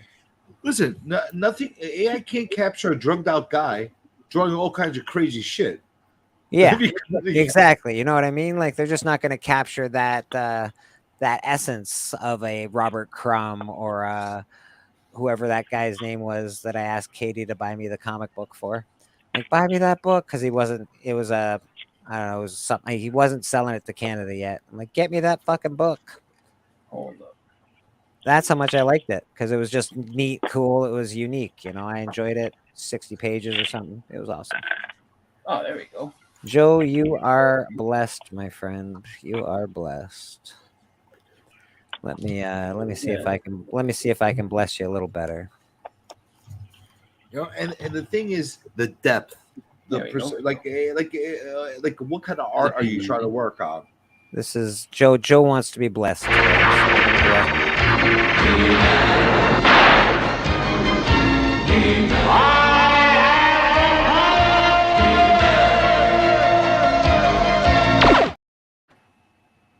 There you go, Joe. A little blessing for you, buddy.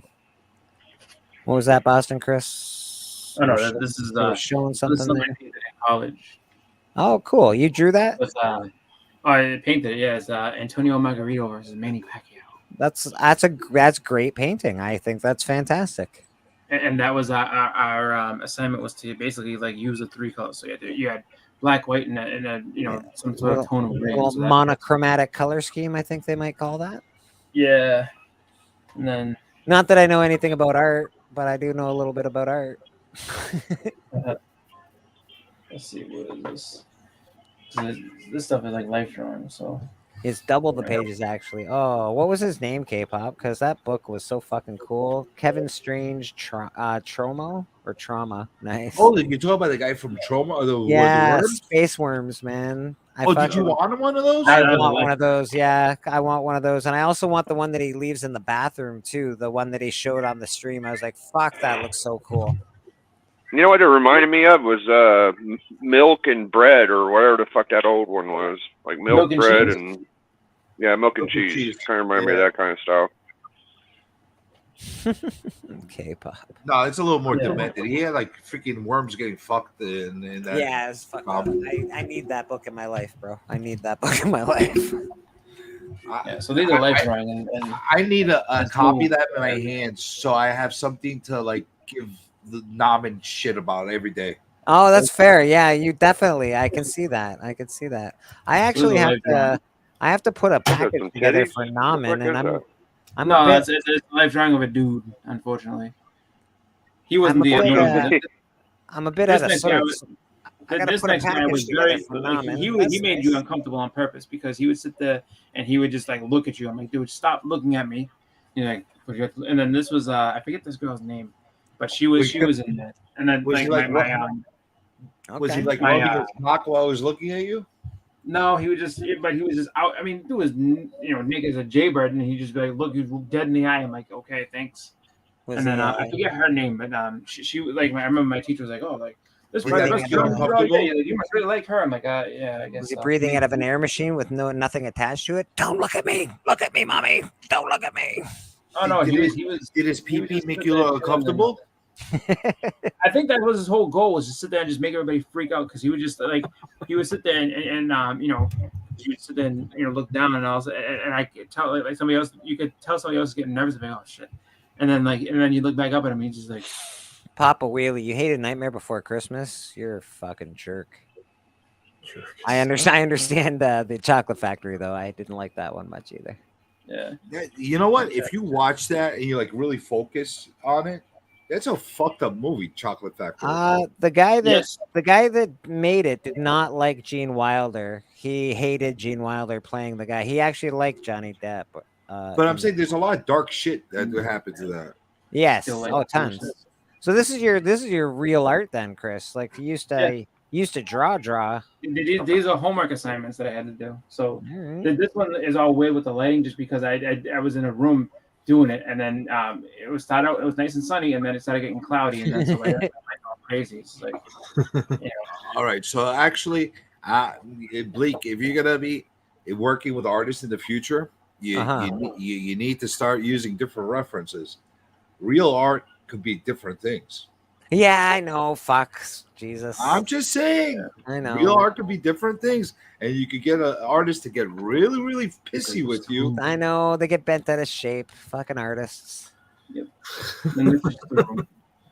Yeah, fuck artists. They're so fucking goddamn finicky. Fucking writers. They think Fucking writers. Fucking they know how to fucking write. I had a point about my fucking whatever Kennedy Clarkson Pearson, where the fuck his name was, and then everybody said, oh, he created Kingdom Come, and I got off track. But it's all these influencers, they find the newest hottest thing, and they're like, I want to be the one that fucking predicted the future, brother. And all of a sudden this guy's great, the golden goose and shit, and I'm not buying it, dude. I was actually gonna do that on my stream today, Biggie, but I opted not to because I don't want to hurt anybody's feelings. I was I was gonna go and do like a a top 10 fucking nonsense bullshit today. I was gonna do that. I was gonna show everybody how easy it is. But Yeah, so like I was saying, he fucking his claim to fame is making Superman great again. Well, fucking that was the point where Superman's kid was fucking a homosexual. Hey, and I don't think it takes much. I don't think it takes much to fucking improve after that, dude. Like everybody looked at that as like a failure. So did you have a problem with Jonathan Kent being terrible self-talk to me? I didn't have a problem with it. I'm just saying that's pretty. I think that about anybody after that would probably get some credit and say, "Oh, Superman's back to normal" or whatever the fuck, Like, come on, that's easy. Yeah, I think that was a big deal. Making a fucking alien that should be fucking anything anyway, bisexual. Like, it's an alien. It's fucking humans. It's not supposed to fuck humans anyway. So it doesn't matter what humans it's fucking. I think Superman would blow a hole in somebody he was fucking. The minute his sperm release, he'd blow a fucking hole in their back. Fucking terrifying. Yeah. Like a shotgun. Yeah, man, it'd be fucking awful. Superman shouldn't be fucking Lois Lane. Superman's a fucking alien. Stop fucking human beings, Superman. So ugly. Fucking aliens come in and impregnate our women. What the fuck? Yep. The new Hulk story is really good. Okay, Michael Baker. Everybody's saying the new Hulk story is really good. You're not wrong. Yeah. Well, listen, chill out, people. It's 2 issues, man. Chill out. Let's see. Let's see. Let's give it some time. Fucking aliens. I think it'll do good. About Splice? We might be talking about Splice. You don't Is know. he gonna fucking create a new character that people are gonna go, oh my fucking god? Now the Elder is kind of hot.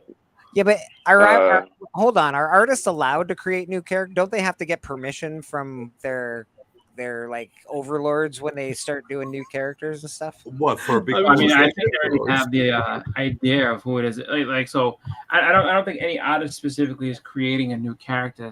Especially if you're looking at Marvel or DC, it's just like no, like this is somebody that they want to introduce. This is what they did, and like you'll be the first one to draw them. But as That's far what as I'm. that, That's my question. Did somebody create Miracle Molly, or did the company go, "Hey, man, Miracle Molly's going to go in this book. She's a new character." That's a very interesting topic.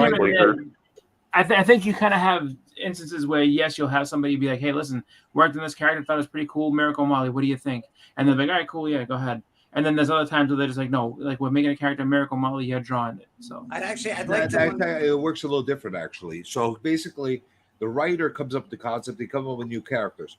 Okay. Now, here's the thing: a lot of the writers don't put in new characters because they don't keep the IP for them.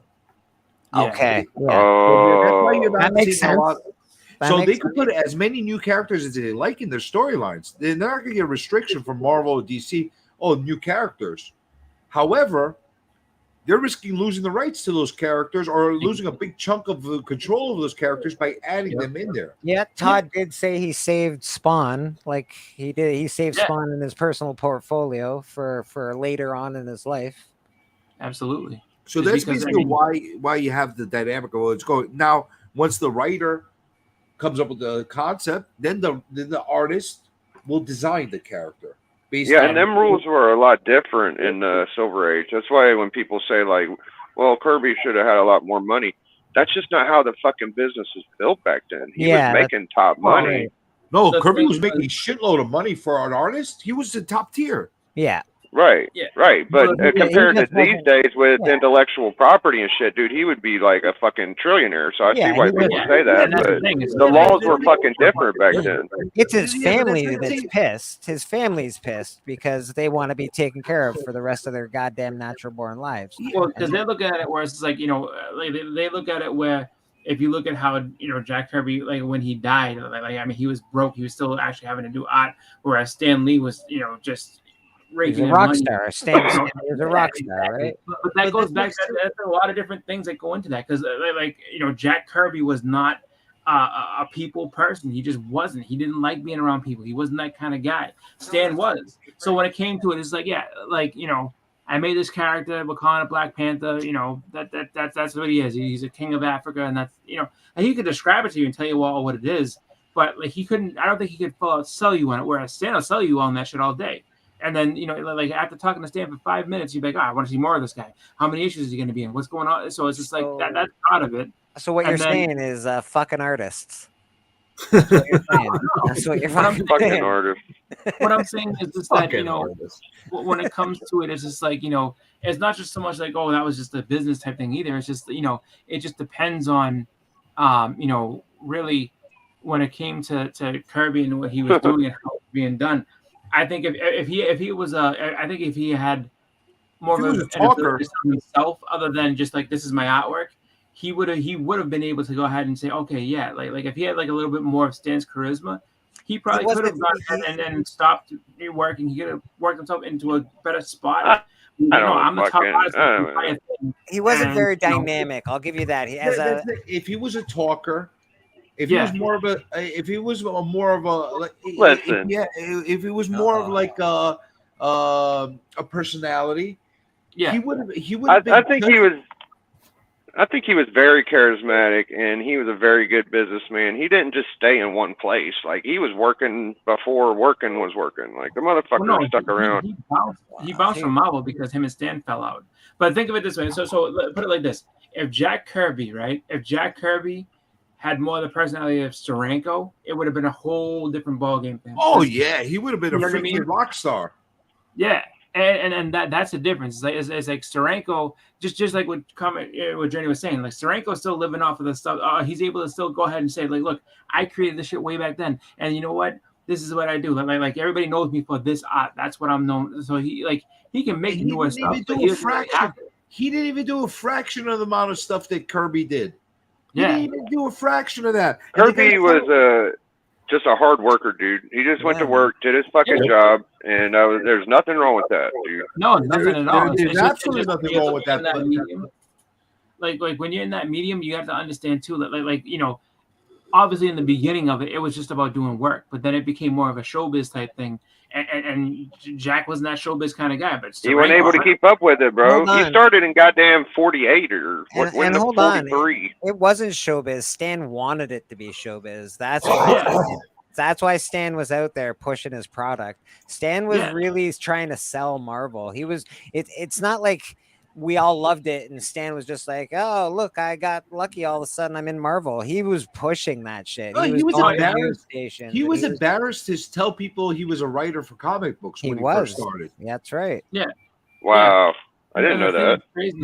Yeah, because it was everybody thought it was a joke. It was a bad medium for professionals like It's artists. not like a real job. Like, go get a real job, they would tell you. You know what I'm saying? Yeah, Like, he started out in what's it called, a clothes factory, doing something like he was doing that type of stuff because it was like it wasn't respectable to do that shit because it's like, dude, No, you're comics working were this, like, not a little kid respectable book, what are you trade. doing?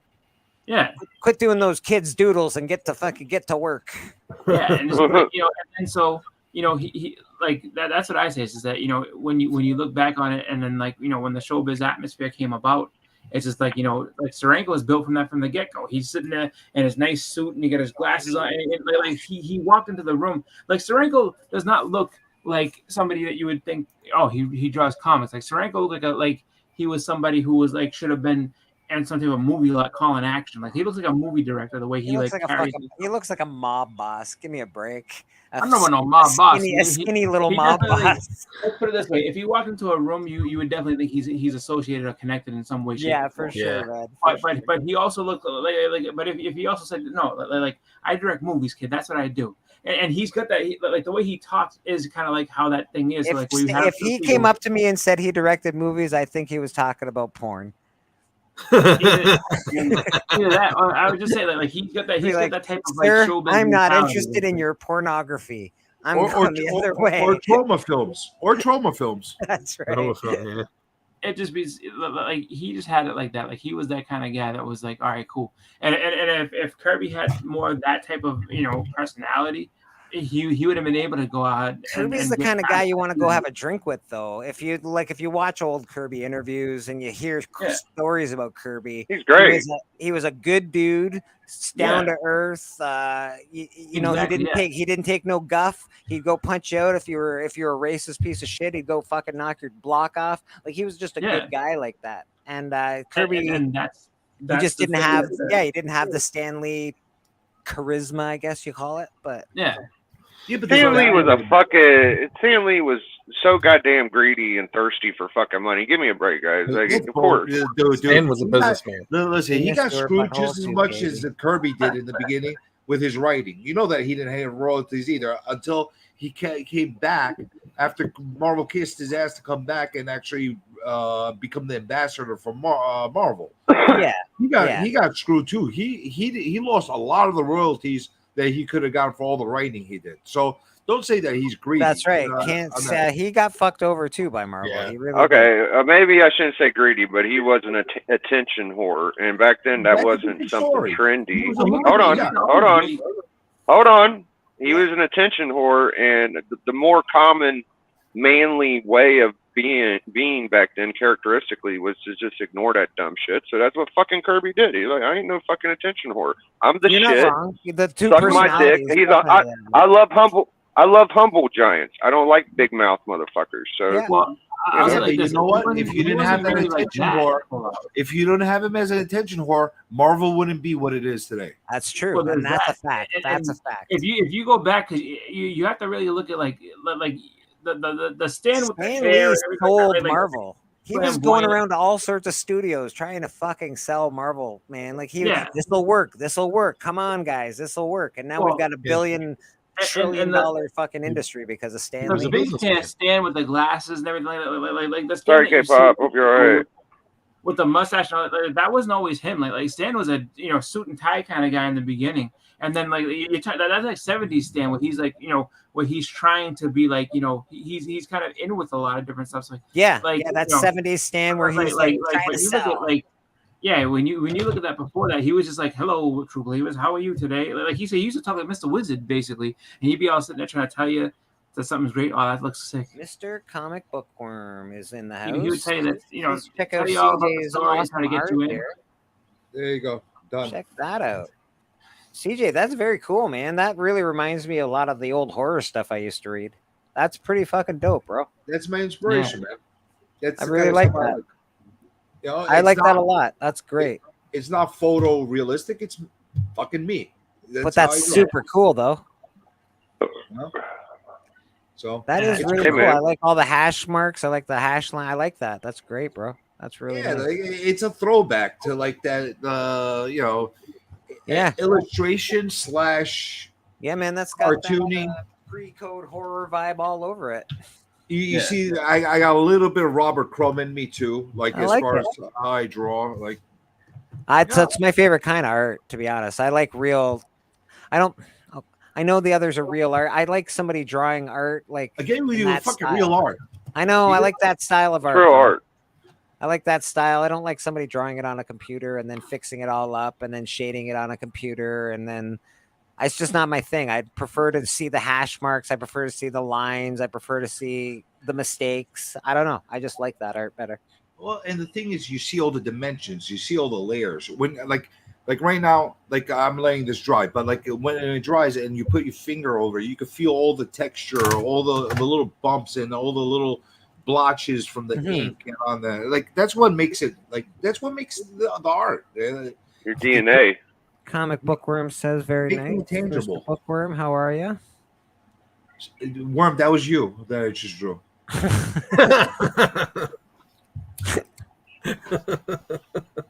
Nice. Just in case, he was my reference. That's fair. You know what? I can dig that, man.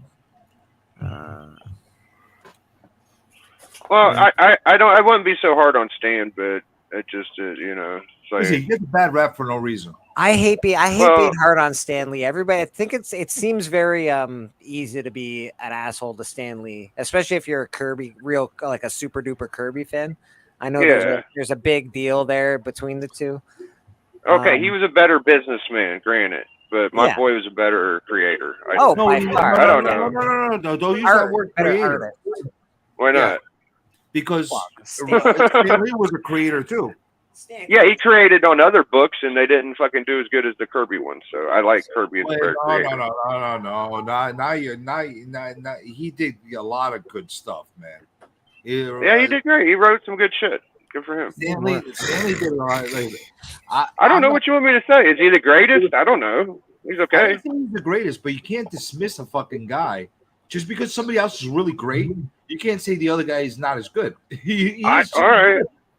That's fine. They're two different types of creators. So I've whatever. always said artists need a Stan Lee. That's just artists need people to sell their art, and that's what Stan's very good at. That he's also a great creator because he's a good collaborator. His whole personality in the war room with all of these guys was pretty cool.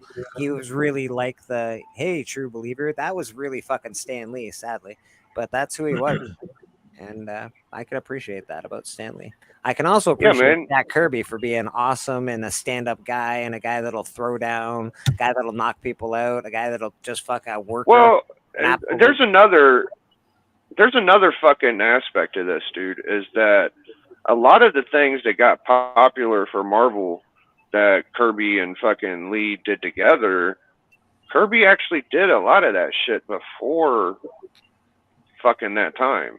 So, you know, you got Challenges of the Unknown, you got what is it?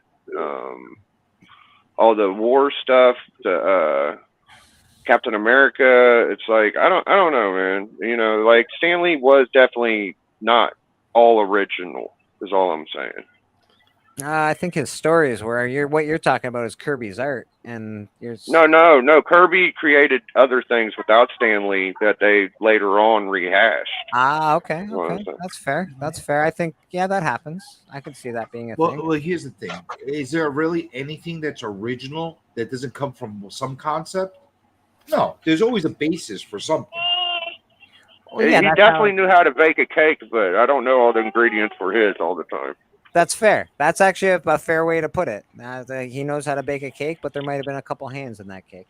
And that's the thing. Like Kirby's strength was taking ideas and taking concepts and bringing them to life through his images. Like that was his strength. Kirby wasn't the greatest writer.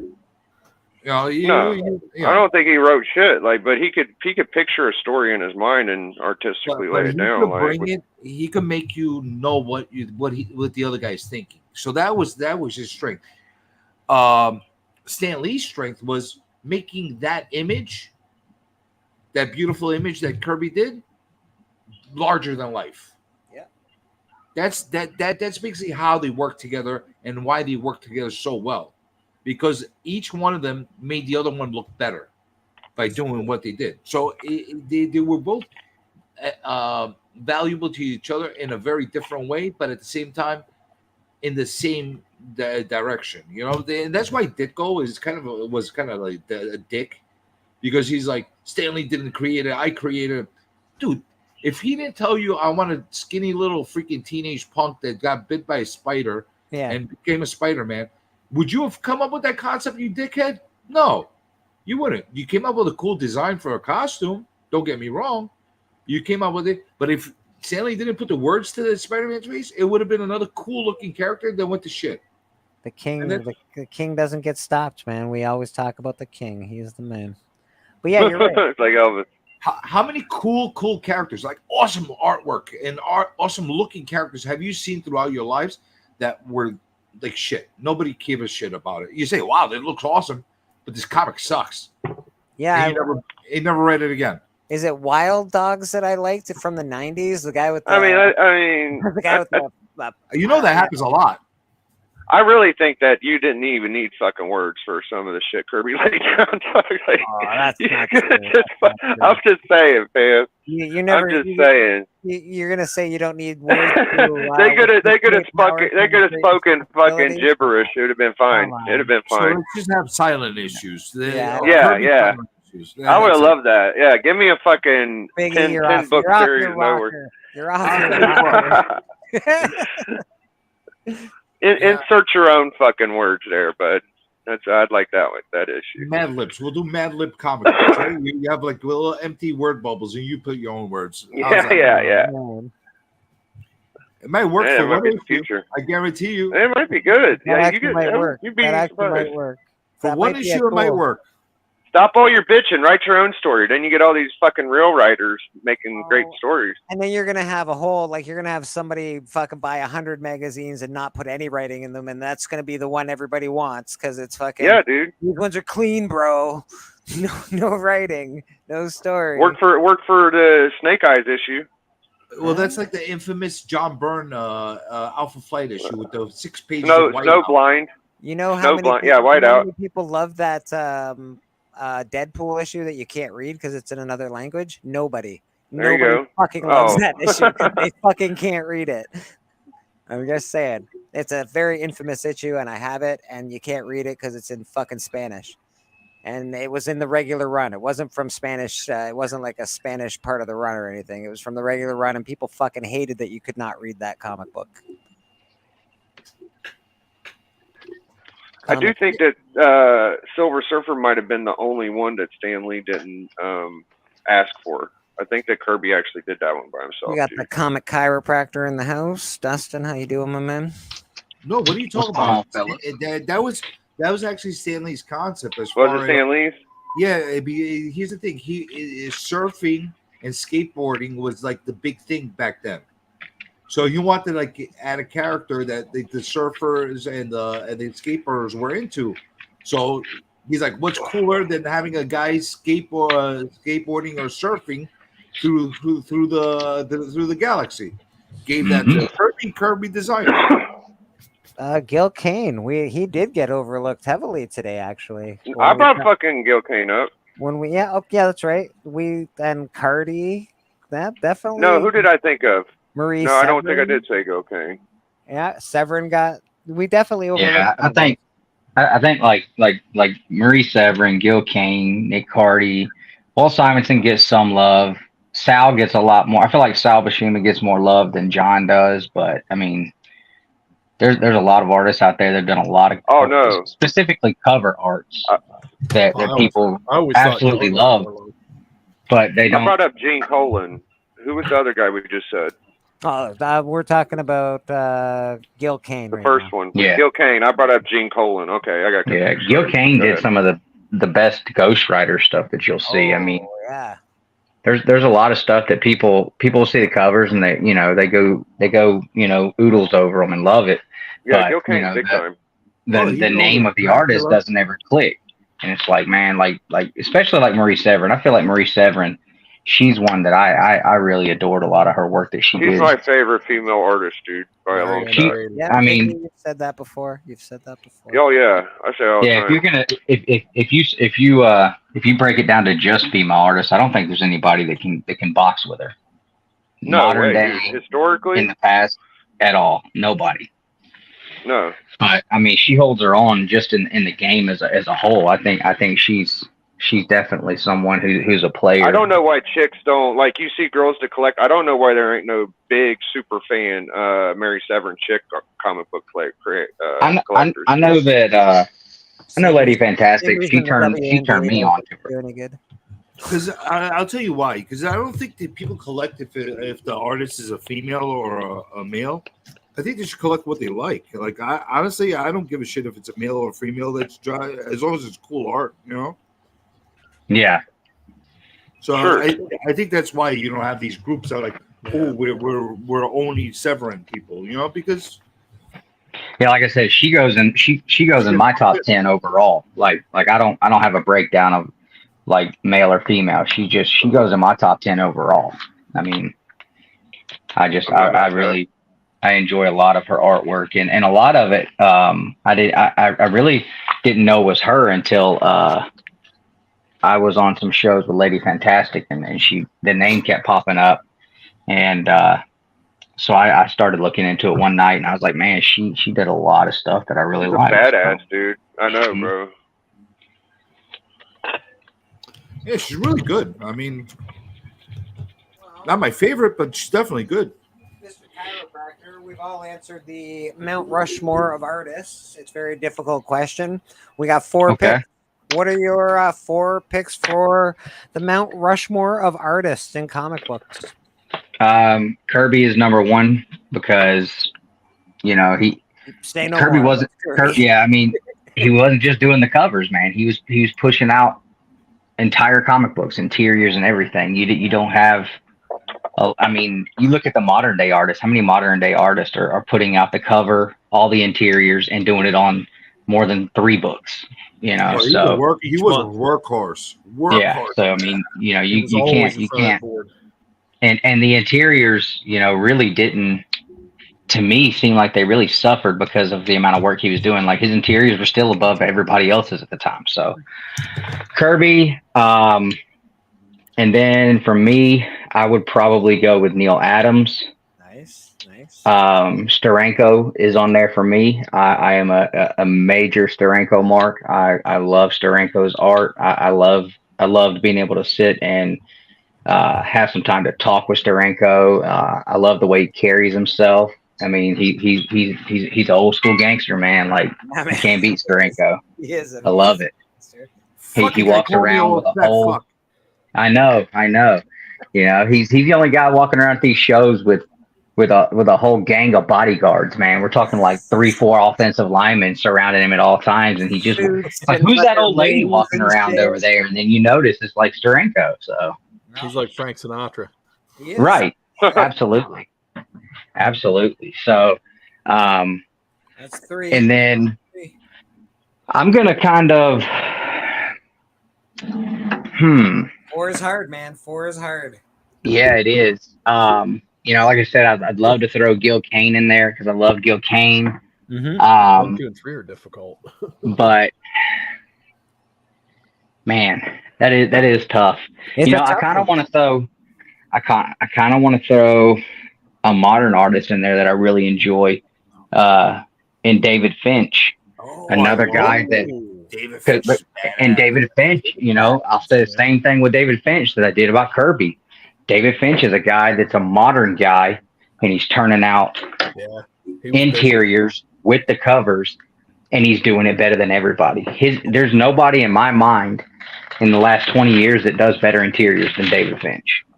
And Finch is badass. He is fucking badass. I love him. Yeah.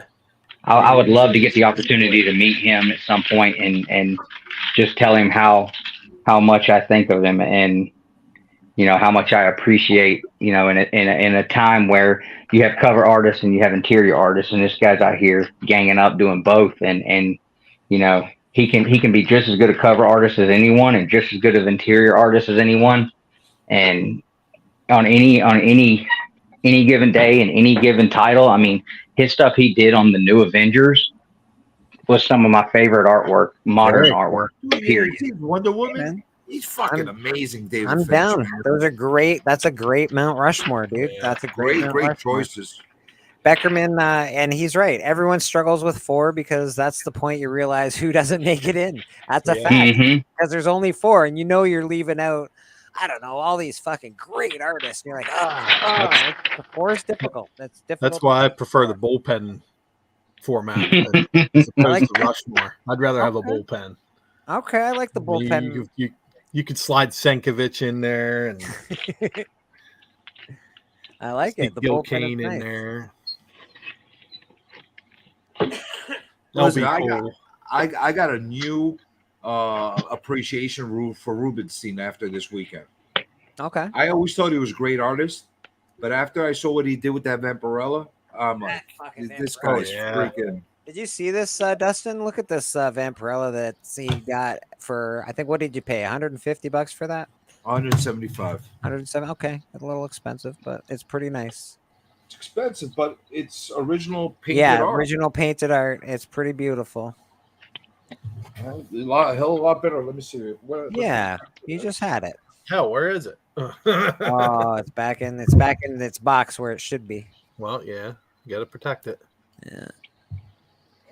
Check that out. Oh wow, yeah, that's nice. That's unbelievable, bro. That's sharp, man. I mean, yeah, that's beautiful. Yeah. This is like, you know, Vampirella magazine quality art, you know? It looks like it came off a press. It doesn't look like it's like somebody drew that. That's pretty amazing, man. All original. It almost looks like he used some charcoal. Did he? No, paint. It's all paint? It's painted? All paint. Yeah, all paint. That's cool, That's bro. amazing. That's really cool. Hey, he knocked it out. I mean, I've never seen him because I don't know if anybody met Rubenstein or know him at all. This guy, he's got kind of like an asshole kind of persona where like he doesn't like to talk to anybody and stuff like that. But yeah, I like him. I personally like him because I like he's like all like pissed all the time. He basically I never seen him actually take one of his pieces and start showing it to the other artists that are around him. He was actually proud of it. He actually took a picture with me showing it off. I had never seen him do that before. And who was that? That was Rubenstein, you say? Yeah, Rubenstein. I saw Steranko talk to Ortiz at MyCon, and he was really impressed that he did his drawing in like 25 minutes. Like, you did that in 25 minutes? Oh my god! Like, all right, boys. They were whooping it up back there. Oh, Steranko will talk to you to like oblivion, man. Oh yeah.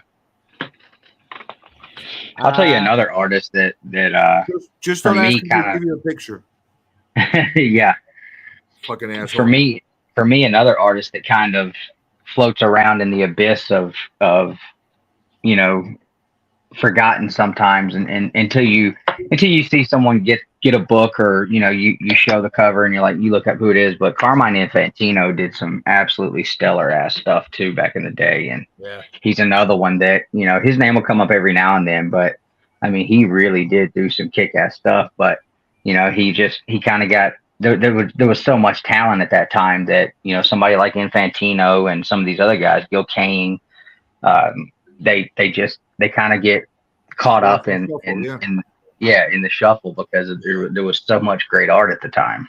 But I really, really dig Infantino's work, especially on we haven't DC mentioned Pack.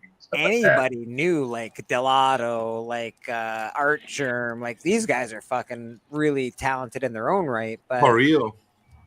Right? I never got with the Art Germ stuff personally. It just wasn't my style. I'm not a fan of the other two guys you were talking about earlier, that everybody loves. They do the girl covers. Hughes and Michael Turner, Hughes. Like, I don't get into their artwork either. Like, that kind of stuff. Like, I've never denied their talent. They're very talented. I mean, yeah, they can do art, yeah, for sure. It's just it's not something that I would ever purchase or, you know, bring up. It's nothing that would ever come to my mind because it's not my type of thing. But like Delato, I love what he does. You know, especially with I mean, it looks like he I don't know if he does this stuff with charcoal or chalk or what, but I mean, it's you know, it's him when you see it. Yes. I think my favorite cover in the last fucking 30 years, okay, for an A cover. And I'm not a fan of this guy. I don't, and the key isn't that big of a key, but the fucking Venom 3 Stegman cover to me is probably the most nostalgic in the last 20, 30 years. That's a nice cover. That's a nice cover. So not the Stegman's a great artist. Stegman's awesome. Sienkiewicz is a great artist too. Yeah. And that's the thing with these guys. We Not don't about even him. mention these guys because these other guys are just so much above. Like, they're just heads and tails above them, right? He did something with that fucking Venom 3 dog. He made it all white. He made the symbiote huge. He made Miles. There was a lot of science in that fucking thing, dog. And I think that's going to be memorable. That bad boy. I love that book. You know, a name that surprises me that, and I've listened. I had to stop listening this morning to Coach Baseball. I just got back home, but I've listened to the majority of this conversation all day. And unless it was mentioned while I was at baseball for 2 hours, there's a name that I'm surprised did not come up from anyone on their Mount Rushmore. Okay, let's hear it. the father from the north, man. Oh, Todd Father? Yeah, man. Mhm. Yeah, I got brought up. Todd Father has Yeah. been brought up. Yes. Okay. So it must have been when I was coaching ball, because I was just like, man, like he's definitely in my top 10. And if you ask Nick, Todd Father, I mean Todd's definitely in Nick's top 4, I bet. But he's another guy, interiors, and I think that's something that at some point you start to really appreciate when you think about it, is guys who are doing covers and full interiors, Hey, and they're bro, doing multiple books like. I put Robert Crumb on my list, so like Robert Crumb is on my my Rushmore. He's gonna have a weird face on Mount Rushmore with the other names. His might have some. Mine's fucking. I know nobody brought up Ramita in their top 4, and he's in mine. I got Kirby, Adams, Ramita, and then it gets a little foggy, and I put Gene Colan and Joe Kubert. See, I got John Romita Sr. as Senior's my two and two's. He's my 2 or 3 every other day, because I'll have Adams at my 2, or I'll have Ramita Sr. See, I always put Buscema and Romita Sr. almost like in the same exact category. I feel like they I could no way, dude. I love both of them equally. Okay. But I always think of Ramita's fucking cap too. Like he has Golden Age cap covers. Like Ramita's a bad motherfucker, bro. Definitely is, man. But I'm telling you, Buscema, he was on par with him, man. Batman, yeah. Buscema was a workhorse. So I might put Buscema in my top 10. He has some great covers too. Like what is it? First Vision Surfer. and First fucking Submariner 1. Kingpin. Yeah, he's got some. I think Kingpin ASM50 is probably one of the best covers he's ever done, and I'm not a Spider-Man fan at all. What about I know I heard Bleaker talking about that there wasn't a lot of Golden Age guys being brought up. What about guys like Schomburg and Cole? Fuck yeah. Yeah. I brought up Schomburg. I just said Cole a while ago. There's just not a lot of guys being brought up from that Golden Age, and those guys, wow. But that's why I put Crumb in that category. Like he's more of a Golden Age artist. I know he's not from the Golden Age, but that's his art style, because it's not. Neely. There's another guy I'm trying to think of his name. Wood something. Wally Wood. Wally Wood, Kurt yeah. Swan, nobody brought him up. Wally Wood's good. He had wild art. I liked him. Pretty good. There's Burroughs in there. There's a whole Barry bunch. Windsor. You know who's a very overlooked artist that's really, really good? He's got a little bit of ego on him right now, but he was really, really good. Golden. Remember him? Yeah. Golden has got a massive ego, actually, and he fucking charges out too much money to sign his fucking books. Do you know what's that? Golden and Bolden. Bolden too. Yeah, Wrightson and Bernie Wrightson. That was a good one to bring up. And no one mentioned Brian Bowen. I like Wrightson's interiors, bro. Well, I think I like his interiors a little more than fucking his covers. I don't know. He's got the fucking gnarly insides. He's got gnarly insides, bro. As far as next wave, Perillo has amazing fucking art. Lucio Perillo. Oh yeah, he's good. Yeah. Oh my God, this guy is like, for me, he's like that next generation Frazetta style guy. He's one of my favorite newer artists by far. Perillo is fucking fantastic. Yeah. Italian artist. Dan Mora is another one when you talk about modern guys. I mean, Dan Mora, his interiors are absolutely impeccable. And again, I'm always going to say Capullo. Capullo for modern is one of my favorites. Yeah. I know he's not quite. I guess he's still modern, but he's been working. I like for a Mignola. while. He's been working for a while. I look at a Mignola cover and get hypnotized, dude. I'll be like, fuck. I appreciate Mignola. I don't like him though. I don't like his art, like for myself, my own preference. But I appreciate what he does. Rags Morales was churning out DC Fire 15 years ago. Rags Morales, yeah, that's fair. I'm not into that boxy. He relies a lot on the negative space. I like that. I mean, I appreciate it. I just don't. It's not my thing where I could read. Yeah, I got. Bye now, man. Have a great rest of your day, buddy. I got bored with Buscema. I felt like he melted in a lot. and people love his shit. Like his Conan's pretty good, and he's got some good Oddly good enough, covers. But oddly enough, a you'll lot go of it's through that kind of with slow writers. for I me. don't see it too much in artists where their style changes so much that I don't like it anymore. But with writers, they'll write a great story, and then they'll write a shit story, and then they'll write a great story. Artists go up and down, but Well, artists are listen. pretty consistent. You ever read Stephen King? Yes, I have read Yeah. Stephen King. Let's not make fun of Stephen King. Comic Book Worm is leaving. He's trying to leave. You had a good point bringing up Capullo, though, man. I mean, and if we do a Mount Rushmore of like coolest comic book artists ever, like he gets all 4 heads. You got to. I mean, nobody that has ever drawn comics is cooler than Capullo. But if you go back and look at like there's so much of the stuff for Spawn. Some of your favorite covers for Spawn that don't even have his signature on them. I guarantee you, he was doing ghost art for McFarlane on a lot of that Spawn, and then eventually you start seeing his name on there. But I mean, Capullo's been heavy in the game for a long time, man. He's done some of the. I think I like more of his Spawn covers and stuff and interiors than I do McFarlane. Did I think a lot of people draw say that. the one where with the little girl on the front cover? Like he drew that. That's why I right? bring up Mignola, dude. Mignola does some stunning shit sometimes, bro. It's just like fuck on Spawn. Well, Capullo's going back to Marvel now. You know that, right? Really?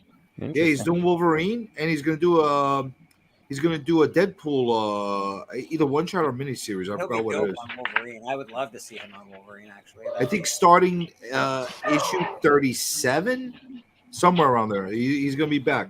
I might actually start buying Wolverine comics again, just because I like him as an artist. I just started buying Savage Dragon again, dude. I can't wait. I'm excited. Well, gentlemen, we do have. I think Phil starts his show. No, it's 3:26. Phil starts his show in about a half hour. Maybe we should give everybody a chance to go get something to eat and get something to drink before they're watching Phil's Treehouse with the trivia. I know you're all going to be there because he does a good show. Who's got what going on this week? Chris, what do you got going on, my man? So on Wednesday, me and Hudat are gonna do pick up next episode of graphic content. So we'll be talking about movies and different shows, and then other comic related stuff. So you can check us out on there. Friday, I'm going to actually the next weekend is Boston Fan Expo, so I'm going to go there, and not quite sure. The artist lineup's not that strong, so I may try to get a sketch or two.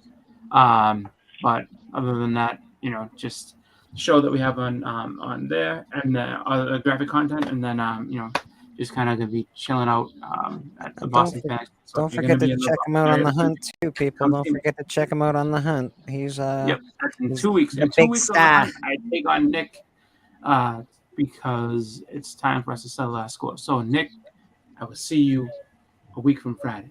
Oh, cutting a promo at church. Mastodon, you got anything going on, my man? No. Nope. But in lieu of that, I'm just going to drop my favorite modern artist is probably Sean Phillips. Everything he does with Brubaker is gold, in my opinion. And I also want to drop some of the underrated artists that I view as, well, they're underrated, but I guess maybe considered staff artists. Jimmy Aparo, Marshall Rogers, some guys like that. All right, man, I dig it. I'm just happy nobody It's said a good call. Good call with the Paro, bro. No one said Peach from Momoko, and that makes me happy. Thanks. Mm-hmm. I agree with that. Another good guy. All right, we're gonna So do many of that. I don't. Not that I hate Oliver work. I don't hate Oliver work at all. Papa Willie, you got stuff going on. You said you got shit going on. You got nothing going on. How about Saturday? You doing an auction on Saturday? Not sure yet. Okay.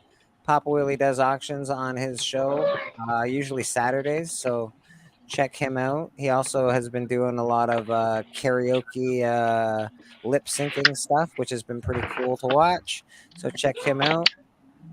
Mr. Biggie Shaq, you got shit going on this week. I know you do. I got a thing I'm doing with Scotty Vaughn. We're going to do some Transformer collecting stuff, and I think that's on the 5th. and I got a trivia battle of the Elite Eight. I think I might have to get well, if Journey and TM, I think maybe Saturday. If that don't work out, I'm gonna get Hialeah and Mystery Guy to do it. Sounds very cool. And Sounds very cool. yeah, Collector Club Friday. I don't think we're gonna have anybody new on, but you never know. I'd like to get that Collector 6 on there, or I don't know. We'll figure it out though. So we'll probably have another Collector Comic Champion. TM, salute. He's a Collector Champion right now. All right. I like it, man. That's about it. Yeah. I dig it. Mr. Journey, what do you got going on this week? Anything exciting? Exciting? I don't know. I'll probably do it. Insomniac. Yeah, we got to do one of those at least once this week. But I wanted a while, so I'd like to be a part of that Insomniac crew one of these nights. What's that? I haven't been on your Insomniac for a while. I'd like to come on one of these nights. Oh, maybe tonight will be the night. I don't know. Love it. I love it. Tonight's a great night. I don't give warning to anybody. I just know. do it. I know. So we might do that. Honestly, I'll probably start launching my whatnots this week as well, and get rid of a lot of my comics. I'm on an art kick now, so now I'm going to get rid of a lot of my comics, and I'm going to start replacing it with art. Okay. So I'm going to probably start doing that. Beckerman's got to you, has he? No, he hasn't got it to me. I got my own thing going on. I got my own agendas going on. You know? All right. So, and maybe I'll do more of this shit. I like that. That's very cool, bro. That's very cool. Maybe I'll do more of this shit on camera. Maybe we'll do more drawing sessions. You haven't had a drawing session in a while. I miss that. That's when I first found you, was with your drawing sessions. So. You know what? I think we need drawing sessions. I agree. We need some drawing. I agree. It just I don't draw very often, and it gives me when I'm on that, and I just draw. That's what I draw. I think it's very cool. And every time I'm around other artists and stuff like that, I get more inspired. Like I got all those sketch cards over this weekend, so now I'm like really getting like motivated and in the mood to start like doing more of them. So I might just start doing that. You know. Well, you should draw then, man. I absolutely dig it. And what do we got going on down here? Thank you, Biggie. Thank you Mr. for your Dustin, you got anything going on this week? Two Brothers Comics related, no. We're still trying to figure out what we're going to do with the YouTube and all that. So I think we are going to go ahead and can the Saturday Night Comic Book Babylon, though.